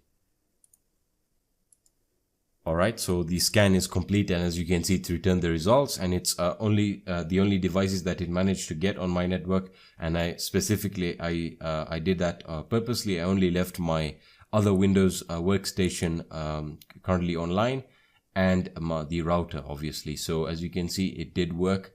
And just to prove that it did work, I'm just going to get rid of the exclude, right? And I'm going to try and ping my I'm going to try and scan the Windows machine that I did exclude from the scan. So I'm just going to hit enter, and you'll probably see that it will get the results. It will scan, and there, as you can see, it has got it there. Fantastic. So we know that the exclude command does work and how it works. Now looking at some other options that you can use with the exclude command. As I said, you can specify more than one target. All right. So the exclude option is very useful if you want to exclude specific hosts. Let's say when scanning a large number of addresses.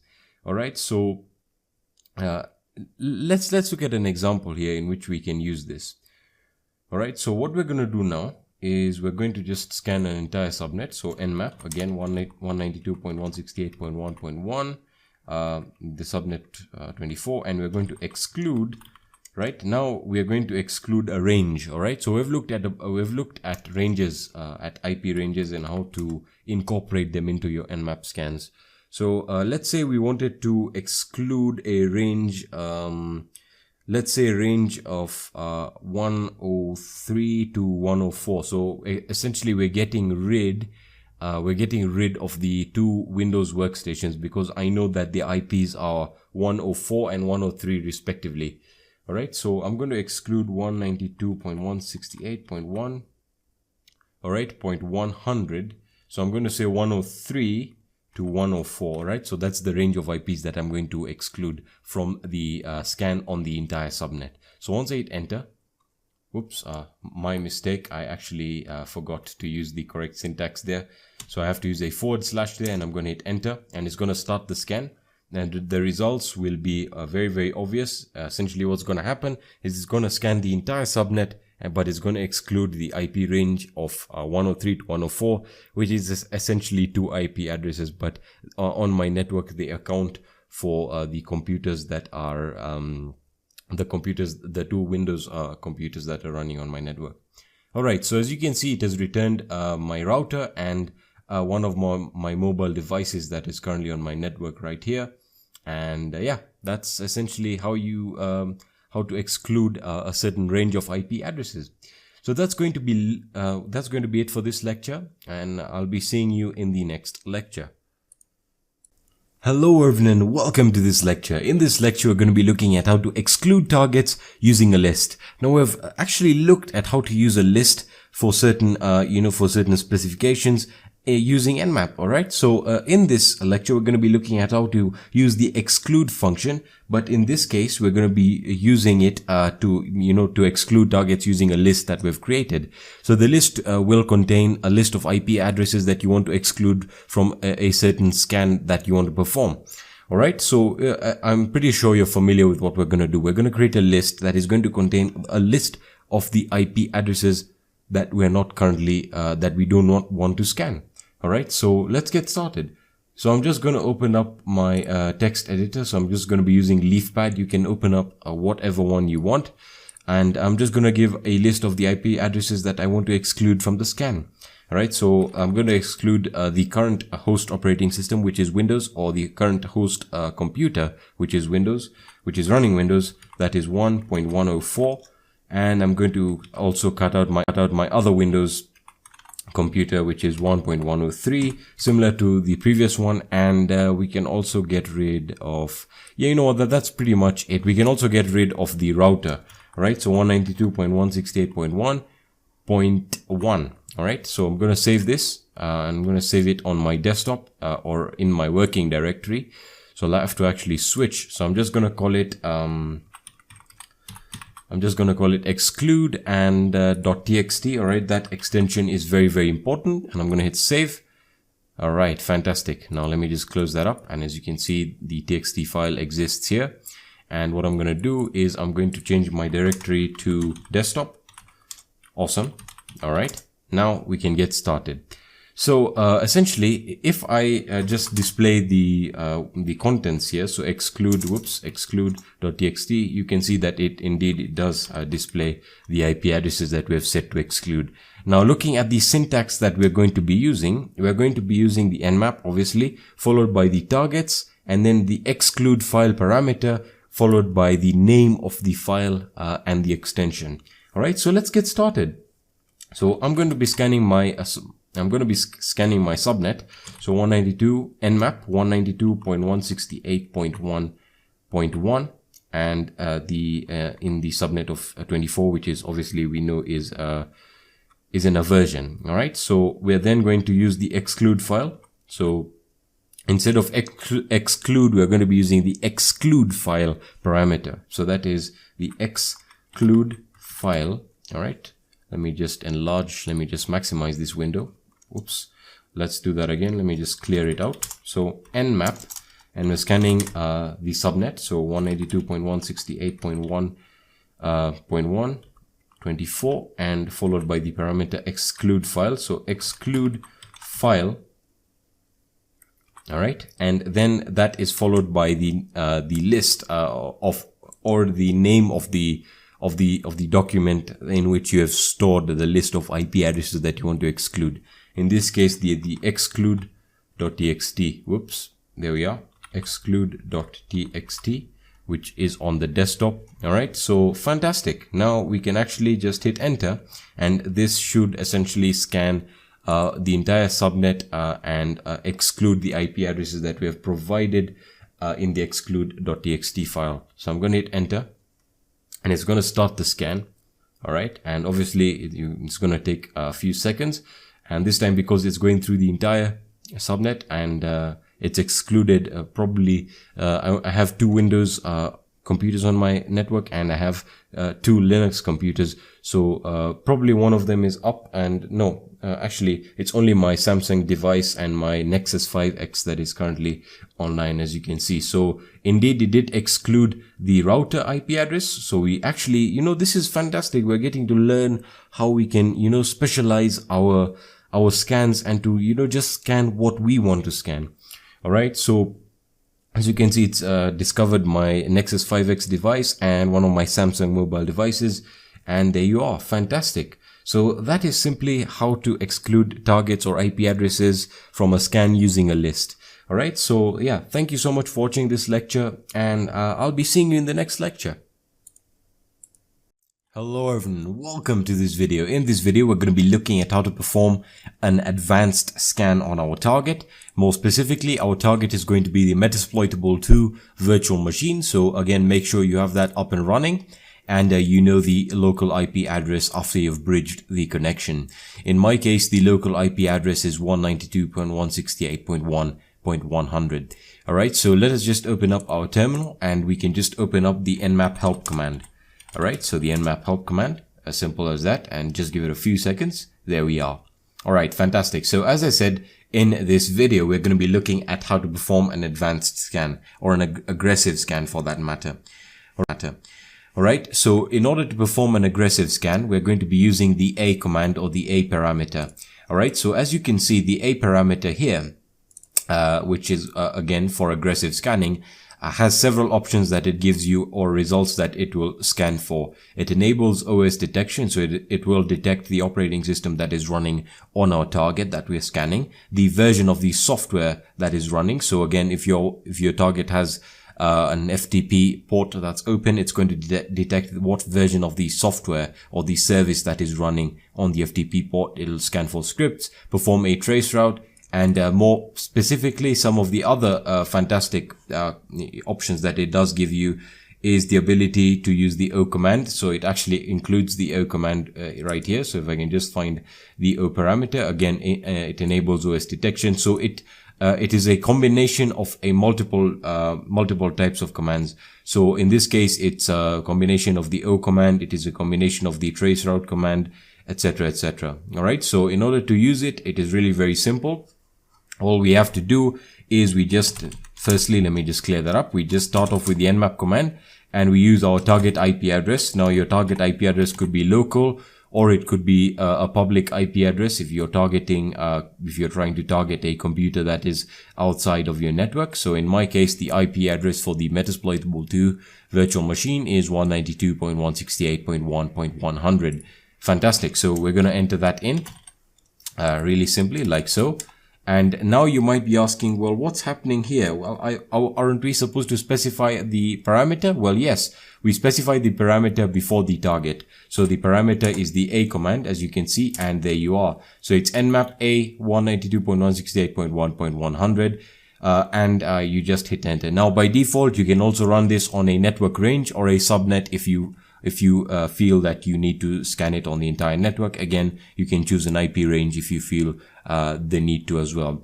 So let us just hit enter, and let's see what results we get. All right, so I've started the scan, as you can see, and we're just going to give it a few seconds, and I'll get back to you once the scan is complete. All right, so the scan is complete, and here we have the results. So what I'm going to do is I'm just going to go all the way to the top here, and we're just going to analyze the results that we got. All right, so as for the timestamp, we can see that it gives us a nice timestamp there, and it obviously tells us that the host is up, and it goes through the ports that it's supposed to scan through, and as you can see, 977 ports were closed. As for the other ports that were open, you can see it is sorted in terms of the port, the state, the service, and the version. Again, very, very important that we can see the version that is allowed or that is currently installed. So in this case, we're the VSFTPD 2.3.4, which is vulnerable by default on the Metasploitable 2 virtual machine. So as you can see, you now have versions of the softwares that are currently running, or the services that are running on the ports. So by default, you can see that we get some more information about the FTP port. So it's going to tell you that the anonymous FTP login is allowed. Now that is a huge security flaw that by default should be disabled. Anonymous FTP logins should not be allowed anyway. So again, this is a fantastic way of finding what services are currently running and any vulnerabilities that could be existing. All right. So as for the FTP service status, you can see it gives you information about the FTP software, the version, and again, any information regarding whether or not anonymous FTP logins are allowed. All right. As for the other ports, you can see, for example, the SSH port. You have your OpenSSH that is running on the Debian Ubuntu. And something really interesting is it was able to get the SSH host keys, which are right here. Fantastic as well. Information that was leaked there. You have your telnet, your SMTP port that is currently open. And if we just scroll all the way to the bottom here, we can see we have the TCP port, which is by default always there. You have your MySQL. So again, it tells you what version of MySQL is currently running, which again, by default, if you do your research and vulnerability analysis, you will find that this is also vulnerable to an SQL brute force login. So it's always interesting to run the aggressive or the advanced scan on your target to get information, to get more information about your target regarding the versions of the software that is running. All right, really important. Okay. As for your PostgreSQL database, you can also see that the port is open. If we just scroll all the way to the bottom here, looking at the other results that we were able to gather, you can see that we were able to get the NetBIOS name, which is Metasploitable. Really important information you can gather here. You can gather the username, the MAC address, and as for the operating system, it was able to detect it as Unix, which is running Samba, the Samba server. And it gives you the work group information. So this is regarding the web, the file, the local server that is running on the virtual machine.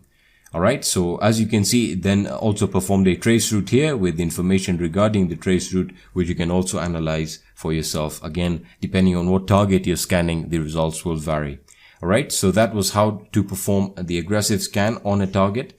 And that's going to be it for this video. In the next video, we'll be looking at some output options and how to output your results to files. All right, so I'll be seeing you in the next video.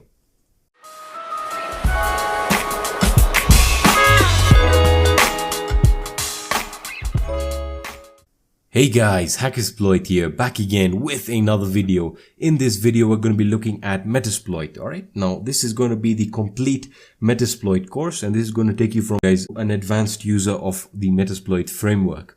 Alright, now, as I said, this is going to be an advanced course, and it's going to take you beginner to advanced. So that is the goal of the course. And I'm going to try and cover it within 1 week. So I'm going to, make the videos and I'm going to upload them, and hopefully you guys like the format in which I'll be uploading them. So I'm not going to waste time on one series. I'm going to complete it and then we'll move on to the next one. Right. So I've made a lot of videos about Metasploit, but I realized that I really didn't cover the basics and how to navigate around this. And for most of the beginners, you really don't understand. Some of you guys did not understand the format and the way Metasploit worked. All right, so let's get started. So this is going to be part 1, and we're going to be looking at all the basics to get started with. Right? Okay, so for those of you already asking what operating system I'm using ParrotOS for this demonstration. I just seem to really enjoy the latest update, and I've been using it as my daily driver on my laptop. As you can see, I'm recording this on my laptop. So yeah, let's get started. So what is Metasploit? All right, so Metasploit essentially is it's the leading exploitation framework. All right, so it is used by nearly every penetration tester or ethical hacker or hacker for that matter. And it is really important that you master it for you to to enter this field, right? Or to to prosper in this field. Now, it was developed by Rapid7. All right. So Rapid7 is a company that owns these different vulnerability scanners like Nexpose, and it again, as I've said, it owns Metasploit. All right. Now, looking at the Metasploit interfaces, we've already looked at some throughout the channel, and one of them is the MSF console.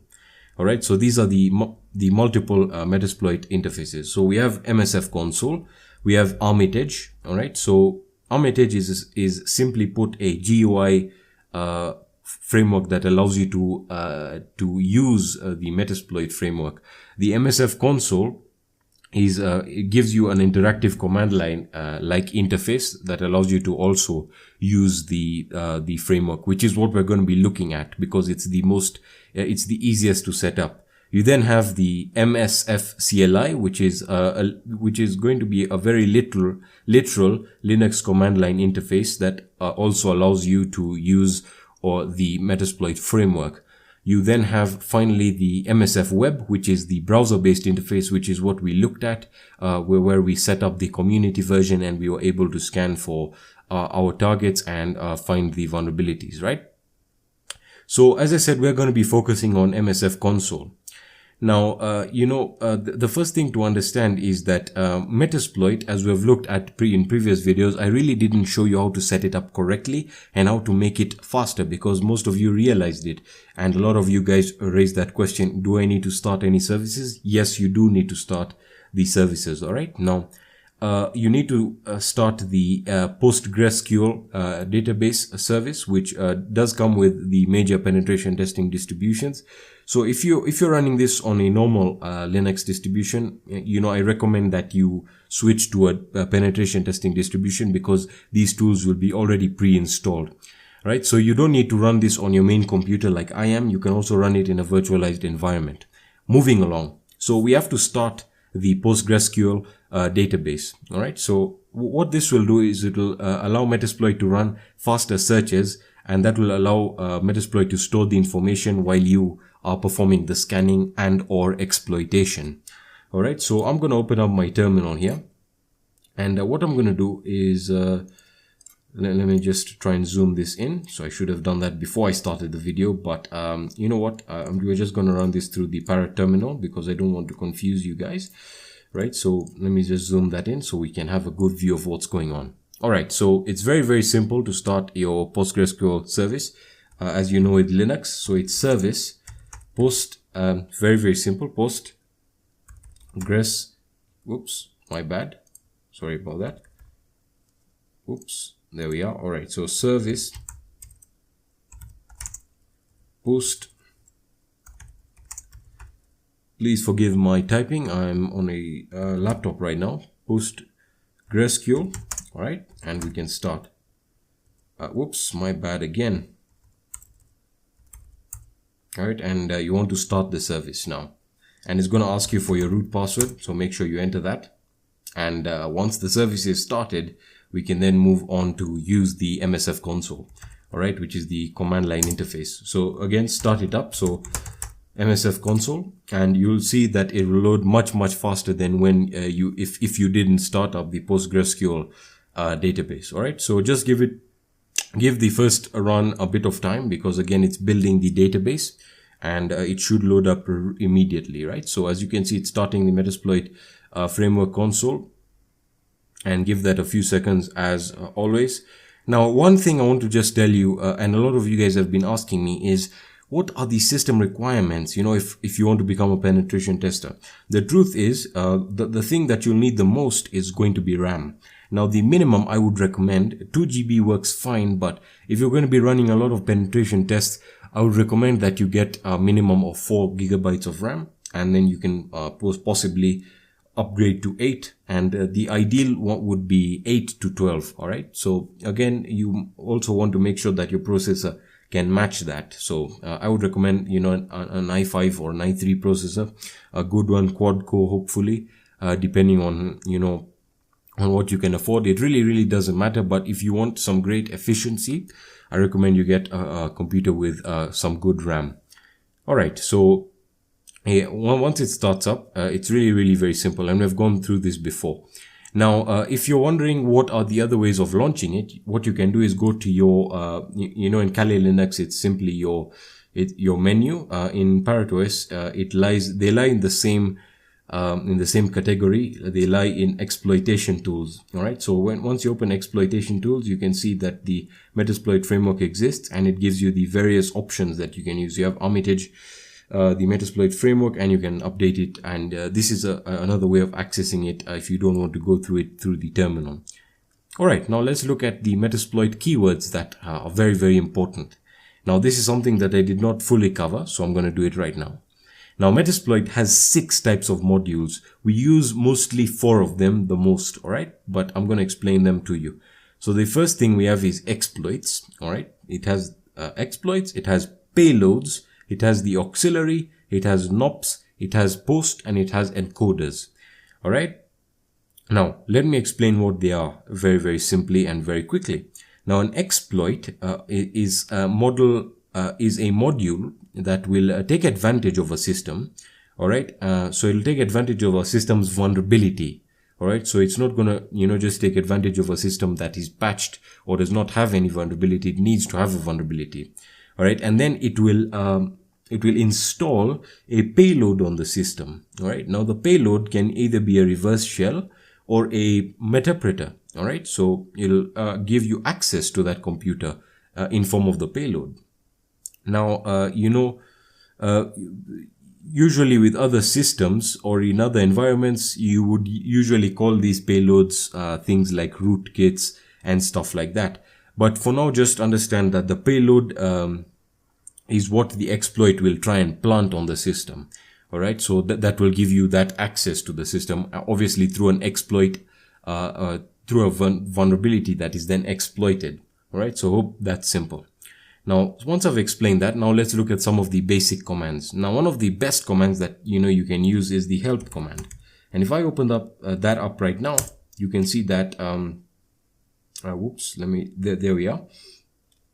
If you open this up, it'll give you all the help commands or the commands that are very, very important for you. And again, this is very, very useful because it will give you the ability to, at any time, refer to this documentation. So if you're lost, this can be a very, very good way of using or of getting guidance using this framework. So you can go through this if you're feeling a bit lost. All right. So that's the help command. Very, very important. And you'll find yourself using this quite a lot. Right. All right. Now let's look at the other commands. Now, one of the most useful ones is the use command, because the use command will allow you to load a module. All right. So for example, we can load many modules here. And one of the most, the most common ones that you can start to load is the, let's see, one that comes straight off my head, off the back of my head. It is the, I think I remember this one. This was quite an old exploit, and it allows us to exploit the Adobe Flash. I think it's the plugin. Yeah, the Adobe Flash plugin. All right, so let me try see if I remember. So use exploit. So you use the use command allows you to use a module. So then you give the module name. All right, so use exploit, and then it was Windows. All right, so it is a Windows, and then browser, right? And was it Flash? Whoops. Let me just bring that into context here, like so. I think I already clicked on it. I'm really sorry about that. So let me just close that up. There we are. So use, sorry about that. I launched it by mistake. So let me remember, use exploit, Windows, right? Windows. Was it Windows browser? I'm not sure if it is the correct one. Use Windows browser. And it is the Adobe, Adobe Flash AVM2, I believe was the vulnerability, underscore, my bad, AVM2. All right, use exploit Adobe AVM2. Let's see if that's the correct one. There we are. All right, so that is the exploit. So I'm glad I remember it. All right, so that is also a very useful one, but I do believe it is patched by now. All right, so now Metasploit has successfully loaded the module. Now, one thing to understand is if it loads the module correctly, it will display the module name in red. All right, so that's something you can take home. Now, since it's become red, we know that we can use it. Now, the best command to use now in this case is the show command, and the show command will allow you to, it'll basically give you information on the module. All right, so if I say show, there we are, it's going to give us some information. Now, it may seem overwhelming, but really don't worry. So it's going to give you some information, and you really don't need to worry about what it's telling me, because I'm using the Flash Player exploit, and all of this may seem like nonsense to you, but we'll get to how to use the correct modules. All right, so as you can see, it's given me some options, and very nicely there these are the it's given us information about the exploit or the module, right? So now what we can do is we've already shown what exists, the information that exists. Now we can show options. All right, so the options will show us the options that we can change about the module. All right, so it'll give us it'll give us options that we can change. So if I say show options, there we are. It's going to say now these are things that you can customize depending on how and the method of exploitation. All right, so you have the server host, you have the local machine, the server port, whether it has a SSL, the SSL certificate. You can change all of these options. All right, now the other options that we have is the payloads. So show payloads. All right, once we show the payloads, just give it a few seconds. It's going to take a few seconds, obviously. All right, so give it a few seconds and it should load up really anytime now. Again, please bear with me, guys. I'm running this on a laptop. There we are. All right, so these are all the payloads that you can load. Now these, as we have looked at in previous videos with Metasploit, give us different ways of approaching an attack. All right, so it will give you it'll give you all the payloads that are compatible with this exploit. All right, now if we look at the other options, so we will be looking at all of this. If we look at the other options, we have the show targets. All right, so show targets will show you the targets that you can change, which in this case is just we have not set anything. All right, now the targets, it's going to display the targets that you're trying to target. And the thing is, with different exploits, you can have a lot of different targets. You can specify many targets. All right, and it's really important that you get this right. Now, some other commands that we can use, that can describe, that can give us information about the module or the exploit that we're using, is the show info. All right, the show info will give you information about it'll give you information about the exploit. All right, so as you can see here, this module exploits a vulnerability found in the ActiveX component of the Adobe Flash Player before 12.0.0.43. all right, so again, it's for a specific version and will not work on the latest one. We already knew that, right? That's the trick. Now there's a lot of other commands that you can look at, and one of them is the MSF search. All right, so you can use the search command, and the search command will give you the ability to search and find the module that you need. All right, now Metasploit has a lot of modules, and finding the right one is probably the the most important thing, and it can be the most time consuming. So you need to learn how to use the search command. All right, now with the search command, it comes with some very important keywords.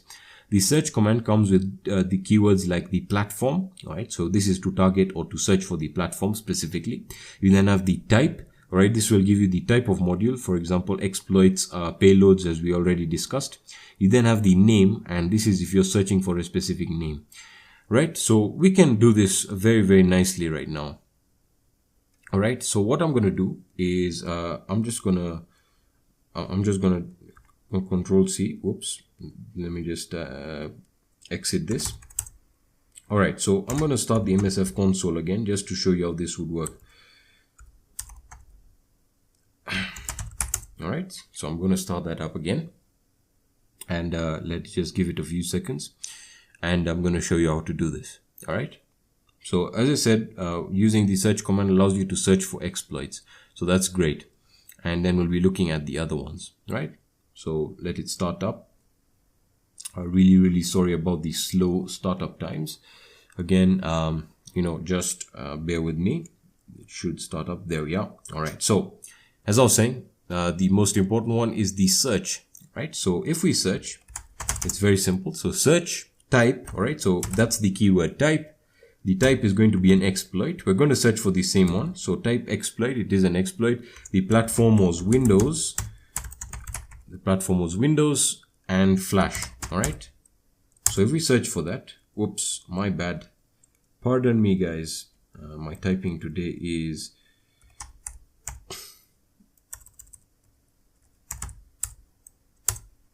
there we are. All right, and it's going to give us all of these options. Now, the correct one that we want is probably the first one. It's going to lie up here, and there's a lot of them that you can use or that we can use. You know, some of them they're sorted with their date, and this allows you to, you know, specify or to get one that works. Okay, so what we're going to do now is we need to set. All right. Now, when I'm saying set, that allows you to set a specific. It allows you to set the specific payload or the exploit that you're trying to use. In this case, we can, you know, you can just use the first one because I don't want to go through all of these ones. There's a lot that you can use over here. And as you can see, this is the one that we were using previously, the exploit, the AVM2. It's a very, very popular one at some given time. So we're going to say set. All right. And I'm just going to paste that in there. There we are. And set option. Oh, sorry about that, guys. Apologies. All right. So we have to use the use and and I'm going to paste that in there. Use. There we are. So that's the module that we were using. And then we use the set to set the options. So we can say show options like so, and we have the options here. And then to set the specific options, what you just do is you use things like, let's say if you wanted to set the server port. So usually this would be set srv server port, right? And we'll set that to 80, right? And that will set it to 80. We can then say we can set other things like we can set a lot of other stuff. And once you're all set, so let's say we could say set the server host to something like set the server host, then that's going to be the host IP. So srv host, all right, to something like 192.168.0.1. Of course, this doesn't make any sense because I'm not really targeting a system. And you will also set, and then if you say show options again, as you can see, it's going to show you the options that you did set, which we set were the server host and the server port. And once you're ready to exploit, once you've set all the options, all you have to do is just hit exploit and it will exploit it perfectly, right? So let's try that right now. And of course, it's not going to give us anything, right? Because we've not done anything. So if I hit exploit, it's going to hit exploit, and it's probably not going to return anything important here, right? So just give it a few seconds, right? Again, as you can see, it's not displaying anything because there we are. All right, so it did start a reverse TCP handler on this IP using the port 44444. All right, but we're not going to get anything out of that really right now. I'm pretty sure of that. Right. All right. So once that's done, once you're done exploiting, or in this case, as you can see, we have not really exploited anything. We can just, let me just close this. There we are. And we're done. Now, the last commands that I want to show you are the exit or the back command, which takes you a step back.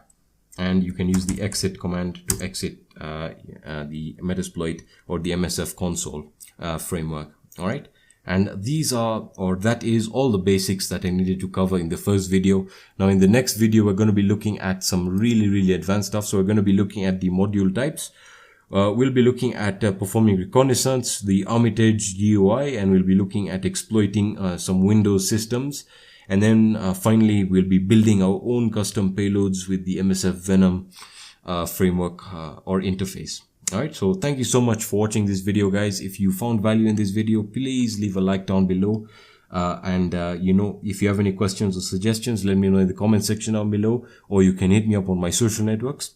For the documented article or the documented version of this video, check out my website, hsploit.com. Link will be in the description, and you can also get this on my application. So again, guys, thank you so much for watching. Merry Christmas, and I'll be seeing you in the next video. Peace.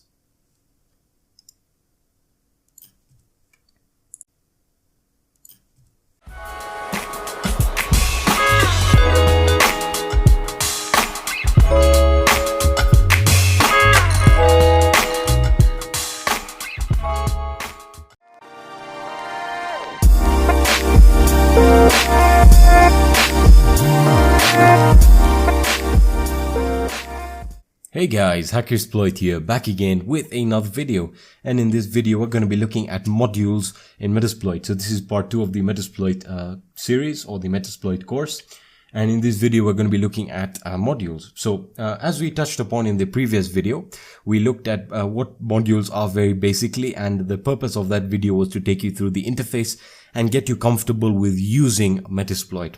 Right, but now it's time to understand what each of the components are. Again, that'll give you a better understanding of how they all work. And as we already know, if you understand something, you can get to use it much better than if you just zoomed over some of the concepts and some of the the real core functionality of Metasploit. Right. So what I'm going to do is I'm just going to start up. I'm back on Kali, by the way. So some of you guys thought that I was actually sticking with Parrot. I like to keep things a little bit different here and there. So MSF console, I'm going to just start off with that and let the framework load. Again, I'm running this on a virtual machine, so resources are not going to be the best right now. But while that's starting up, I want to explain a few things. Now, as I mentioned, all right. When the Metasploit console opens, it gives you some options, right? And it'll show you the types of modules. Now, the types of modules are like the auxiliary, the payloads, the exploits, the encoders, the NOPs, all right? So there are 6 of them, and one of them is the post, all right? So in total, you have your exploits, your payloads, your auxiliary, your encoders, and your post and your NOPs, all right? Now, looking at the architecture, Metasploit, again, it's very important that you understand this. Looking at the architecture, the basic structure is that modules are categorized into 6, which I've already mentioned: the exploits, payloads, auxiliary, encoders, post, and NOPs. And then that is then superseded by the MSF console or the Metasploit console or framework. And then it is superseded then by the core, and then finally by the recs in terms of the libraries. So to put this into the interface, to put it into sense when it comes down to interfaces, you have your GUI and Armitage, you then have your command line interface, and then finally your console. So I hope you get that in terms of the architecture. All right, now something very important to understand is to understand where the modules are stored. All right, so we can just go, open a new terminal here. Hopefully that lets me open it up right now. All right, so new window. Again, bear with me. The speed could be a bit of an issue, but don't worry about it. I'll sort that out in probably the next videos. It won't be this slow. For some reason, it's really lagging out right now. All right, so what I'm going to do now is let me just zoom in so we can have a better picture of what's going on here. All right, so now, most of the time, or all of the time, should I say, the Metasploit modules are stored in the user and the share folder, right, or the shared folder, share, and again, Metasploit framework. Whoops, now let me just complete that. Metasploit framework. All right, now, again, that's a directory. Now, you might be wondering what lies in here. Well, the modules lie in here. All right, so if I list all the files in here, as you can see, we have an interesting bunch of files. The one we're targeting is going to be the modules folder right here, right? Because that's another way of accessing the currently installed modules or the used modules, right? So let's go into that folder. If we list the files in here, as you can see, it's further divided into the 6 categories that I mentioned earlier. We have our auxiliary, encoders, exploits, NOPs, payloads, and post, right? Very interesting. You might be asking, what do we do now? Now, the point here is I was trying to explain the file directory structure and how it's really sorted out. Okay, now the modules, the directory contains the 6 subdirectories, all right, which then contain different type of module sorted into what you see. All right, now let's start off with the exploits, right? The exploits usually are used for exploitation, that's very easy to understand. These are modules that were created for you to take advantage of an exploit or a vulnerability in a system. Okay, so let's see what we have in exploits. So I'm just going to go into exploits right now. cd exploits. If I list that, as you can see, these are the current exploits that you have sorted out in terms of the operating system or the target operating system in which there is a vulnerability.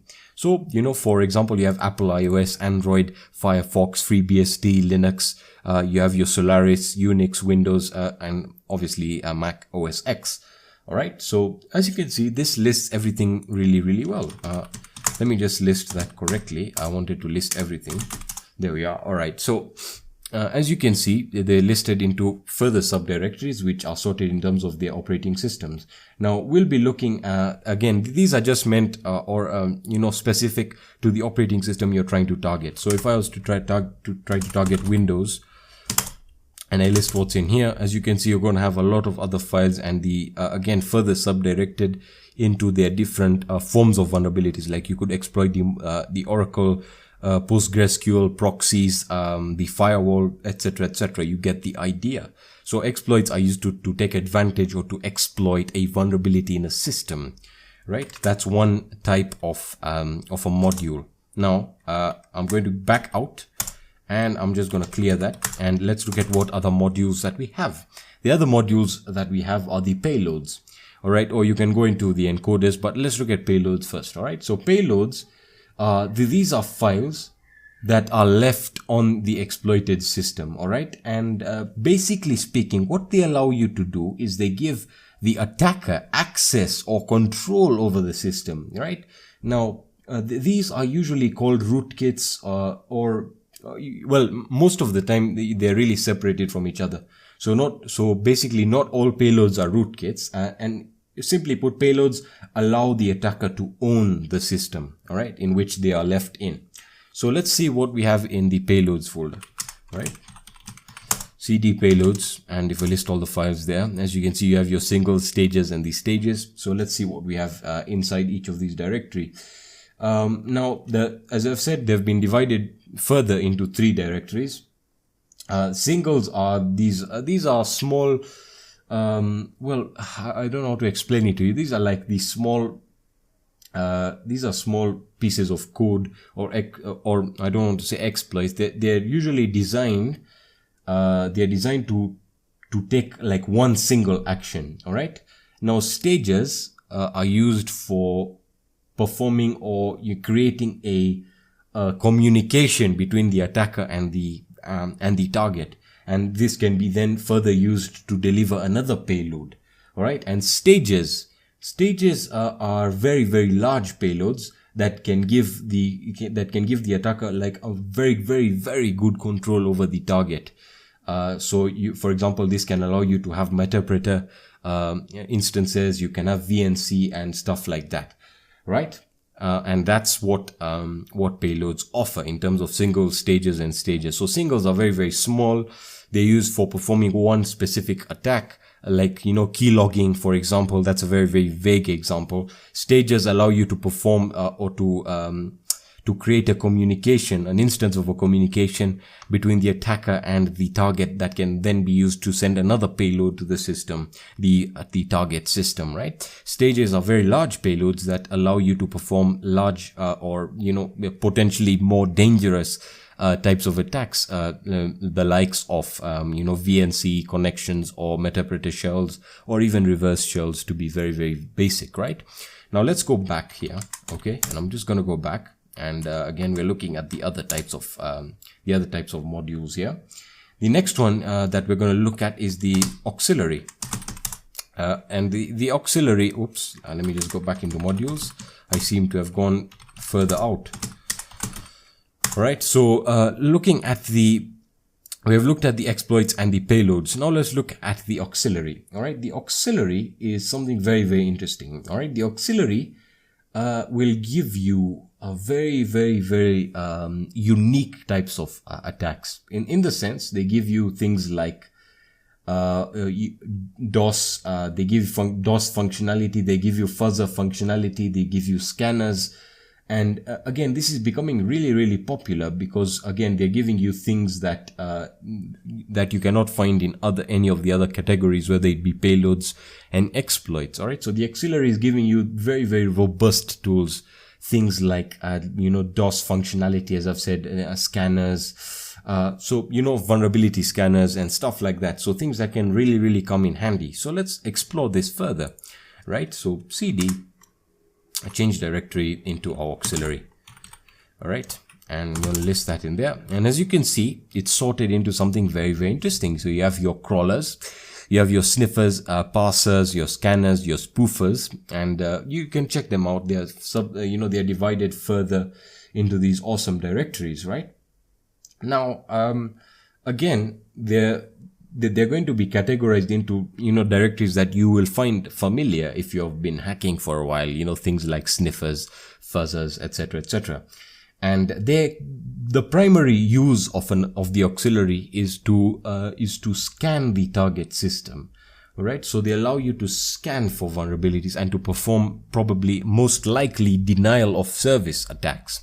Okay. So that's basically what the auxiliary is, simply put. All right. Now let's look at the other modules, right? All right. So I'm just going to go back and we're going to list everything again. And now we have the encoders. All right. The encoders are very, very interesting. All right. These simply do what they sound or what they say. The encoders are used to re-encode payloads and exploits. All right. So they're used to, and a lot of people have been asking me this. Well, they're used to get past security systems such as antiviruses. All right. So this is where you really want to be looking if you're looking for encoders or if you're looking for evasion techniques, right? So let's look at what we can find inside, right? So cd encoders, right? And let's list what we have inside. So as you can see, we have different types here, and this may be confusing. Let's browse further into the subcategories, which one of them being the PHP. Let's list. And in here, you might not understand what's going on, and trust me, we'll be looking at all of this because it's very, very vital to understand this. Now, listing all the subdirectories, you can see that they're divided into somewhat understandable categories, right? So they're divided into, for example, CPU architectures like 64-bit, 32-bit. You have your command prompts, you have your PHP, all right? So these they're used or give you the option to create an encoder or to use a specific encoder based upon the target system. So if your system is 64-bit, 32-bit, you want to go through PHP, you want to use the command prompt. So again, I hope you guys are getting the idea. But it's very, very important to understand how these are divided, because once you understand that, it just becomes a whole lot easier. So let's go back here. Oops, my mouse pointer was there. Oops. All right. Now let's look at NOPs, right? NOPs are something very, very interesting and something that not a lot of people take seriously. But essentially what they are, okay, for those of you who have done programming or you've done computer science, I'm sure you've taken a class on machine programming or machine languages. All right. Now, a NOP is usually or most commonly known as a no operation.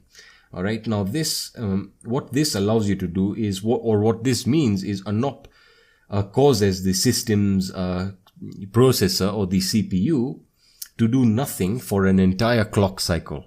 All right. Now this is very important to understand, right? You might be asking, well, what the hell is this, or how is this going to help us? Well, NOPs are very, very good for allowing you to get a system to perform or to run a specific file or code for that matter, after you've exploited the buffer overflow. Now, this may sound like gibberish if you've never done anything to do with, very low level language or machine language programming, but you really don't have to worry about this. They are used to exploit the buffer overflow. Okay. And, essentially you really just need to know is that they're used to allow you, or they allow you to run or to execute code or remote execute code on the target machine. All right. So again, we can just browse into NOPs and we can list, and again sorted quite similarly to what you would have on your encoders. You have your architectures. You have your different languages in which you can pass it. You have your, again, your architectures are there.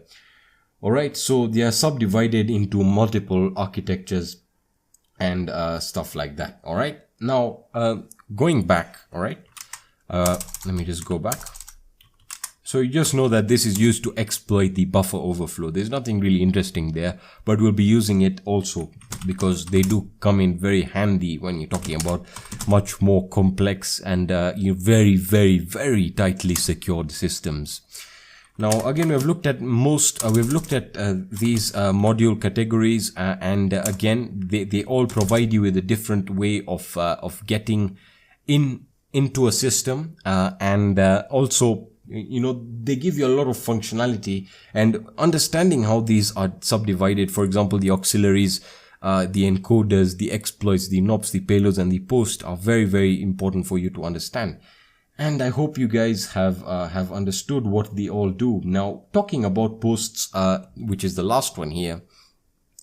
Posts are simply, what it means is post exploitation. I'm sure most of you knew that.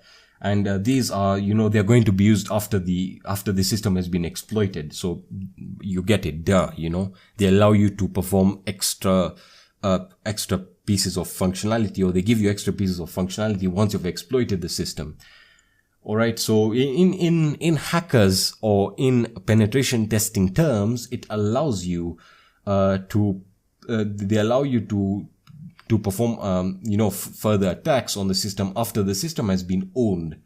All right, so these can include as we have done previously, you know, things like keyloggers, spying on the webcam or the microphone, etc., etc. And again, it's subdivided into the operating systems of choice.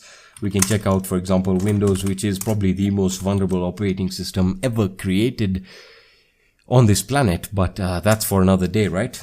All right, sorry about that. So as you can see, you have your different categories, and then I've told you, I already knew this was going to be there. You have your captures, you have your privilege escalation, you have your gathering, you have your managed gathering being where you would find your keyloggers. So if I just open that up and I list the files in there, you're going to see that there's a lot of stuff in here, right? And whoa, one of my favorite ones, I actually remember doing this back when I was in school, was using the one of these exploits right here, or these modules, if I may say so, was to enumerate the product keys, and you know, you can actually just delete the Windows activation protocol on the Windows computer, and they would basically be stuck with Windows without any sense of activation, and the operating system would be really burnt to the ground. Some of the interesting ones here, as you can see, a Bitcoin jacker. That's pretty interesting, but I'm just going to skip over that because that's for another day, right? All right, so looking back at the categories that you have in here, in the modules, you have your auxiliary, encoders, exploits, NOPs, payloads, and posts. And I hope in this video you've understood what they all have in you know, in terms of Metasploit. And I'm sure once you've understood these, using Metasploit will be a complete breeze. You know, there'll be no struggle at all understanding how everything works. So yeah, guys, that's going to be it for this video. I hope you found value in this video. If you did, please leave a like down below, and hopefully you can share it with someone who also needs these types of videos. And yeah, thank you so much for the support. If you have any questions or suggestions, let me know in the comment section down below, or you can hit me up on my social networks. You can contact me on Kick, or if you have any further questions, you can ask them on my website. There's a forum section as well, so you can also ask me there, and you can, you know, communicate with other subscribers on the channel. So there's lots of ways to communicate with me and with other subscribers of the channel.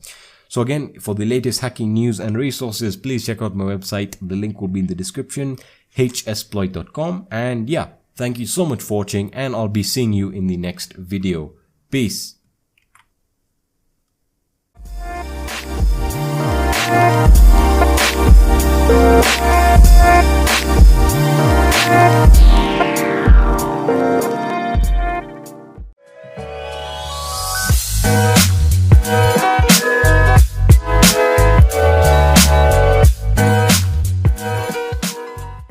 Hey guys, Hackersploit here, back again with another video, and welcome back to the Metasploit course.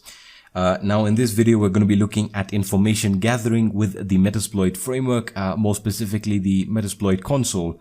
Alright, so let's get started. Now, just prerequisite, I have a virtual machine. I have the Metasploitable 2 virtual machine running, and I'm just going to be using it as a kind of a target system for illustration purposes. You know, I like to create a lab, and that's what keeps my videos, stay within the range of legality.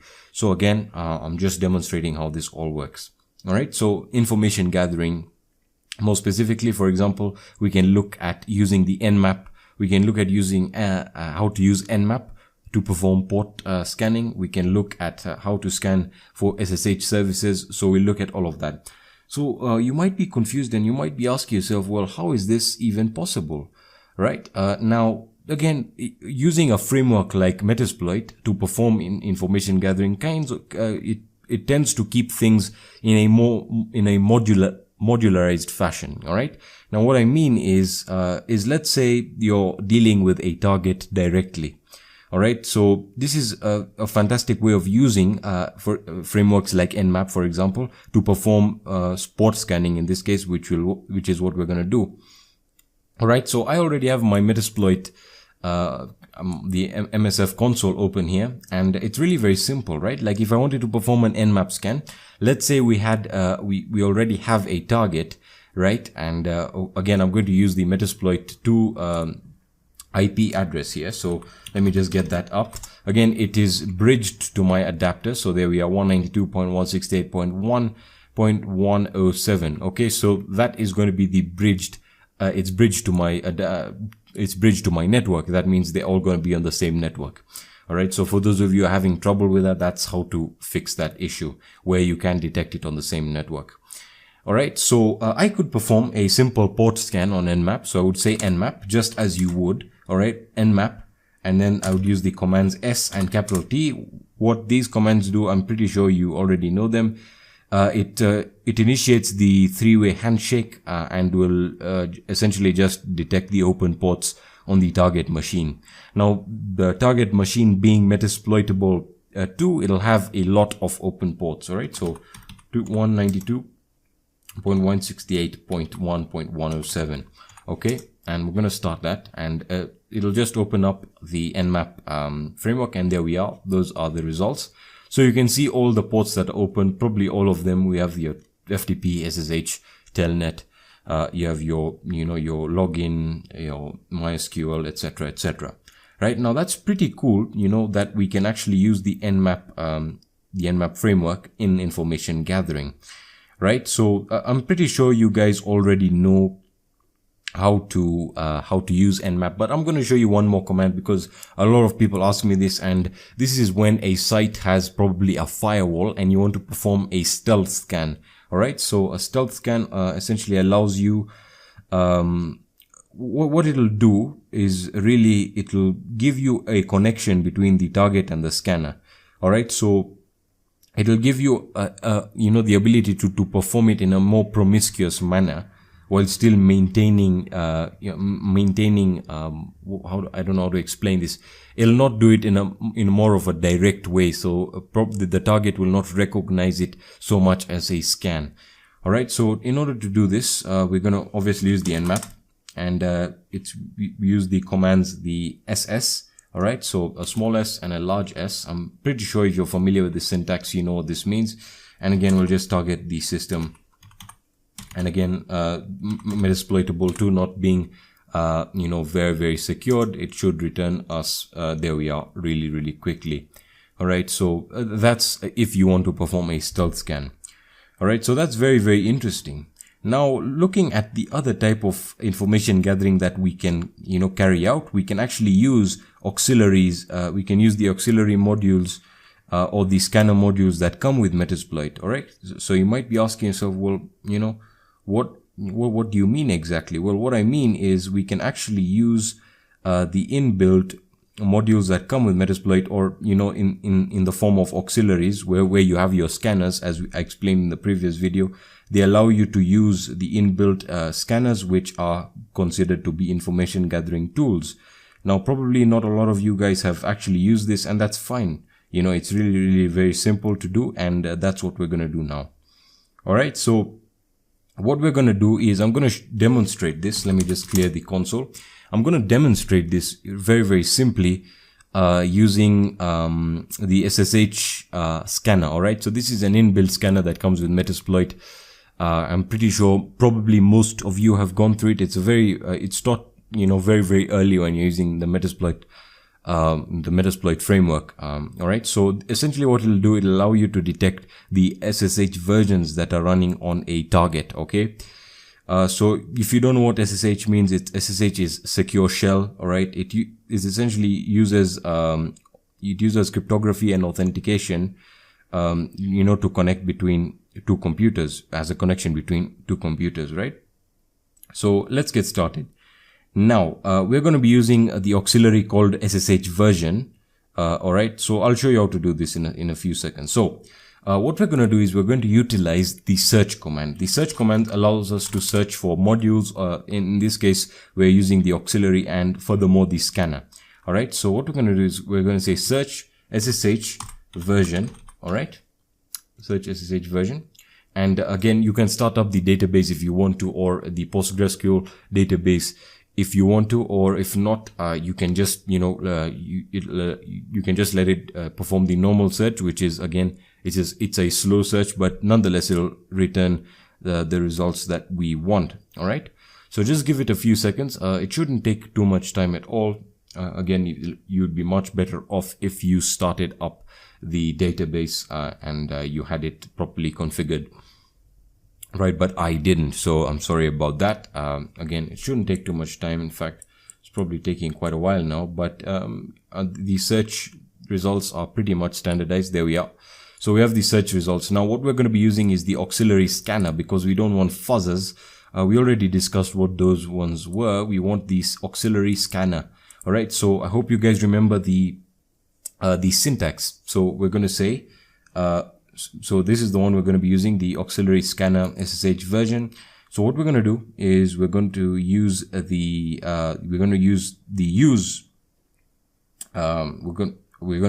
use command to select that one. All right, so use auxiliary. Oops, I should have actually just copied it and oops. Oh my, sorry about that, guys. Let me just copy it. So just to keep things really simple, because even if it was a scanner, it should have actually detected that itself. So let me just paste that in there. Again, a lot of people ask why I do that with the mouse pointer, and that's just to reinforce the idea of me actually copying and pasting something. Because if I did it with my keyboard strokes, some people would ask me what I did, and there's really not it's not important that we go through that. So I'm going to hit enter, and there we are. So let me just clear that out, and it's using the scanner SSH version. So essentially it's just getting information about getting information about the target in terms of what SSH version it's running on the SSH port. All right, so we can look at the options that we have here. And as you can see, the port is set to 22, which is the default TCP port. You have the threads, which is what we'll be looking at, and the timeout. So usually the timeout is pretty much okay, but we need to change the threads and the rhost. All right, the rhost is the target address or a range. So you can actually use a range. Okay, but in this case, we're not going to use a range because again, I only have about 3 computers running on my network right now.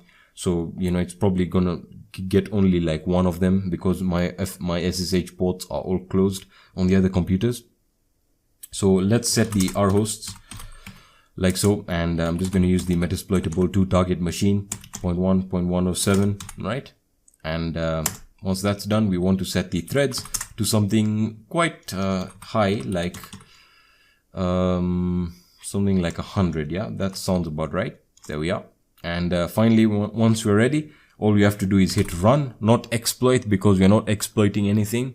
That's also a mistake that many people make, is they actually go directly for for the exploit command. So just hit run, and there we are. Immediately it's going to return the results. So on that on the Metasploitable 2 machine, we have the SSH version running, SSH version 2.0 OpenSSH. It's running Ubuntu, and the version number is written there. And again, can be valuable information. You could find exploits related to the version of SSH running, and that's for the exploitation stage, which we'll be getting to. But it's important to know how to use the Metasploit framework in any way, whether it's the Metasploit console or you're using the other frameworks, the GUI frameworks, right? So there's a lot of other things that you can do in terms of information gathering. You can also search for the FTP version, and you can look at other things like sweeping and banner grabbing. But really, that I'm sure if you've done it before, with hacking, you learn information gathering first, and you learn about all the frameworks for gathering information. So I just wanted to show you how to utilize the auxiliary module, where you can use scanners or fuzzers for that matter to gather information about your target. It's really very interesting. So that's going to be it for this video. I thought I'd give you a bit of an introduction and just move you around how to use all of these in a modularized way to perform individual tasks, right? So I hope you guys found value in this video. If you did, please leave a like down below. If you have any questions or suggestions, just let me know in the comment section, or you can hit me up on my social networks. And for the latest version, or for the documented version of this video, you can check out my website hsploit.com. There's the latest hacking news there, and you can also get tutorials, different PDFs, guides, just guiding you on your way as you learn hacking. And yeah, thank you so much guys for watching this video. Thank you so much for the support. I appreciate it. And in the next video, we'll be looking at how to use Nessus. All right. So thank you so much for watching, and I'll be seeing you in the next video. Peace.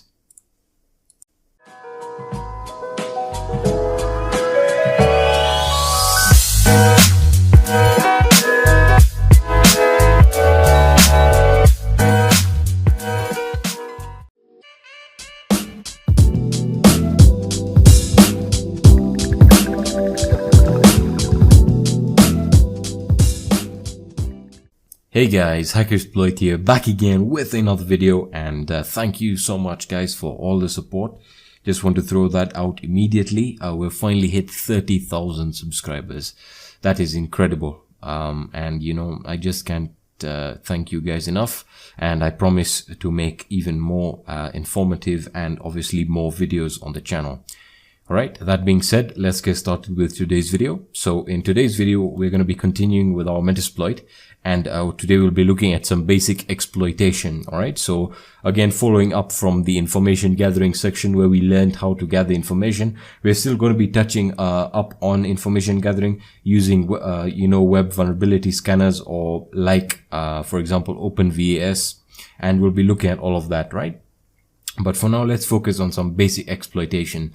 Now, before we start, I just want to let you guys know that I'm using Metasploitable 2, and I would recommend that you use it as well. All right. Now, reason being is because it goes hand in hand with Metasploit, and it's a fantastic way of learning or practicing your exploitation. You can configure it to match your skills, and you can increase the security, etc., etc. By the way, we'll also be looking at the web applications that come with Metasploitable 2, for example, the damn vulnerable web application, Matillidae, etc., etc. But for today, let's look at some basic exploitation. All right. So I already have Metasploitable 2 running as a virtual machine, and I already know the IP address. So what I'm going to do is I'm just going to perform an Nmap scan with Nmap here, so we have a visual representation of what's going on. Okay. So I'm just going to perform a scan. And while it's scanning, as you can see, it's already discovered the open ports. So we know that's good. So let me just open up my terminal here, and we can start up the Metasploit console. But let me just use the normal terminal here, so we have a good idea, or we can see what's going on in the terminal. So I'm going to start off the MSF console, all right, or the Metasploit console as it is. So while they're starting, let's check what information Nmap, or in this case Nmap, has gathered. Alright, so we've got the ports, and today we're going to be exploiting the first one. Alright, the first service, which is the FTP port. So it's running VSFTP, VSFTPD. Alright, so that's very important that we understand that it's running that service, because that's what we're going to be exploiting today. Okay, So let's check if the Metasploit console is started up. There we are. Fantastic. All right. So what do we need to do first? All right. So as I said, the first thing that we need to know is what service are we trying to attack. In this case, we are trying to attack the port 21, the FTP port, and the software version or the service version is VSFTPD 2.3.4. Now, this is a very old software or a service version that is running, and it is extremely vulnerable. And again, because it is Metasploitable, we know that this is designed to be vulnerable. So, whoops, let me just go back here. So let's actually use some of the exploits that come with Metasploitable, right? So let me just expand my console there. And what we need to do now is, if you remember with the basic commands that we went through, is we're going to be using an exploit, all right? So again, obviously from the title of the video, you already guessed that we're going to be using an exploit.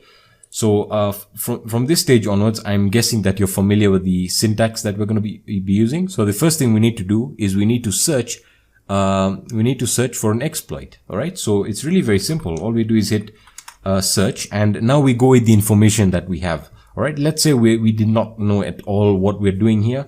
What we would do is we would go from the version that we have, which is VSFTPD. All right. So we would search for vulnerabilities that involve the VSFTPD service. All right. So service. So search VSFTPD. Right, and I'm just going to search now. Again, I've not started the database or built the database, so it's going to take a few seconds. No need to worry there. Just let it go on, and it's going to respond, or it's going to display, or it's going to output some results for exploits that we can use depending on the service. Okay, so just give it a few seconds and let's see what we get, what exploits we can actually use to exploit the Metasploitable 2 vulnerabilities on the FTP port. All right.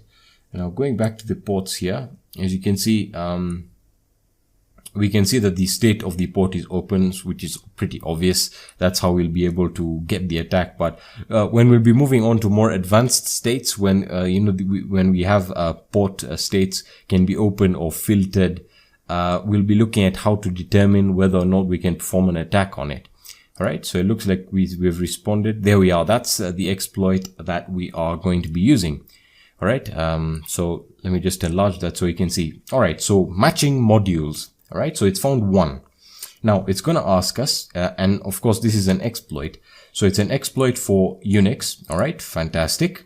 It's an exploit for FTP. All right, that is great. It's an exploit for VSFTPD 2.3.4. Fantastic. So we've actually found an exploit that matches what we're looking for. So again, it's an FTP port, and it's running VSFTPD 2.3.4. So excellent. We've found what we needed. Now let's look at the additional information. It is a backdoor. All right. Very important. Let's look at the disclosure date. So that was when it was disclosed. Obviously it's a very, very old vulnerability. Again, for the purpose of learning. The rank is excellent, which means, it has been used and has been confirmed to work. The description simply describes what it's all about. We have the VSFTPD, which is the software version, and the version number, followed by the function or the exploit that this gives you. Right? So it's a backdoor command execution. Fantastic. Now, let's use this exploit. How do we go about doing that? Well, simply put, we just use and we can just copy this. Right? Again, the reason I highlight this is to just show you how it's done. All right, so we can paste that with Control-Shift-V, or you can right click and paste it as well. All right, so we're going to be using that, and we just hit enter. And if it's successful, it should say exploit and give the name of the exploit. Awesome. Now, as I said, if you know the syntax, the most efficient thing to do now, or the best thing to do now, is to show the options. All right, so show options. All right, so there we are. These are the options that are available with the exploit.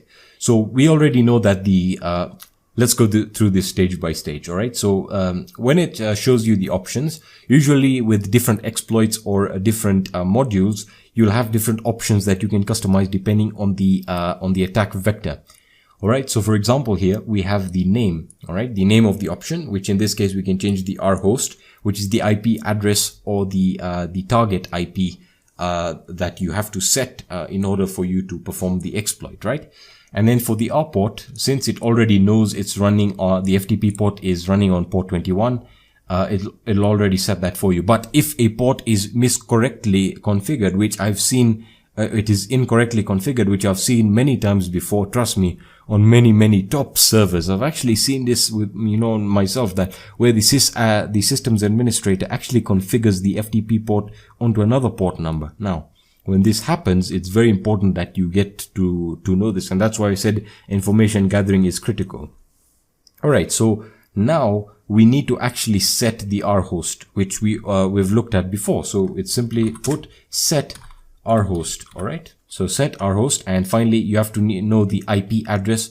In this case, I've set up a virtual lab and I'm running this on my local network. So the IP address is going to be a local IP address or a private IP address. So 192.168.1.107, right? That's my Metasploitable 2 IP address. Yours might be different. It should be different. Again, you know, your network is not going to be identical to mine. All right, moving along. So we're setting the R host to that, and that is the syntax that we're using. And we're going to hit enter, and it's going to give you the option. The R host is set to that current IP address. We can now show the options again to confirm that indeed it did set. And as you can see, yes, it did. Now all we have to do, or what is left, is we just need to hit exploit and it'll open up a backdoor. Hopefully. All right. If everything went as planned. So exploit, and we hit enter. And if everything went as planned, and everything should have gone as planned, we should get a backdoor. There we are. Fantastic. It has worked. It has created a reverse shell and a command shell actually. So there we are. We can see the port that is outgoing and the port that is incoming, and the date at which this was opened. All right. So you might be asking, well, what are we doing here? Well, we actually have a reverse shell. So if I uname A, all right, if I just check some Linux commands, there we are, Linux Metasploitable 2 server, blah, blah, blah, with the date that exists there, etc., etc. So we actually have, access to the server. Fantastic. So if we list the files, as you can see, we have, now this is what I'm talking about. The damage that can be done here is quite a lot. So, you can actually enter the root directory. Let's list what we have in there. We have the desktop. Let's see what we have on the desktop. Of course, there's not going to be anything because I haven't put anything on the desktop, and that's because I don't have a desktop, or a desktop environment installed on the Metasploitable 2. So if I list what's in there, as you can see, there's going to be nothing, but I'm guessing you guessed the idea. That is some basic exploitation of the services that are currently running on Metasploitable 2. Now we'll be moving along into more advanced ones. As I said, we'll be looking at web penetration testing. We'll be looking at the web apps that currently come with Metasploitable 2, like the damn vulnerable web application or phpMyAdmin, etc., etc. So that's going to be it for this video, guys. I hope you found value in this video. If you did, please leave a like down below. If you have any questions at all, let me know in the comment section, and you can hit me up on my social networks or on Kick.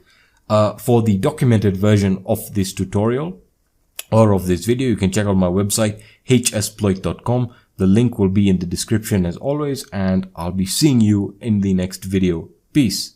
Peace.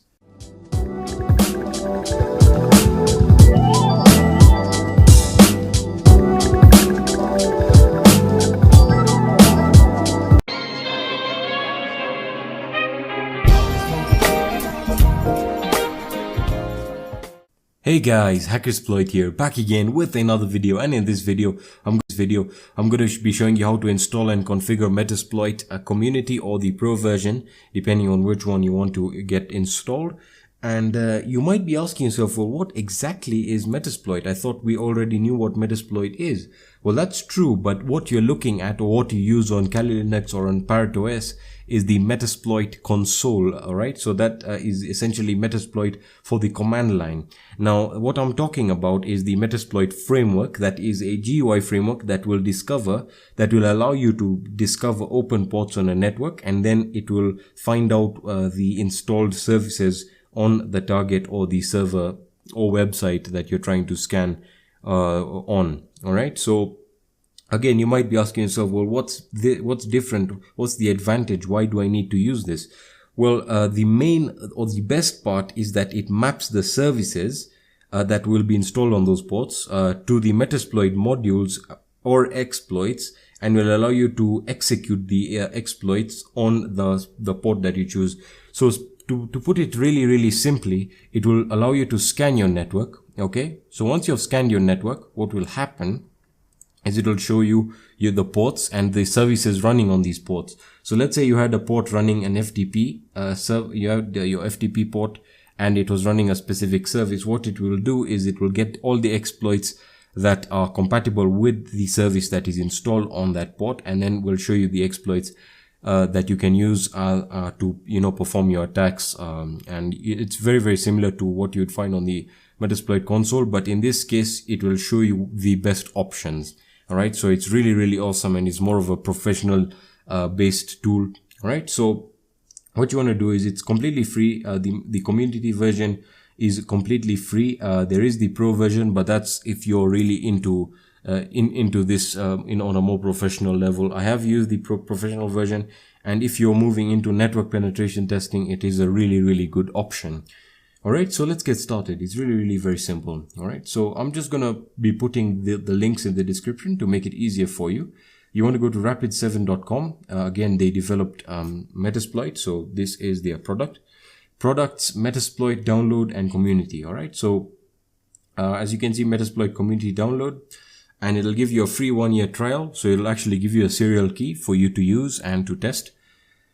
So essentially, Metasploit community is our limited feature penetration testing tool that gives you power of the Metasploit framework with an added graphical user interface for easier navigation and exploitation, right? So it's designed for students and small businesses who would like to safely simulate network attacks with basic exploitation and network discovery. All right, so what you need to do is you just need to enter your details here, your name, your email. It's very important that you enter your valid email, a working email where they'll send you your serial key. So once that's done, it's going to take you to this page, and as you can see, it's go time, and it's going to show you the downloads. So it does work on Windows because it's a web-based graphical user interface. So you have your Windows and you have your Linux. In my case, I'm running Linux 64-bit. So just click on it and it'll download the file for you. All right, so once you've downloaded the file, what you want to do is you want to go into the installer. This is how it will look. It's going to be a very simple installer. And what you want to do is, obviously, if you look at the permissions, you will not be able to run it immediately. So just change the permissions with chmod +x, +x, and you want to just select the Metasploit framework. There we are, the installer. So make sure you change the permissions to allow execution, and once that's done, just run it. And it's a very simple installation. It'll probably take a few minutes to get installed. The installation process is really very simple. So I really don't need to take you through it, and it'll take quite a bit of time. So just give it enough time to install. In addition to that, I've already installed it, so we don't need to go through the installation process. So once it's installed, it'll probably prompt you to open the user interface, and as I said, it does open in the browser. If it doesn't open for whatever reason, it's really very simple to start. And the first thing I want to tell you is you need to start the service if you install it as a service. All right, so service Metasploit Metasploit start. All right, and once you hit that, it should be good to go, and it's going to ask you for your administrator password. All right, so let me just enter that right now. There we are. And it's going to start the service. And what you want to do now is just open up your browser. I opened it on Mozilla Firefox, and you want to go to the following link. All right, so I'll do it again for you. You want to go to localhost like so, and localhost with the port 3790. All right, that's the port you want to visit. There we are. And again, it's going to prompt you to create an account, and by this time they should have sent you a serial key. Once you've created your account, this is going to be your user account. You can just sign in. All right, and once you've signed in, this is the Metasploit community framework, and as you can see, it's really well designed. And let me just breeze you through the user interface so you have a good idea of what's going on here. All right, so starting at the top, you have your project section where you can create different projects based on different IP addresses or targets. that you want to scan or perform attacks on. So very good. It allows you to sort all your stuff out. You then have your account settings where you can change your settings or log out. You can then check out your administration tab here that allows you to check for software updates, to check your software license and the global settings. All right, so that's just to do with personalization and customization. You then have your news panel, as you can see here, that is based on the Rapid7 website. So this is the latest news that they have here. Let me just zoom back in, and you can choose to hide the news panel. Nothing really important there. Now let's get to the main, which is the projects. All right, so you have your project listing and it'll give you a default one. So what I'm going to do is I'm just going to delete that, right? And after I delete it, what we're going to do is we're going to create a new project. Right, so it's really very simple. We're going to go into here, new project, like so, and it's going to ask you for a project name. So I can just call it test, like so, test, and just call it test home network. Right, so this is going to be performed on our home network. So yeah, it's already given us a network range, and yes, I do want to follow that range. So 192, this is my local IP or my private IP address. So I'm just going to create the project, and there we are. So it's really very simple to understand what's going on here now. So you have your discovery. This is where it's going to be all about what ports were discovered, what services and vulnerabilities were discovered. In penetration, in the penetration section, this is where you're going to be doing your brute force and your exploiting. All right, we'll be looking at this in the future videos regarding this topic. But to start off, we can just try and perform a scan. All right, and when I hit scan, you're going to enter your target addresses or your target range. So I'm just going to launch the scan. All right, and it'll take a few seconds. That's something that I needed to tell you. And what it's going to do is, obviously, it's going to perform an Nmap scan on the network range that you've provided, obviously, and it's going to start scanning the hosts. I probably should have reduced the range of networks. Obviously, it's going to take a bit of time. It usually does take quite a bit of time, a bit slower than Nmap, but it does work.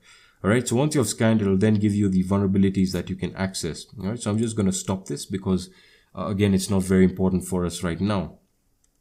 Let me just stop that for some reason. There we are. All right, it's stopped. Let's look at tasks again, all right, and test. Let's move to the test project again, and moving on to the exploit section. If I hit exploit, it will show us, there we are. So get a free upgrade to try smart exploitation. Again, that's if you want to move to your Metasploit Pro, but I'll be showing you how to perform the exploits directly without using the Metasploit Pro. All right, you then can collect evidence, and this is more to do with the web and cookies, stuff like that. You then have your analysis section. This is where you can look at the, different information that was captured. You have your sessions, campaigns, web apps, modules. So web apps is to deal with if you performed a scan on a web server and it had web apps that you would like to scan and exploit. That's what it will deal with. But that's a basic overview of how to use Metasploit and more specifically Metasploit community. So it's a very powerful tool. As I said, it's oriented more on the professional or enterprise level, depending on what stage you are in your penetration testing career. Granted that this is a very important thing to learn. So I hope you guys found value in this video. If you did, please leave a like down below. If you have any questions or suggestions, leave them in the comment section, or you can hit me up on my social networks or on Kick. For the latest hacking news and resources, check out my website. You can also ask me questions there. The link is hsploit.com. And yeah, thank you so much for watching this video, guys. Peace.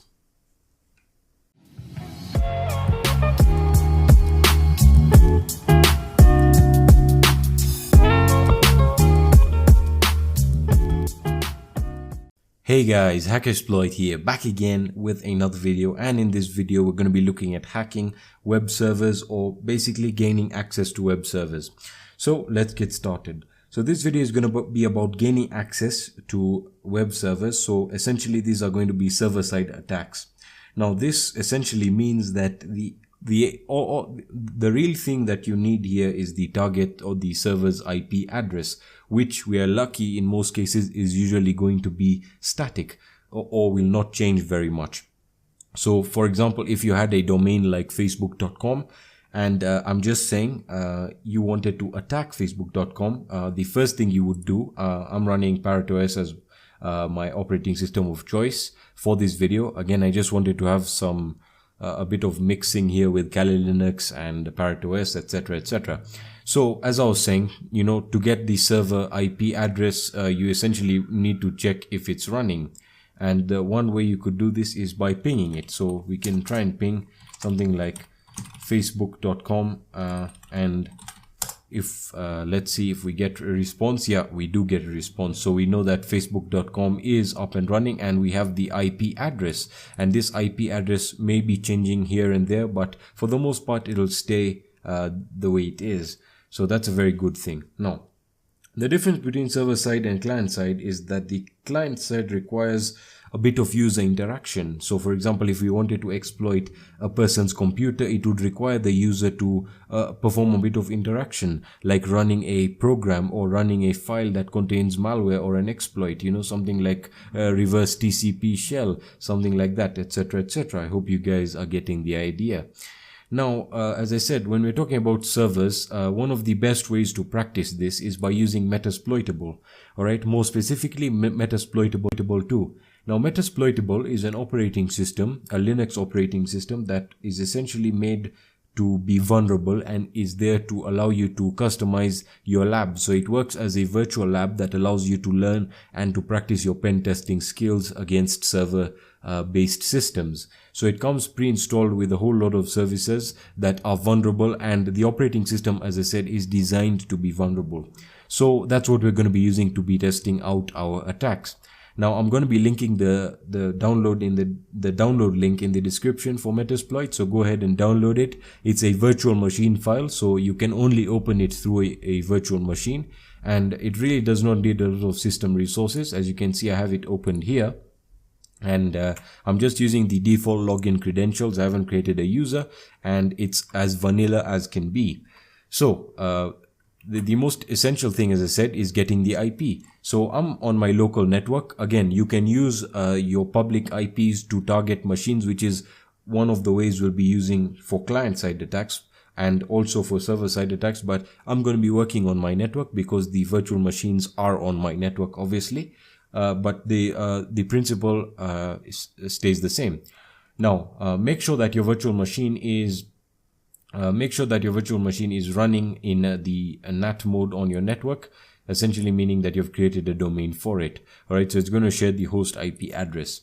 Now, let's find out what the local IP address is for the Metasploitable virtual machine. So I'm just going to hit ifconfig. It does not have a graphical user interface or a desktop environment, but you can install that and you can use it like that. But I'm just going to keep it as vanilla as possible.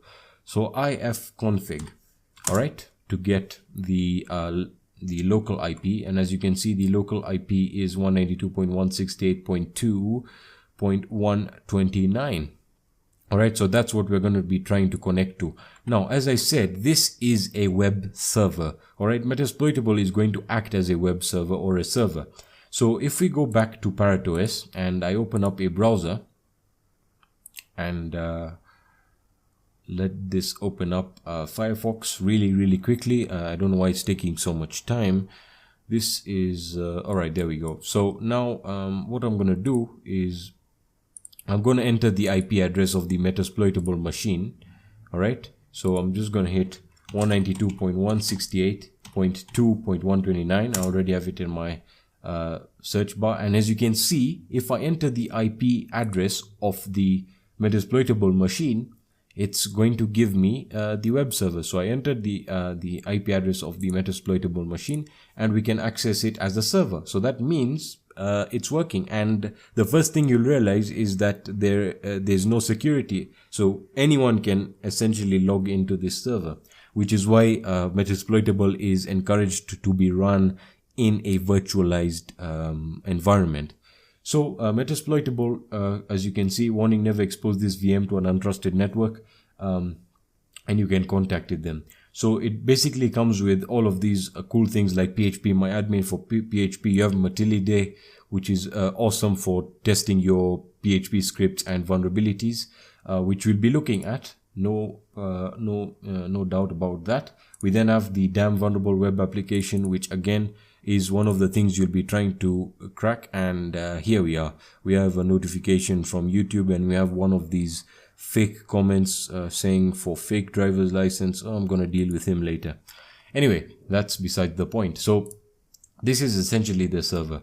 Now, when trying to attack a server, what are you looking for? Well, one of the things you're looking for is, because right now we are still in the information gathering phase, we need to gather information about the server. So one of the tools we can use is Nmap or Zenmap. I would encourage you to use Zenmap if you're a beginner, to have a good understanding of how things are displayed. I've always recommended that.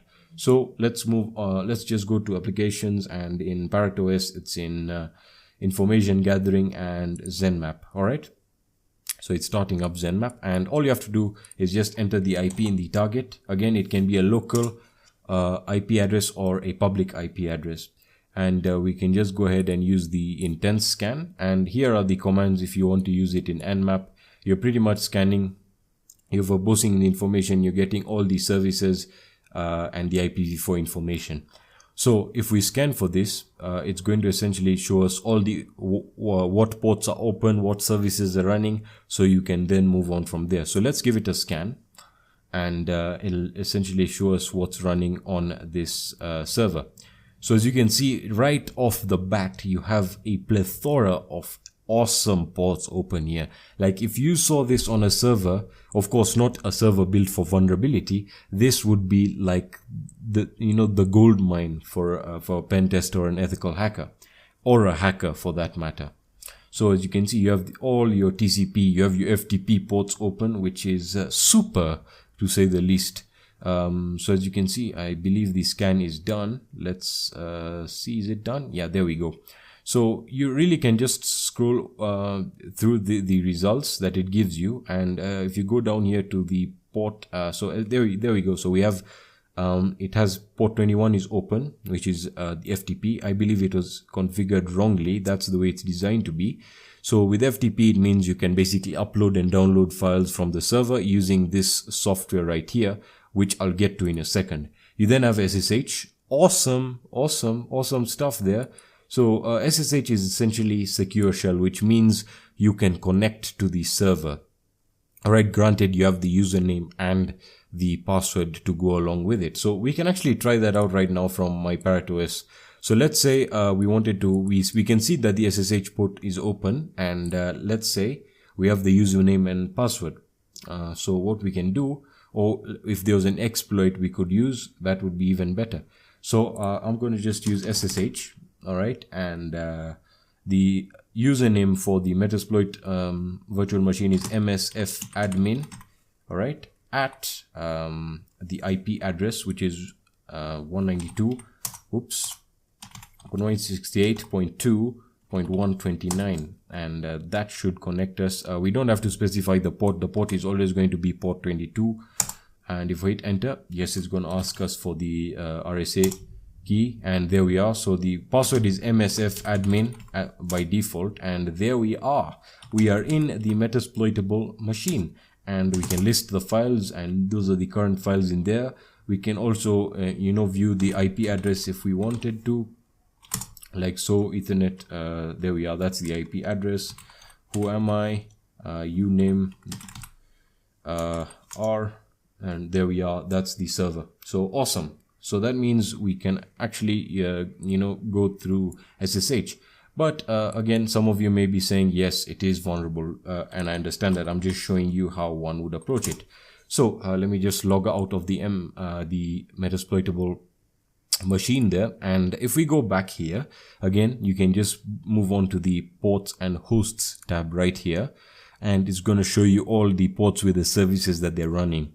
So for the SSH port, you have Debian. It's based off Debian. You have your Telnet, which is just a shame at this point, because it can easily be cracked. You have your Samba web servers. What else do you have? Metasploitable root shell. We're going to be looking at that.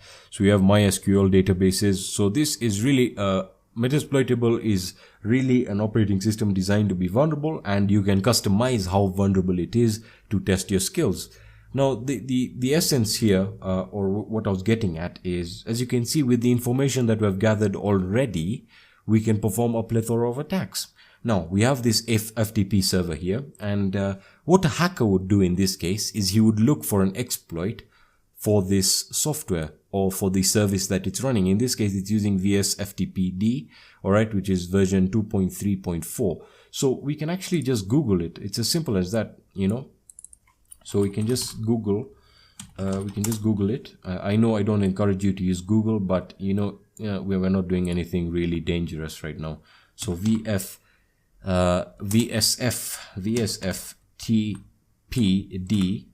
2.3.4. Let me just change that back to, there we are, and you can just search for exploits. All right, and so there we are.